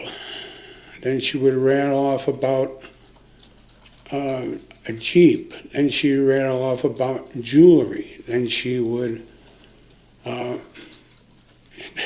then she started talking about how she wanted to kill herself. Tell us about Lynn wanting to kill herself. Objection, Your Honor. I believe we've gone down this path. I think this is all hearsay continually. Please rephrase the question so that the answer does not call for hearsay. I've given some latitude, but I'll sustain the objection. Your Honor, could I be heard at sidebar? Just asking what his impressions were.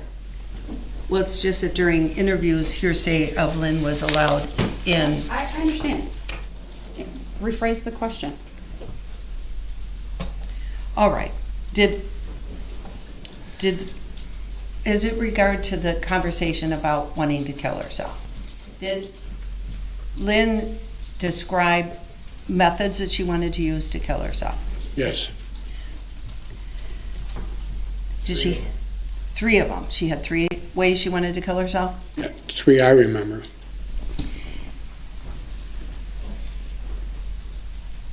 Did she sound serious about it? Rephrase, please. How did she sound? She sounded drunk. Okay.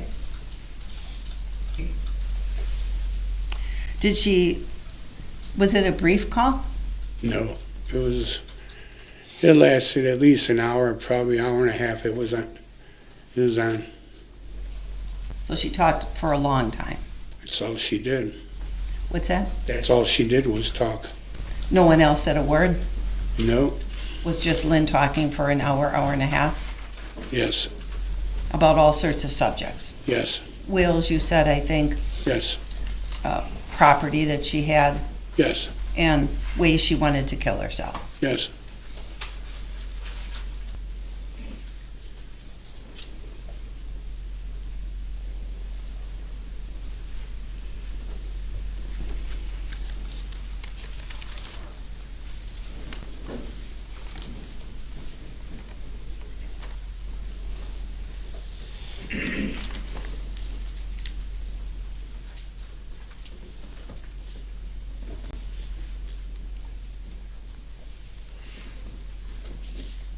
Was there, during that move that you were talking about, the move where you helped Lynn move her mother's things, was there an incident that happened when you were in the basement of Lynn's mom's home? Yes. Can you tell the jury about that particular incident? Objection, Your Honor. Sustained.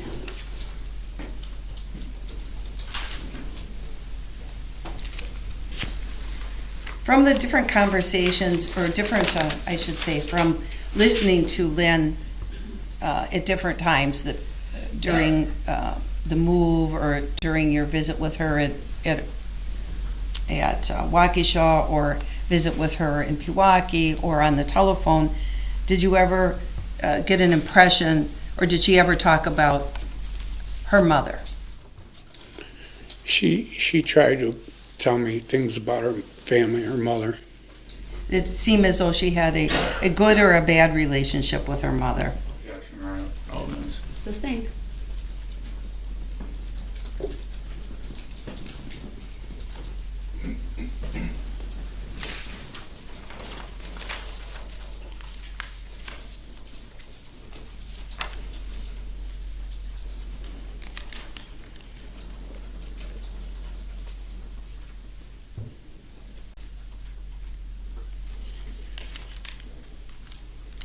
When you were listening to Lynn rambling on for an hour and a half, when you were at Jenny's apartment, did you have an impression of her mental state? Yes, I felt that she was in bad shape or something. I felt that, I don't know how to put it. How do you put it? Someone wants to kill herself. How do you put it? That's her state. That's what she was saying. Okay, thank you, sir. That's all. Cross. Thank you, Your Honor. Mr. Verdin, you started off your testimony about how you are friends with Jennifer Flower, correct? Yes. Did you come with Miss Flower today? No. Okay. You provided a written statement to an investigator in this case, correct? Yes, In that written statement, it talks about how around 2000 is when you briefly met Ms. Hernan, correct? yes. And then, You know, excuse me, I don't think it was 2000. That was too early. I think it was like 2010. so if your written statement says around 2000, Yes, I know, I remember that. you would have been incorrect in your statement. That is incorrect. Okay. In your written statement, it talks about, again, the meeting her around 2000, but then it talks about how the next time you met, you went to Miss Hernan's mother's house, correct?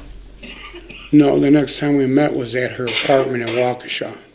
Okay, but your written statement that was provided to investigators in this case did not talk about that next meeting being in Waukesha, though, correct? Correct. So those are different statements, correct? Correct. In 2000, let's say around, did you have a time frame again of when you helped move Miss Hernan? When you mean help move the belongings from Madison, I should say. when she moved out of her Waukesha apartment. Okay. That's all. That's the time frame I can give you. Okay.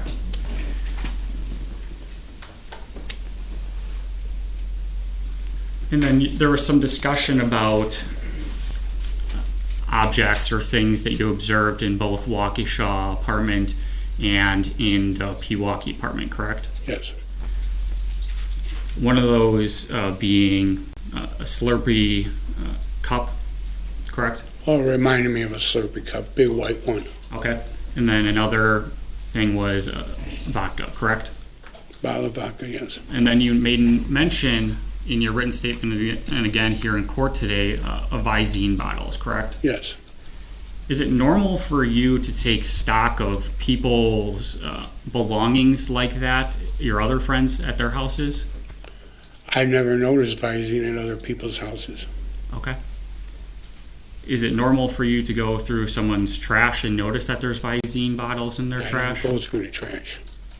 But you would have seen that in her garbage basket, correct?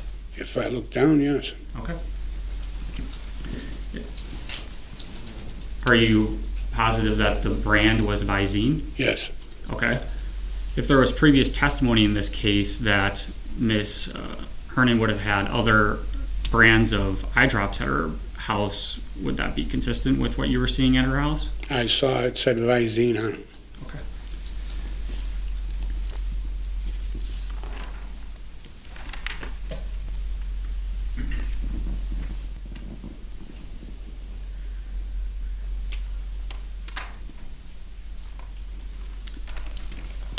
You weren't very close with Miss Hernan, though, is that fair to say?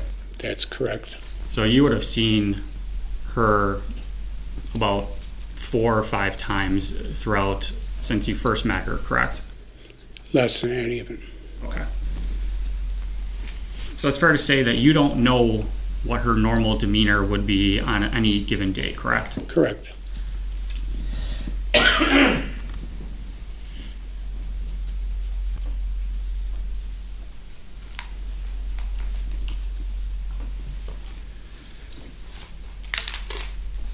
I want to circle back to the fact you started off your testimony again here with the fact that you are good friends with Miss Flower, correct? Yes. And friends so much that you've actually given a money offer or to offer to Jessy after her arrest, correct? Can you rephrase that a little bit? Yeah, so you're obviously close enough with Miss Flower and Miss Kurczewski in the sense that is it true that you've offered to give her money after her arrest? Offered? No. Did you give it to her? I gave Jessy money, yes. Okay. And that was after July of 2019, correct? I would think so, yes.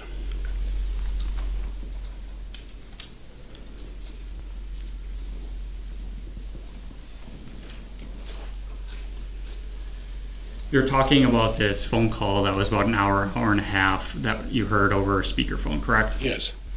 After you heard it, as well as Miss Flower heard it, did either of you call 911 or rush to help Miss Hernan?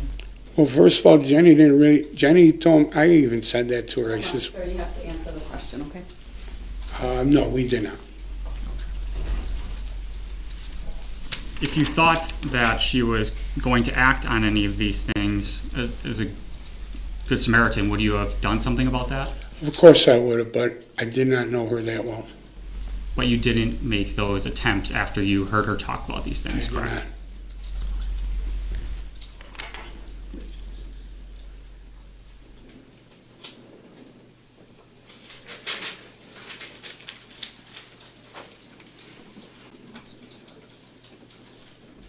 Mr. Verdin, I just have a few more questions. When you were providing this written statement, did you talk about Miss Hernan being suicidal in them? No. Have you been watching this trial on court TV or anything like that? No, I haven't. Okay. So you're just thinking of this story of Miss Hernan being suicidal or purporting to be suicidal out of the blue, even though you were asked previously to give a written statement, correct? I am just telling you what she said. But you were asked about your relationship with Miss Hernan and to give a written statement, and you did not make any mention of her being suicidal or making these suicidal comments, correct? No. I don't have anything else, thank you. Any redirect? Yes, I do. You gave a very brief statement, 1 2/3 pages previously, right? Yes, and that was here at the courthouse. It was here at the courthouse. I was, Mr. Galvez wanted me to meet him at his office that day. On my way there, he called me and says, listen, I'm not going to make it. Can you meet me at the courthouse? I'm in this room.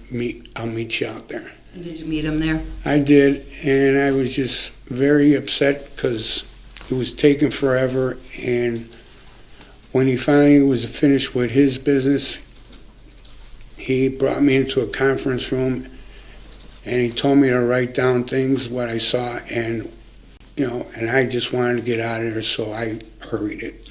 Okay.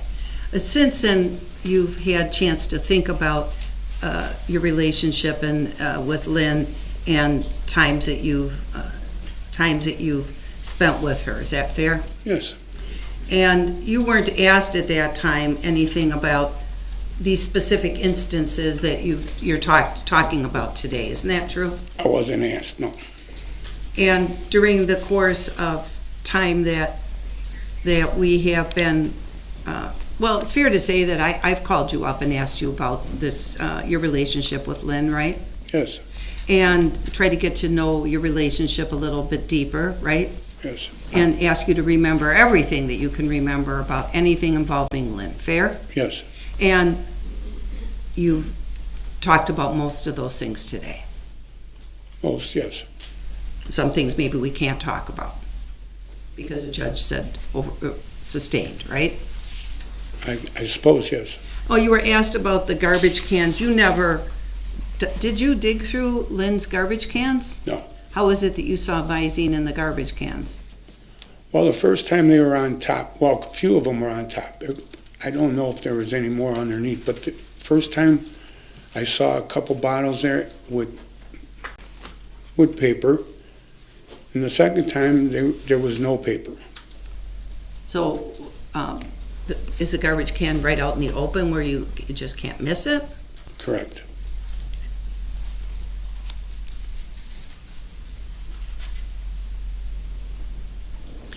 And as to money to Jessy, did you get a call one time from Jessy where she asked if she could have some money or borrow some money from you? Yes. And do you know how much you loaned her? I believe it was $1,000 in that neighborhood. And were you, did you willingly loan her that $1,000? Yes. Okay.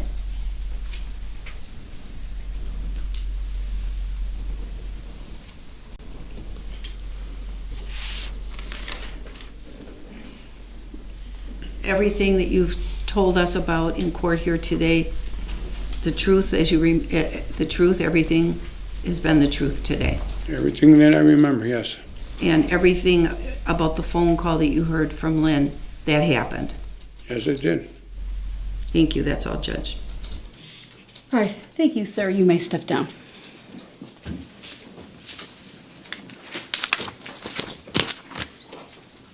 Could we talk to you at? Yep, and you are released from your subpoena, sir. You are. Thank you. Thank you, sir. You want a sidebar or? Yeah, sidebar will be Okay, thank you. We'll have a sidebar.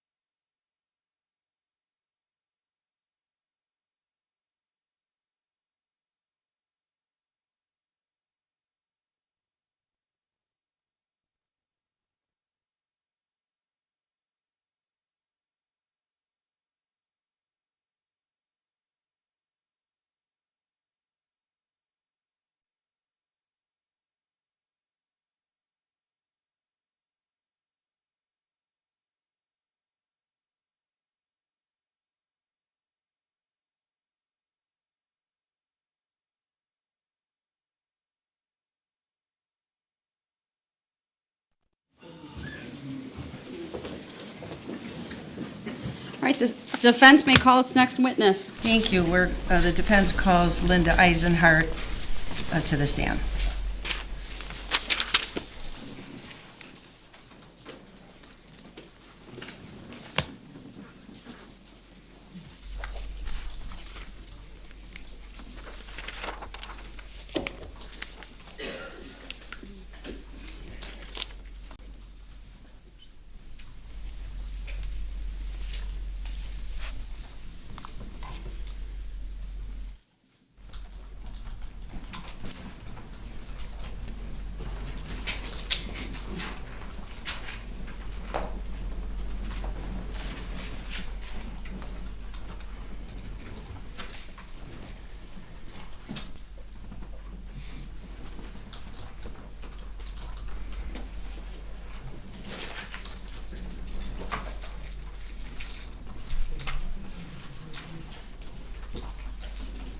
Good afternoon, Ms. EISENHART. If you would please make your way to the witness stand, which is all the way up to the front, up one riser.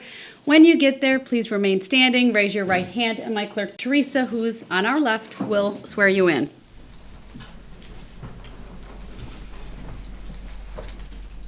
Do you solemnly swear that the testimony you're about to give shall be the truth, the whole truth, and nothing but the truth, so help you God? I do.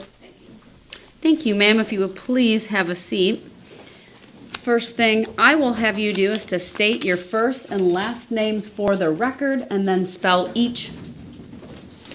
My name is Linda EISENHART. My first name is spelled Linda. My last name is spelled Eisenhart. Thank you. Good afternoon, Ms. EISENHART. Good afternoon. What is your occupation and who are you employed by? I'm a document analyst, forensic examiner with the Federal Bureau of Investigation Laboratory. We call that FBI for short? Yes. Okay. How long have you worked for the FBI laboratory? Almost 11 years now. What's the nature of your work with the FBI? I examine and compare handwriting, printing, typewriting, and other types of documentary evidence to determine origin, source, or other investigative information. Before we continue on about that, I'm going to show you, could I have the screen shown to the witness, please? I'm going to show you what has been marked as Exhibit 618. Let me know, is that on your screen now? Yes, it is. You see the exhibit sticker on there? 618, yes. Okay, thank you. I'm going to just show this to you. What are we looking at? This is my CV. It's your curriculum vitae? Yes, thank you. And I'm going to show you, that seems to be 5 pages in length. Is that right? Yes, that's right. And this is your current CV? May I scroll through it just to make sure? They'll have to scroll through for you. Thank you. Am I going good speed? Yep, that's fine, thank you.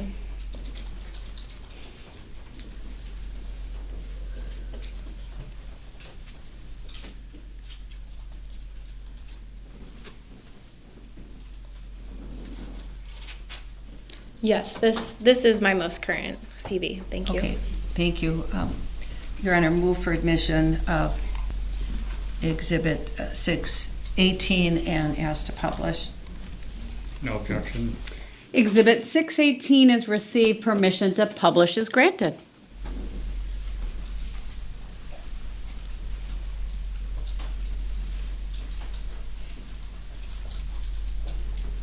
It's in front of the jury. Thank you.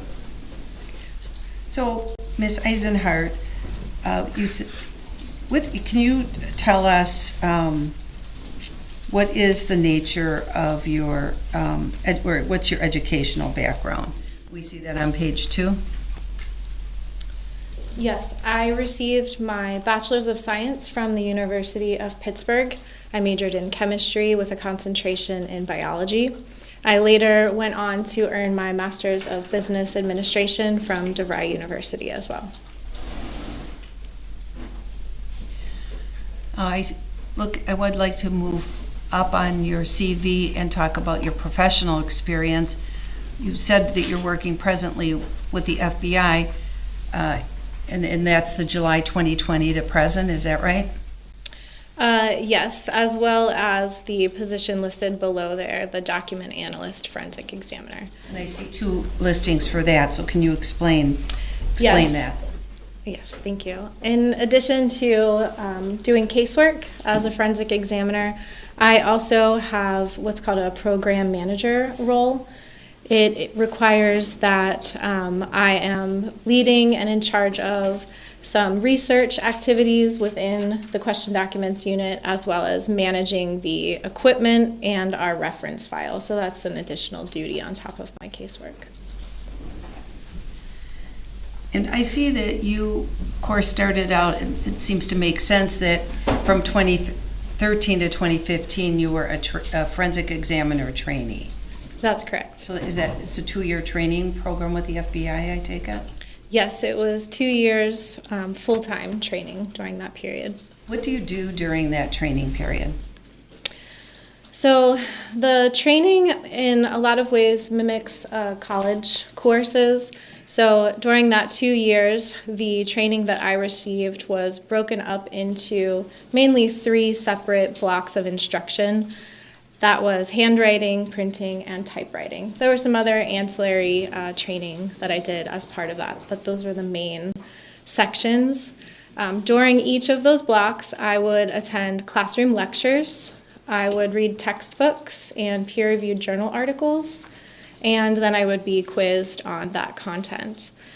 In addition, I then moved on to doing practical problems. So these were cases that were created with ground truth answers, and I was to work through those and then provide results, opinions, depending on what the practical problem was. Those were graded, and I was required to pass all of those before I was able to move on. Or excuse me, I was required to pass the collective of those with an 80% or higher to move on. How were your grades during that process? They were averaged over those problems, and I did meet the minimum or exceed the minimum of the 80% for those practical problems. I don't know exactly what my grade was now. It's been a little while. And did you have any oral boards during that time? Yes, I also had to do an oral board for each of those 3 blocks. So an oral board is an exercise that I would go through. As a trainee, I'd be in the room with 3 subject matter experts, and they would ask me questions for a couple hours just about the topics. They could be theoretical questions, application questions, what would you do in this scenario, and that was also a graded exercise that I had to pass as well.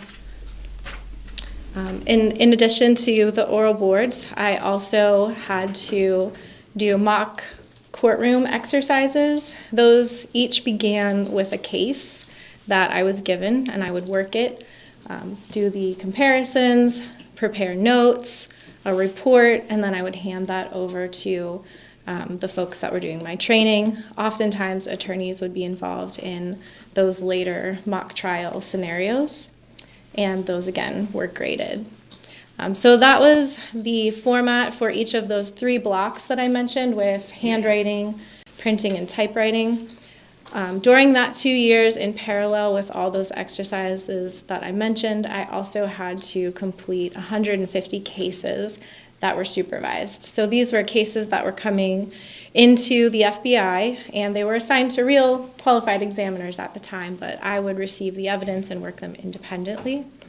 And I would create my own case notes and prepare reports, and then my report would be compared with the qualified examiner. Again, there was an 80% requirement for me to be passing those as well. I presume you always passed? That's why you're still I working exceeded there? the 80%.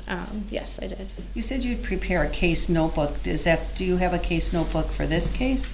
Yes, I did bring one with me. Okay, and do you have that with you if you need it today? I do. Okay. So it sounds like you were sort of shadowing more experienced examiners during that training phase. Yes, that's correct. From there, then, did you become a forensic examiner?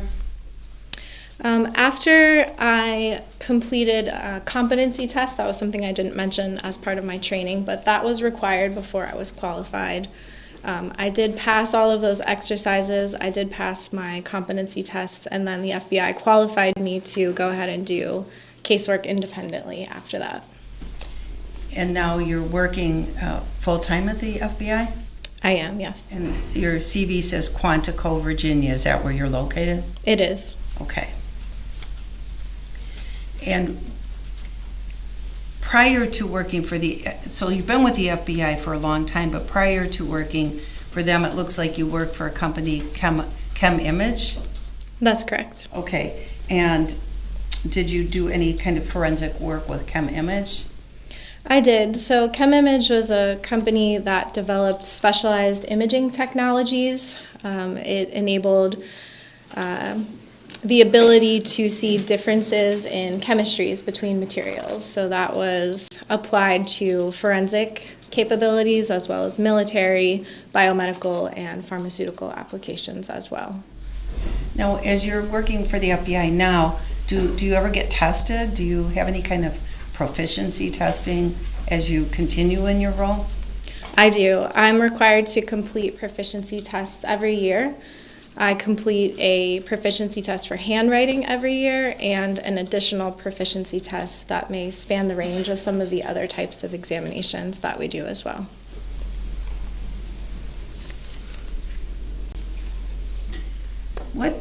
What training have you received for the examination of question documents? In addition to the training that I received by the FBI? Is it all through the FBI? No, I did receive training outside of the FBI. Oftentimes, conferences are a place where I'm able to get additional training through workshops. I often have attended tours of facilities, such as paper making facilities, to understand how paper is made. I've also attended multi-day workshops at universities that may probe a particular area that I am working in as well. I see that on page 3 of your CV, you have won some awards. Is that right? Yes, that's right. What is the award you won in 2021?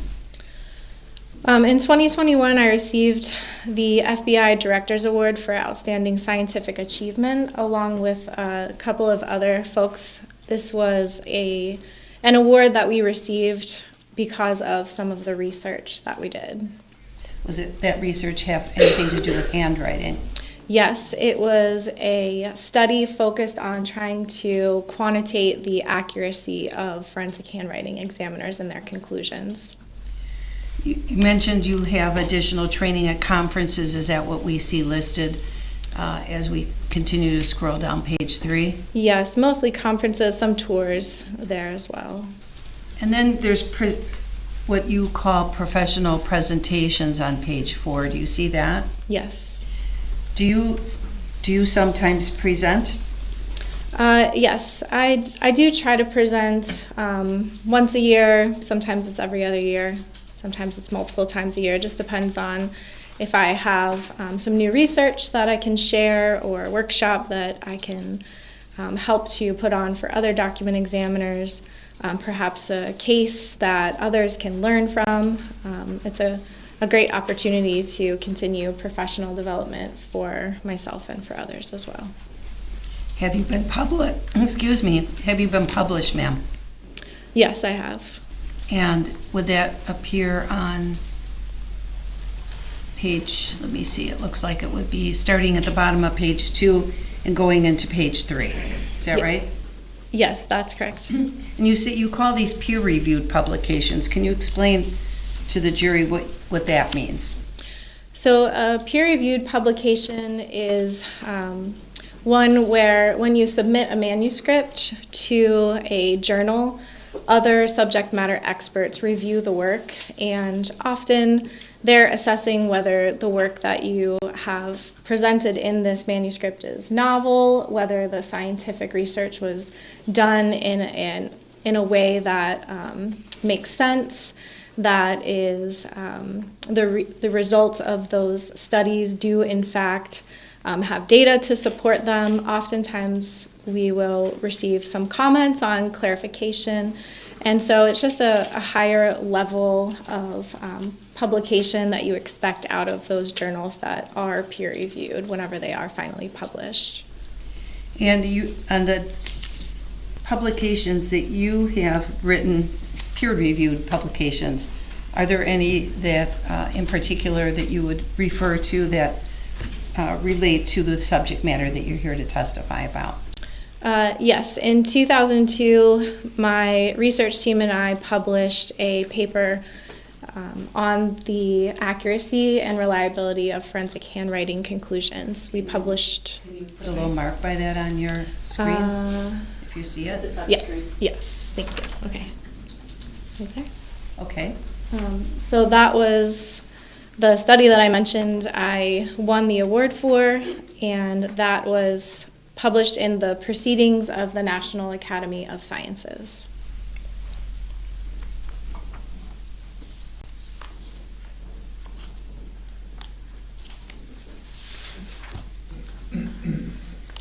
And if I show you what I'm holding up here. Who's in this? Oh, Mr. Crawford.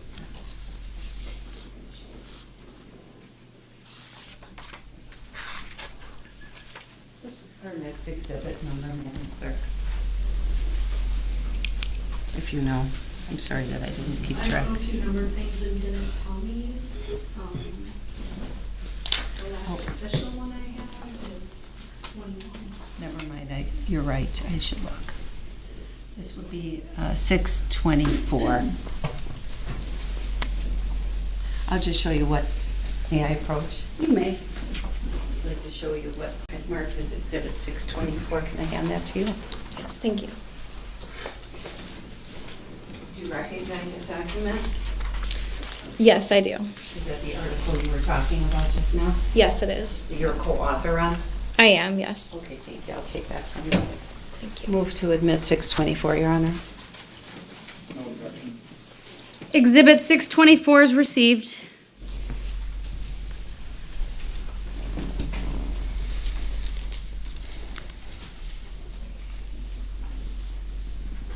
So I'll take down this exhibit.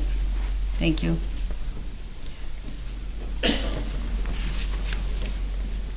Have you testified before related to findings in this capacity, in this role that you have as a forensic examiner?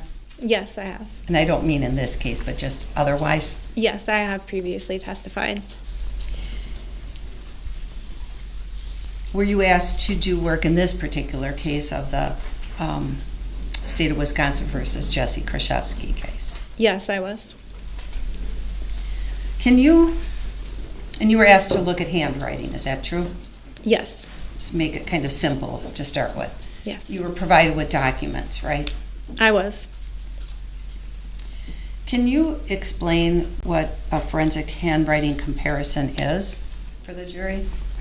Sure. A forensic handwriting comparison is a careful and methodical examination and comparison of questioned and known writing for the purposes of identifying or eliminating a writer of interest. So just to define a couple of terms, I said questioned writing. That's a term you'll hear me use a few times throughout my testimony today. So that's the writing that's in dispute. And known writing is writing samples that are known to have been produced from a particular individual. They can include two types of writing. One is writing that is prepared specifically for the purposes of a handwriting comparison.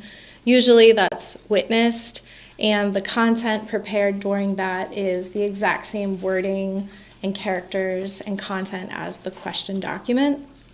There's another type of known writing that we can also use that is collected. It usually comes from outside of the investigation, such as driver's licenses, checks, job applications, letters, greeting cards, and so on. So using that collective set of known writing and comparing it to the questioned writing, the goal there is to be able to identify or eliminate the writer. And our ability to do that is based on two main premises. The first is that no two people write exactly alike, given sufficient quantity and quality of writing. So what I mean by that sufficient quantity is if you have a number 1 and a 0, a number 10, there's not much writing there. It's a line and a circle. So there's not really much to work with from recognizing a pattern of a writer. We actually need a little bit more writing than that. A signature, a sentence, a paragraph, and so on. So the second premise that underpins our ability to do forensic handwriting comparisons is that no one writes exactly the same way twice. So we're not machines, we're humans, and variation is normal and it's expected, actually. However, there's a habitual pattern of repeated characteristics that we look for to be able to distinguish one writer from another. And that's what actually helps many of us recognize writing of people who are close to our parents, our siblings, or even our coworkers. Do you follow a particular procedure or protocol when you're examining handwriting? I do. There's a standard operating procedure that we use at the FBI laboratory to perform the comparison, and we generally refer to that as ACE-V, which is an acronym for Analysis, Comparison, Evaluation, and Verification. Can we talk about each one of those? Sure. Okay, so the A stands for analysis, you said? Correct. Explain that. So in the analysis phase, I begin with an independent examination of the questioned and the known writing using proper magnification and lighting. So at this point, I will assess whether or not the questioned and the known writing is original, or if I have a photocopy or a non-original document. Also evaluating whether or not the handwriting is freely and naturally prepared, or if it exhibits any characteristics of distortion. So freely and naturally prepared writing, I expect to see changes in the thickness or the thinning of the line, which usually indicates speed or changes in pressure. With distorted writing, the distorted writing may exhibit tremor or shakiness in the written line, pauses or breaks in unusual locations, perhaps retouching an addition of a stroke to make writing look a particular way, and so on. After I assess the free and naturalness or assess the distortion, then I start to evaluate the question writing in particular to determine if there are characteristics that enable me to do that comparison. So there's two types of characteristics I'm looking for, and these are called class characteristics and distinguishing characteristics. So class, I'm sorry? Oh, I'm sorry, go ahead, what does that mean? So class characteristic is one that would group writers together, the way they look pictorially, the formations of them. You may have perhaps described somebody's writing as bubble writing, just the general pictorial look of that writing. Distinguishing characteristics are those that would further discriminate writers from one another.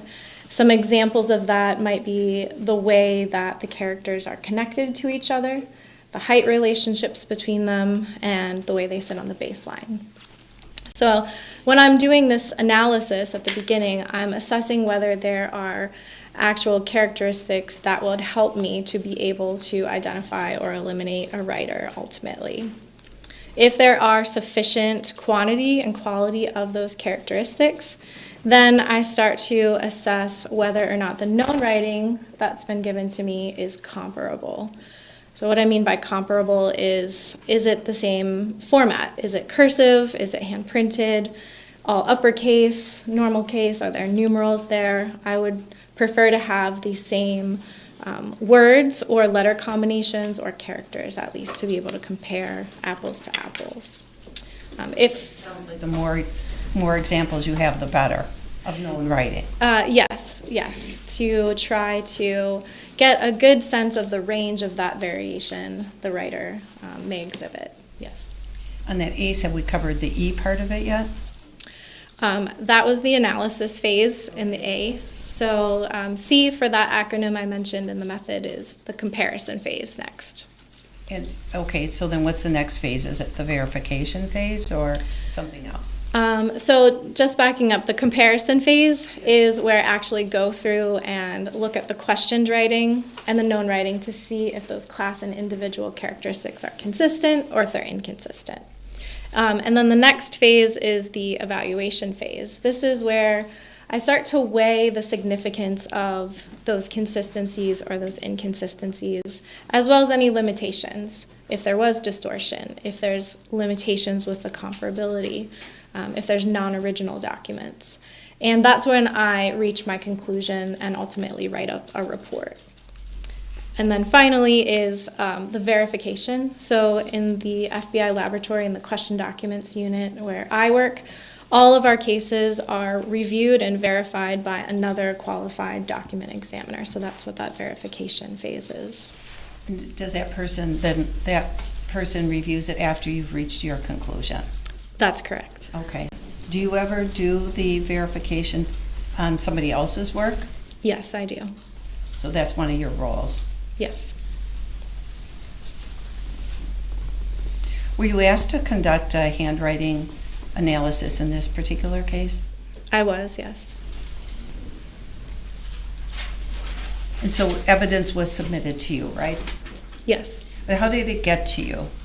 How did documents get to you in the FBI lab? So the documents were sent to me from an FBI agent from the Milwaukee field office. They were sent to the laboratory, processed in another area, and eventually they made their way to me when I was assigned to work the case. Did you get a lot of documents? Yes, I did. Would you consider it a lot of documents? Yes, it was a lot of documents to examine. And did you ultimately evaluate those documents and then issue a report? I did.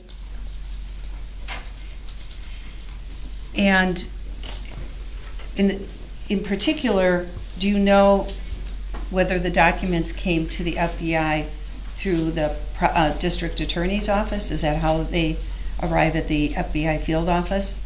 How did that process happen? I don't have firsthand knowledge of that. My understanding from some of the paperwork that was in with the evidence was that it came from a law enforcement agency in Wisconsin, and it was submitted to the FBI field office, and they opened a case so that the evidence could come to the laboratory to be examined there. And so when those items came to you, did you name them, or are they identified, for example, as item 1, item 2, item 3, and so on? Yes. And could I have my screen?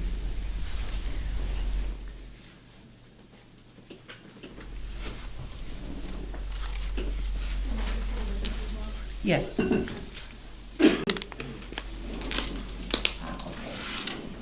first, I want to show you, get it to load, here we go. Exhibit 501, I'll just move down and see if you can see that sticker. I can. Yes, you do? Yes. And this appears to be a 23, or what is this? This is the laboratory report that I issued. And it appears to be 23 pages, is that right? Yes. And the date of your report is January 24, 2023, is that right? That's right. And it looks like the report was sent to Ian Byrne, B-Y-R-N-E? Yes, that was the special agent from the FBI who submitted the evidence to me. Okay, so once you did your work, you sent the results to special agent in Milwaukee? I sent it to him as well as a number of other people via email. Did you send it to the district attorney's office, for example, Attorney Nicolai, Abby Nicolai? Yes, I did. And to the defense too? Yes, I did. And then did you make yourself available to discuss the report? Yes, I did. Did anyone from the district attorney's office respond to your offer to discuss the report? No, they did not. Overruled. What did you say? No, they did not. Okay. So does this item or document, Exhibit 501, is that a true and accurate copy of your report in this case? Do you want me to page down a little so you can see the Yes, pages? please. Okay, Thank you. sure. Let me, if I'm going the right speed for you? That's okay. All right. Work our way to 23.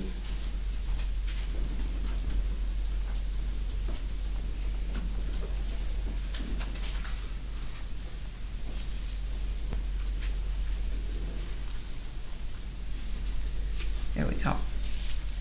Yes, this is a true and accurate copy of my report. Thank you.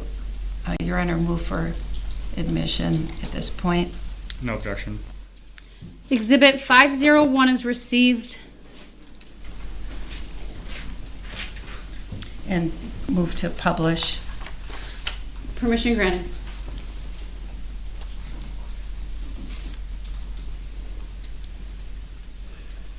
Takes a minute for it to show up on the jury screen, so there's a little bit of a delay while we always wait for it to load.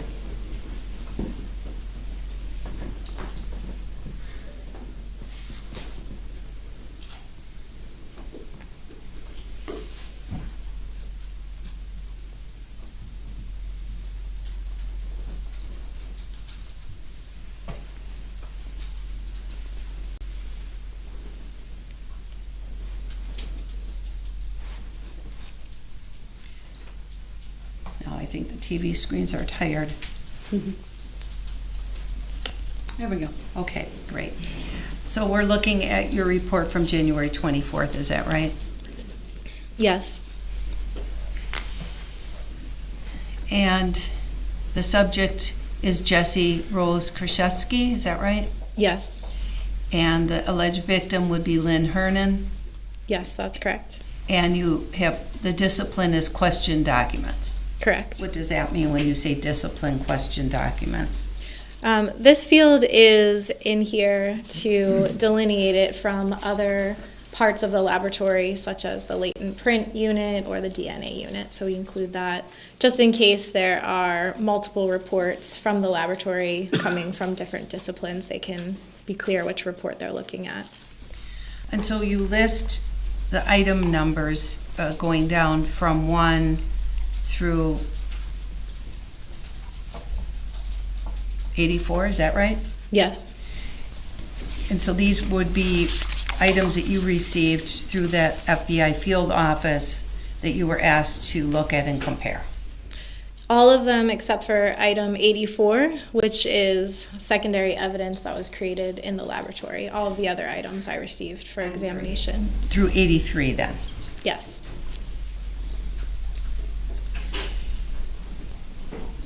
And some of the items were known handwriting samples, is that right? Yes. So what does that mean when you have a known handwriting sample? So these are samples of writing that are submitted to me as having been either witnessed, admitted, or in some other way verified to have been written by a specific individual. So for example, item 46 that I see on the screen, 4 pages containing handwriting submitted as known writing of Jessy. You had some documents that were given to you that were known to be her writing. That's correct. And same for item 45, is that right? Yes. And it looks like any number of pages and items, 44 all the way down, looking up to 34, these are all known handwriting of Jessy, is that right? Yes, there's quite a few there. Quite a few. You also have known writing of Lynn Hernan, is that true? Yes, that's correct. And that would be item 9, item 10, item 11, item 12, is that right? Item 9, there was a portion of item 10 and 11 attributed to Lynn Hernan, and then all of item 12 was Lynn's writing as well. And item 9 were 4 greeting cards, is that right? Yes, that's right. Okay, this exhibit can come down for the moment.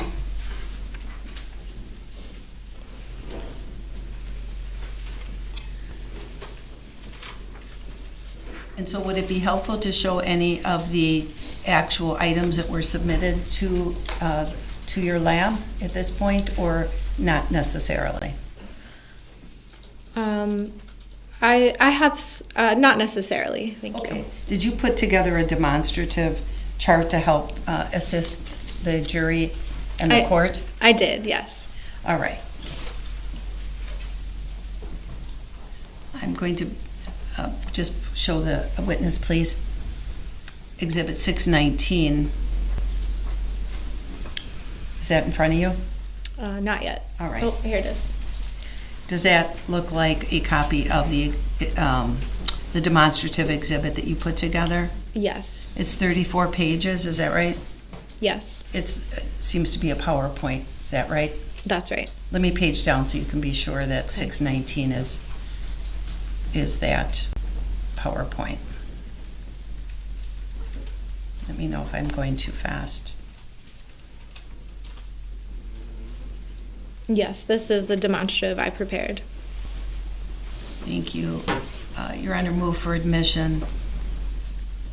No objection. Exhibit 619 is received. Are you seeking permission to publish? Asking for permission to publish. Granted. Now, if I put this on the screen, will you just tell me when you want to switch pages? Yes, I will. Thank I'll you. control it from this end. Okay. All right. So this first page, or this first slide, looks like you identified the case. Is that right? That's right.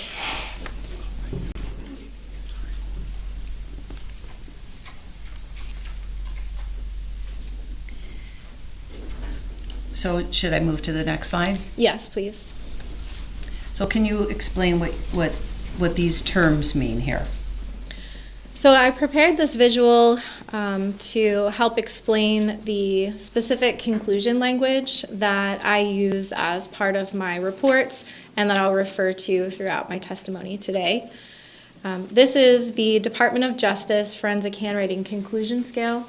So the FBI is one of the entities within the Department of Justice, so we're required to utilize the language that they have approved. So I just wanted to take the opportunity to introduce this language to the court. I'd like you to explain it. Sure. It's a good time to explain it, going, I think, wherever you want to start, but Okay. explain what the terms mean. Yes, so as I mentioned, a forensic handwriting examination is focused on trying to identify or eliminate a writer. So on the far left and right, you'll see the language that we use for those conclusions. On the left-hand side, in the red colored box, the language I use for eliminating somebody is called a source exclusion. And then on the other hand, the far right-hand side, to identify an individual writer, we call that a source identification, just to be clear on the language. Right in the middle, the gray box that you see is an inconclusive. There are times, given limitations with the evidence that we receive, that I am not able to give a conclusion of identification, source identification, or source exclusion because of a number of things: a lack of comparability, limitations with the quality of the evidence I received, and numerous others. So I can provide a conclusion of inconclusive. But in between inconclusive and a source identification, for example, is what we call a qualified opinion. So the language that I use in this instance is called a support for common source. There's some evidence to suggest that this may have been the writer, but there are limitations that I cannot reach a source identification. Similarly, if I have a conclusion of support for different sources, that's a qualified opinion saying there's evidence to suggest this may not be the same writer, but there are limitations where I cannot exclude them. So this is the chart, the pictorial representation I'll use to refer to my conclusions going forward. Okay, so when we're looking to the right, that is leaning towards looking at a piece of writing and saying that it could be written by that person. And if you're looking towards the left, it's leaning more towards probably not written by the person. Yes. Is that fair? Yes, that's fair. Okay, so I've just moved ahead to the next slide. It says example of question check. Can you explain what this is all about? This is one of the images that I received of the question checks that were submitted for examination. I wanted to use this just as an example to walk you through the handwriting examination that I did. This check was identified as item 49, and I placed the red box on this picture to draw your attention to the portion of the writing that I would like to go through and describe how I did my handwriting comparison. Next slide, please. So the format of this slide is very similar to what you'll see going forward. On the top portion of the slide, you'll see labeled there, item 49, questioned writing. So this is a portion of writing that was in dispute. And I'm going to keep this portion of the writing the same throughout the next few slides. On the bottom, we're going to start by looking at samples of writing from Lynn Hernan. I'm using... 1 minute, when you say that, you mean known writing? Yes. The Okay. bottom portion is known writing from Lynn Hernan in this case. I'm also using red arrows throughout to refer to my comparison with Lynn because there are other people that I'll compare with, so I'm just trying to keep things simple with colors. So on this slide, just beginning through that process, as I mentioned, I'm looking for class characteristics and distinguishing characteristics. First, in the questioned writing. So on the top part, in the questioned writing in the name Jessy, the red arrow pointing to the formation of that letter J. That formation was interesting to me, the way it was formed, and I wanted to see if the known writing of Lynn had similarly formed J formations. So you'll see on the bottom part of the slide in the word just, another red arrow indicating that I did in fact find a similar formation in Lynn's writing. So this is consistent, or what I would call a similarity between the questioned writing and Lynn's known writing. Next slide, please. So moving on into the name Jessy, again in the questioned writing, the formation of the Y in that name drew my attention. The formation of that is deviating quite a bit from the way that we learn to write. And so again, I'm looking for that specific distinguishing characteristic in Lynn's handwriting. Now in the bottom portion of the slide, in the last line, in Lynn's known writing, in the word you, I found a similarly shaped Y formation as well. So again, I noted this was a similarity in the handwriting characteristics. Next slide, please. Thank you. Now, in the question document at the top, the lowercase k, almost all the way to the end of the last name there, the formation of that lowercase k drew my attention. It's quite skilled and ornate. The way that it's formed, again, is somewhat deviating from the way that we're normally taught to write the K formations. And when I examined Lynn's known writing, I found a similarly shaped K in the word no in that last line of the known writing that's depicted here. And again, noted that was a similarity with Lynn's known writing. Next slide, please. Thank you. Now again, referring to the questioned writing at the top in that second line, the D in the word dollars, the way that that is formed as well as the slant of that letter deviated again from the way that we're taught to write. Notice especially on the bottom portion of that D where the circular part and the portion of the line that comes down towards the baseline, there's quite a bit of separation. The formation, the slant, and that particular deviation of the retrace towards the baseline is similar in a sample of Lynn's known writing, as I have depicted here on the bottom in the word day. We'll move to the next slide. Yes. Now you've got a lot of arrows.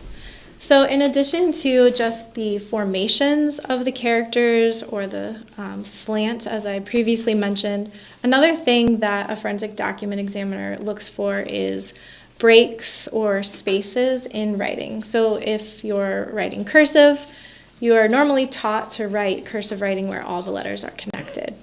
Whereas in hand printing, you don't connect the letters. So depending on if we're looking at hand printing or cursive, breaks or connections are significant.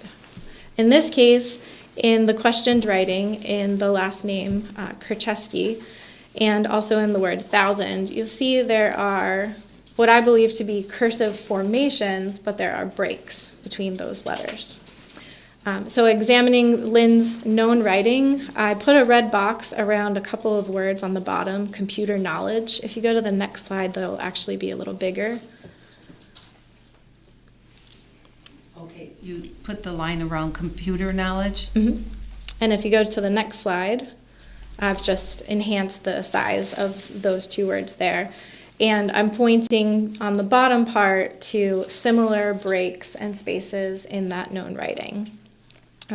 So this was kind of interesting. I thought that those characters looked mostly cursive, but they are broken and not connected from what I can see. And similarly in Lynn's known writing, she tends to do that same type of characteristic as well. Next slide, please. So considering those characteristics that I demonstrated as well as others, my opinion is that Lynn Hernan may have prepared the questioned writing on item 49, and so my opinion was a support for common source for Lynn for that writing.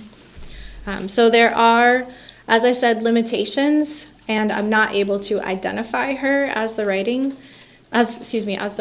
And in this case, the limitation primarily was that these checks were low resolution images. So the ability to see details about how the letters are formed or connected sometimes is limited. I also didn't have a lot of writing from Lynn, and so there were some characteristics that I couldn't account for.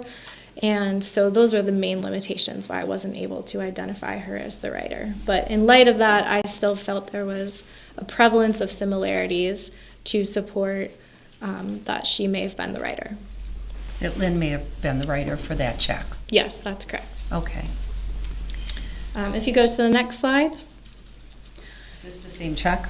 So this is the same check, and now you'll notice that the arrows are blue. In this case, the writing that you see on the bottom is the known writing that was provided to me from Jessy Kurczewski.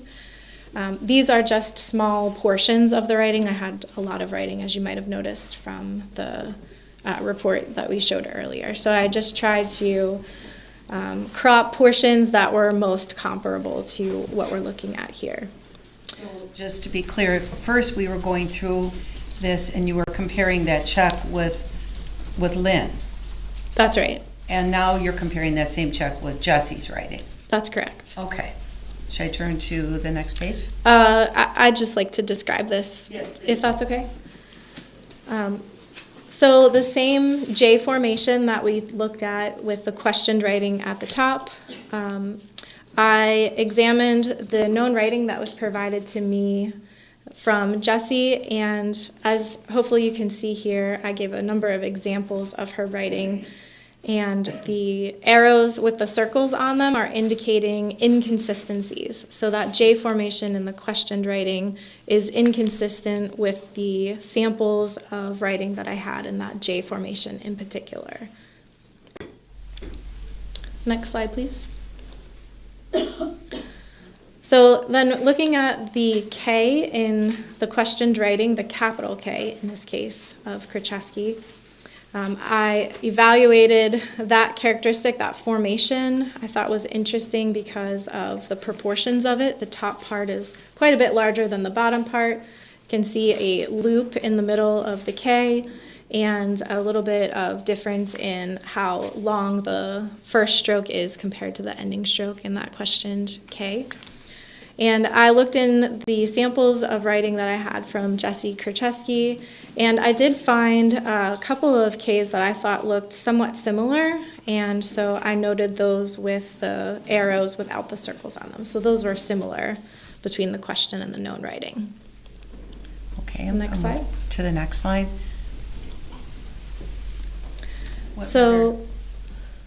So here I'm pointing to the E in the questioned writing in the last name Kurczewski.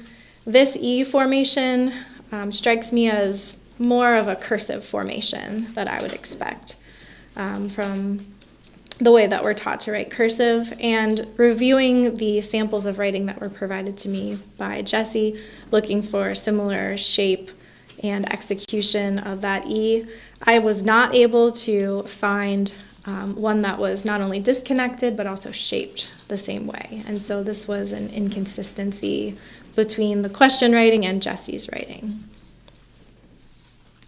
Okay, next slide. So the lowercase k in the questioned writing, again, we looked at that earlier. Again, let's take a look at the examples of the lowercase k's from Jessy's writing. And I felt that those were inconsistent. The formations of those are not the same. And I pointed out a couple examples of that. Okay. Okay, next slide. And then moving on to the second line of writing in the question document, the cursive T at the beginning of the word to in the questioned writing.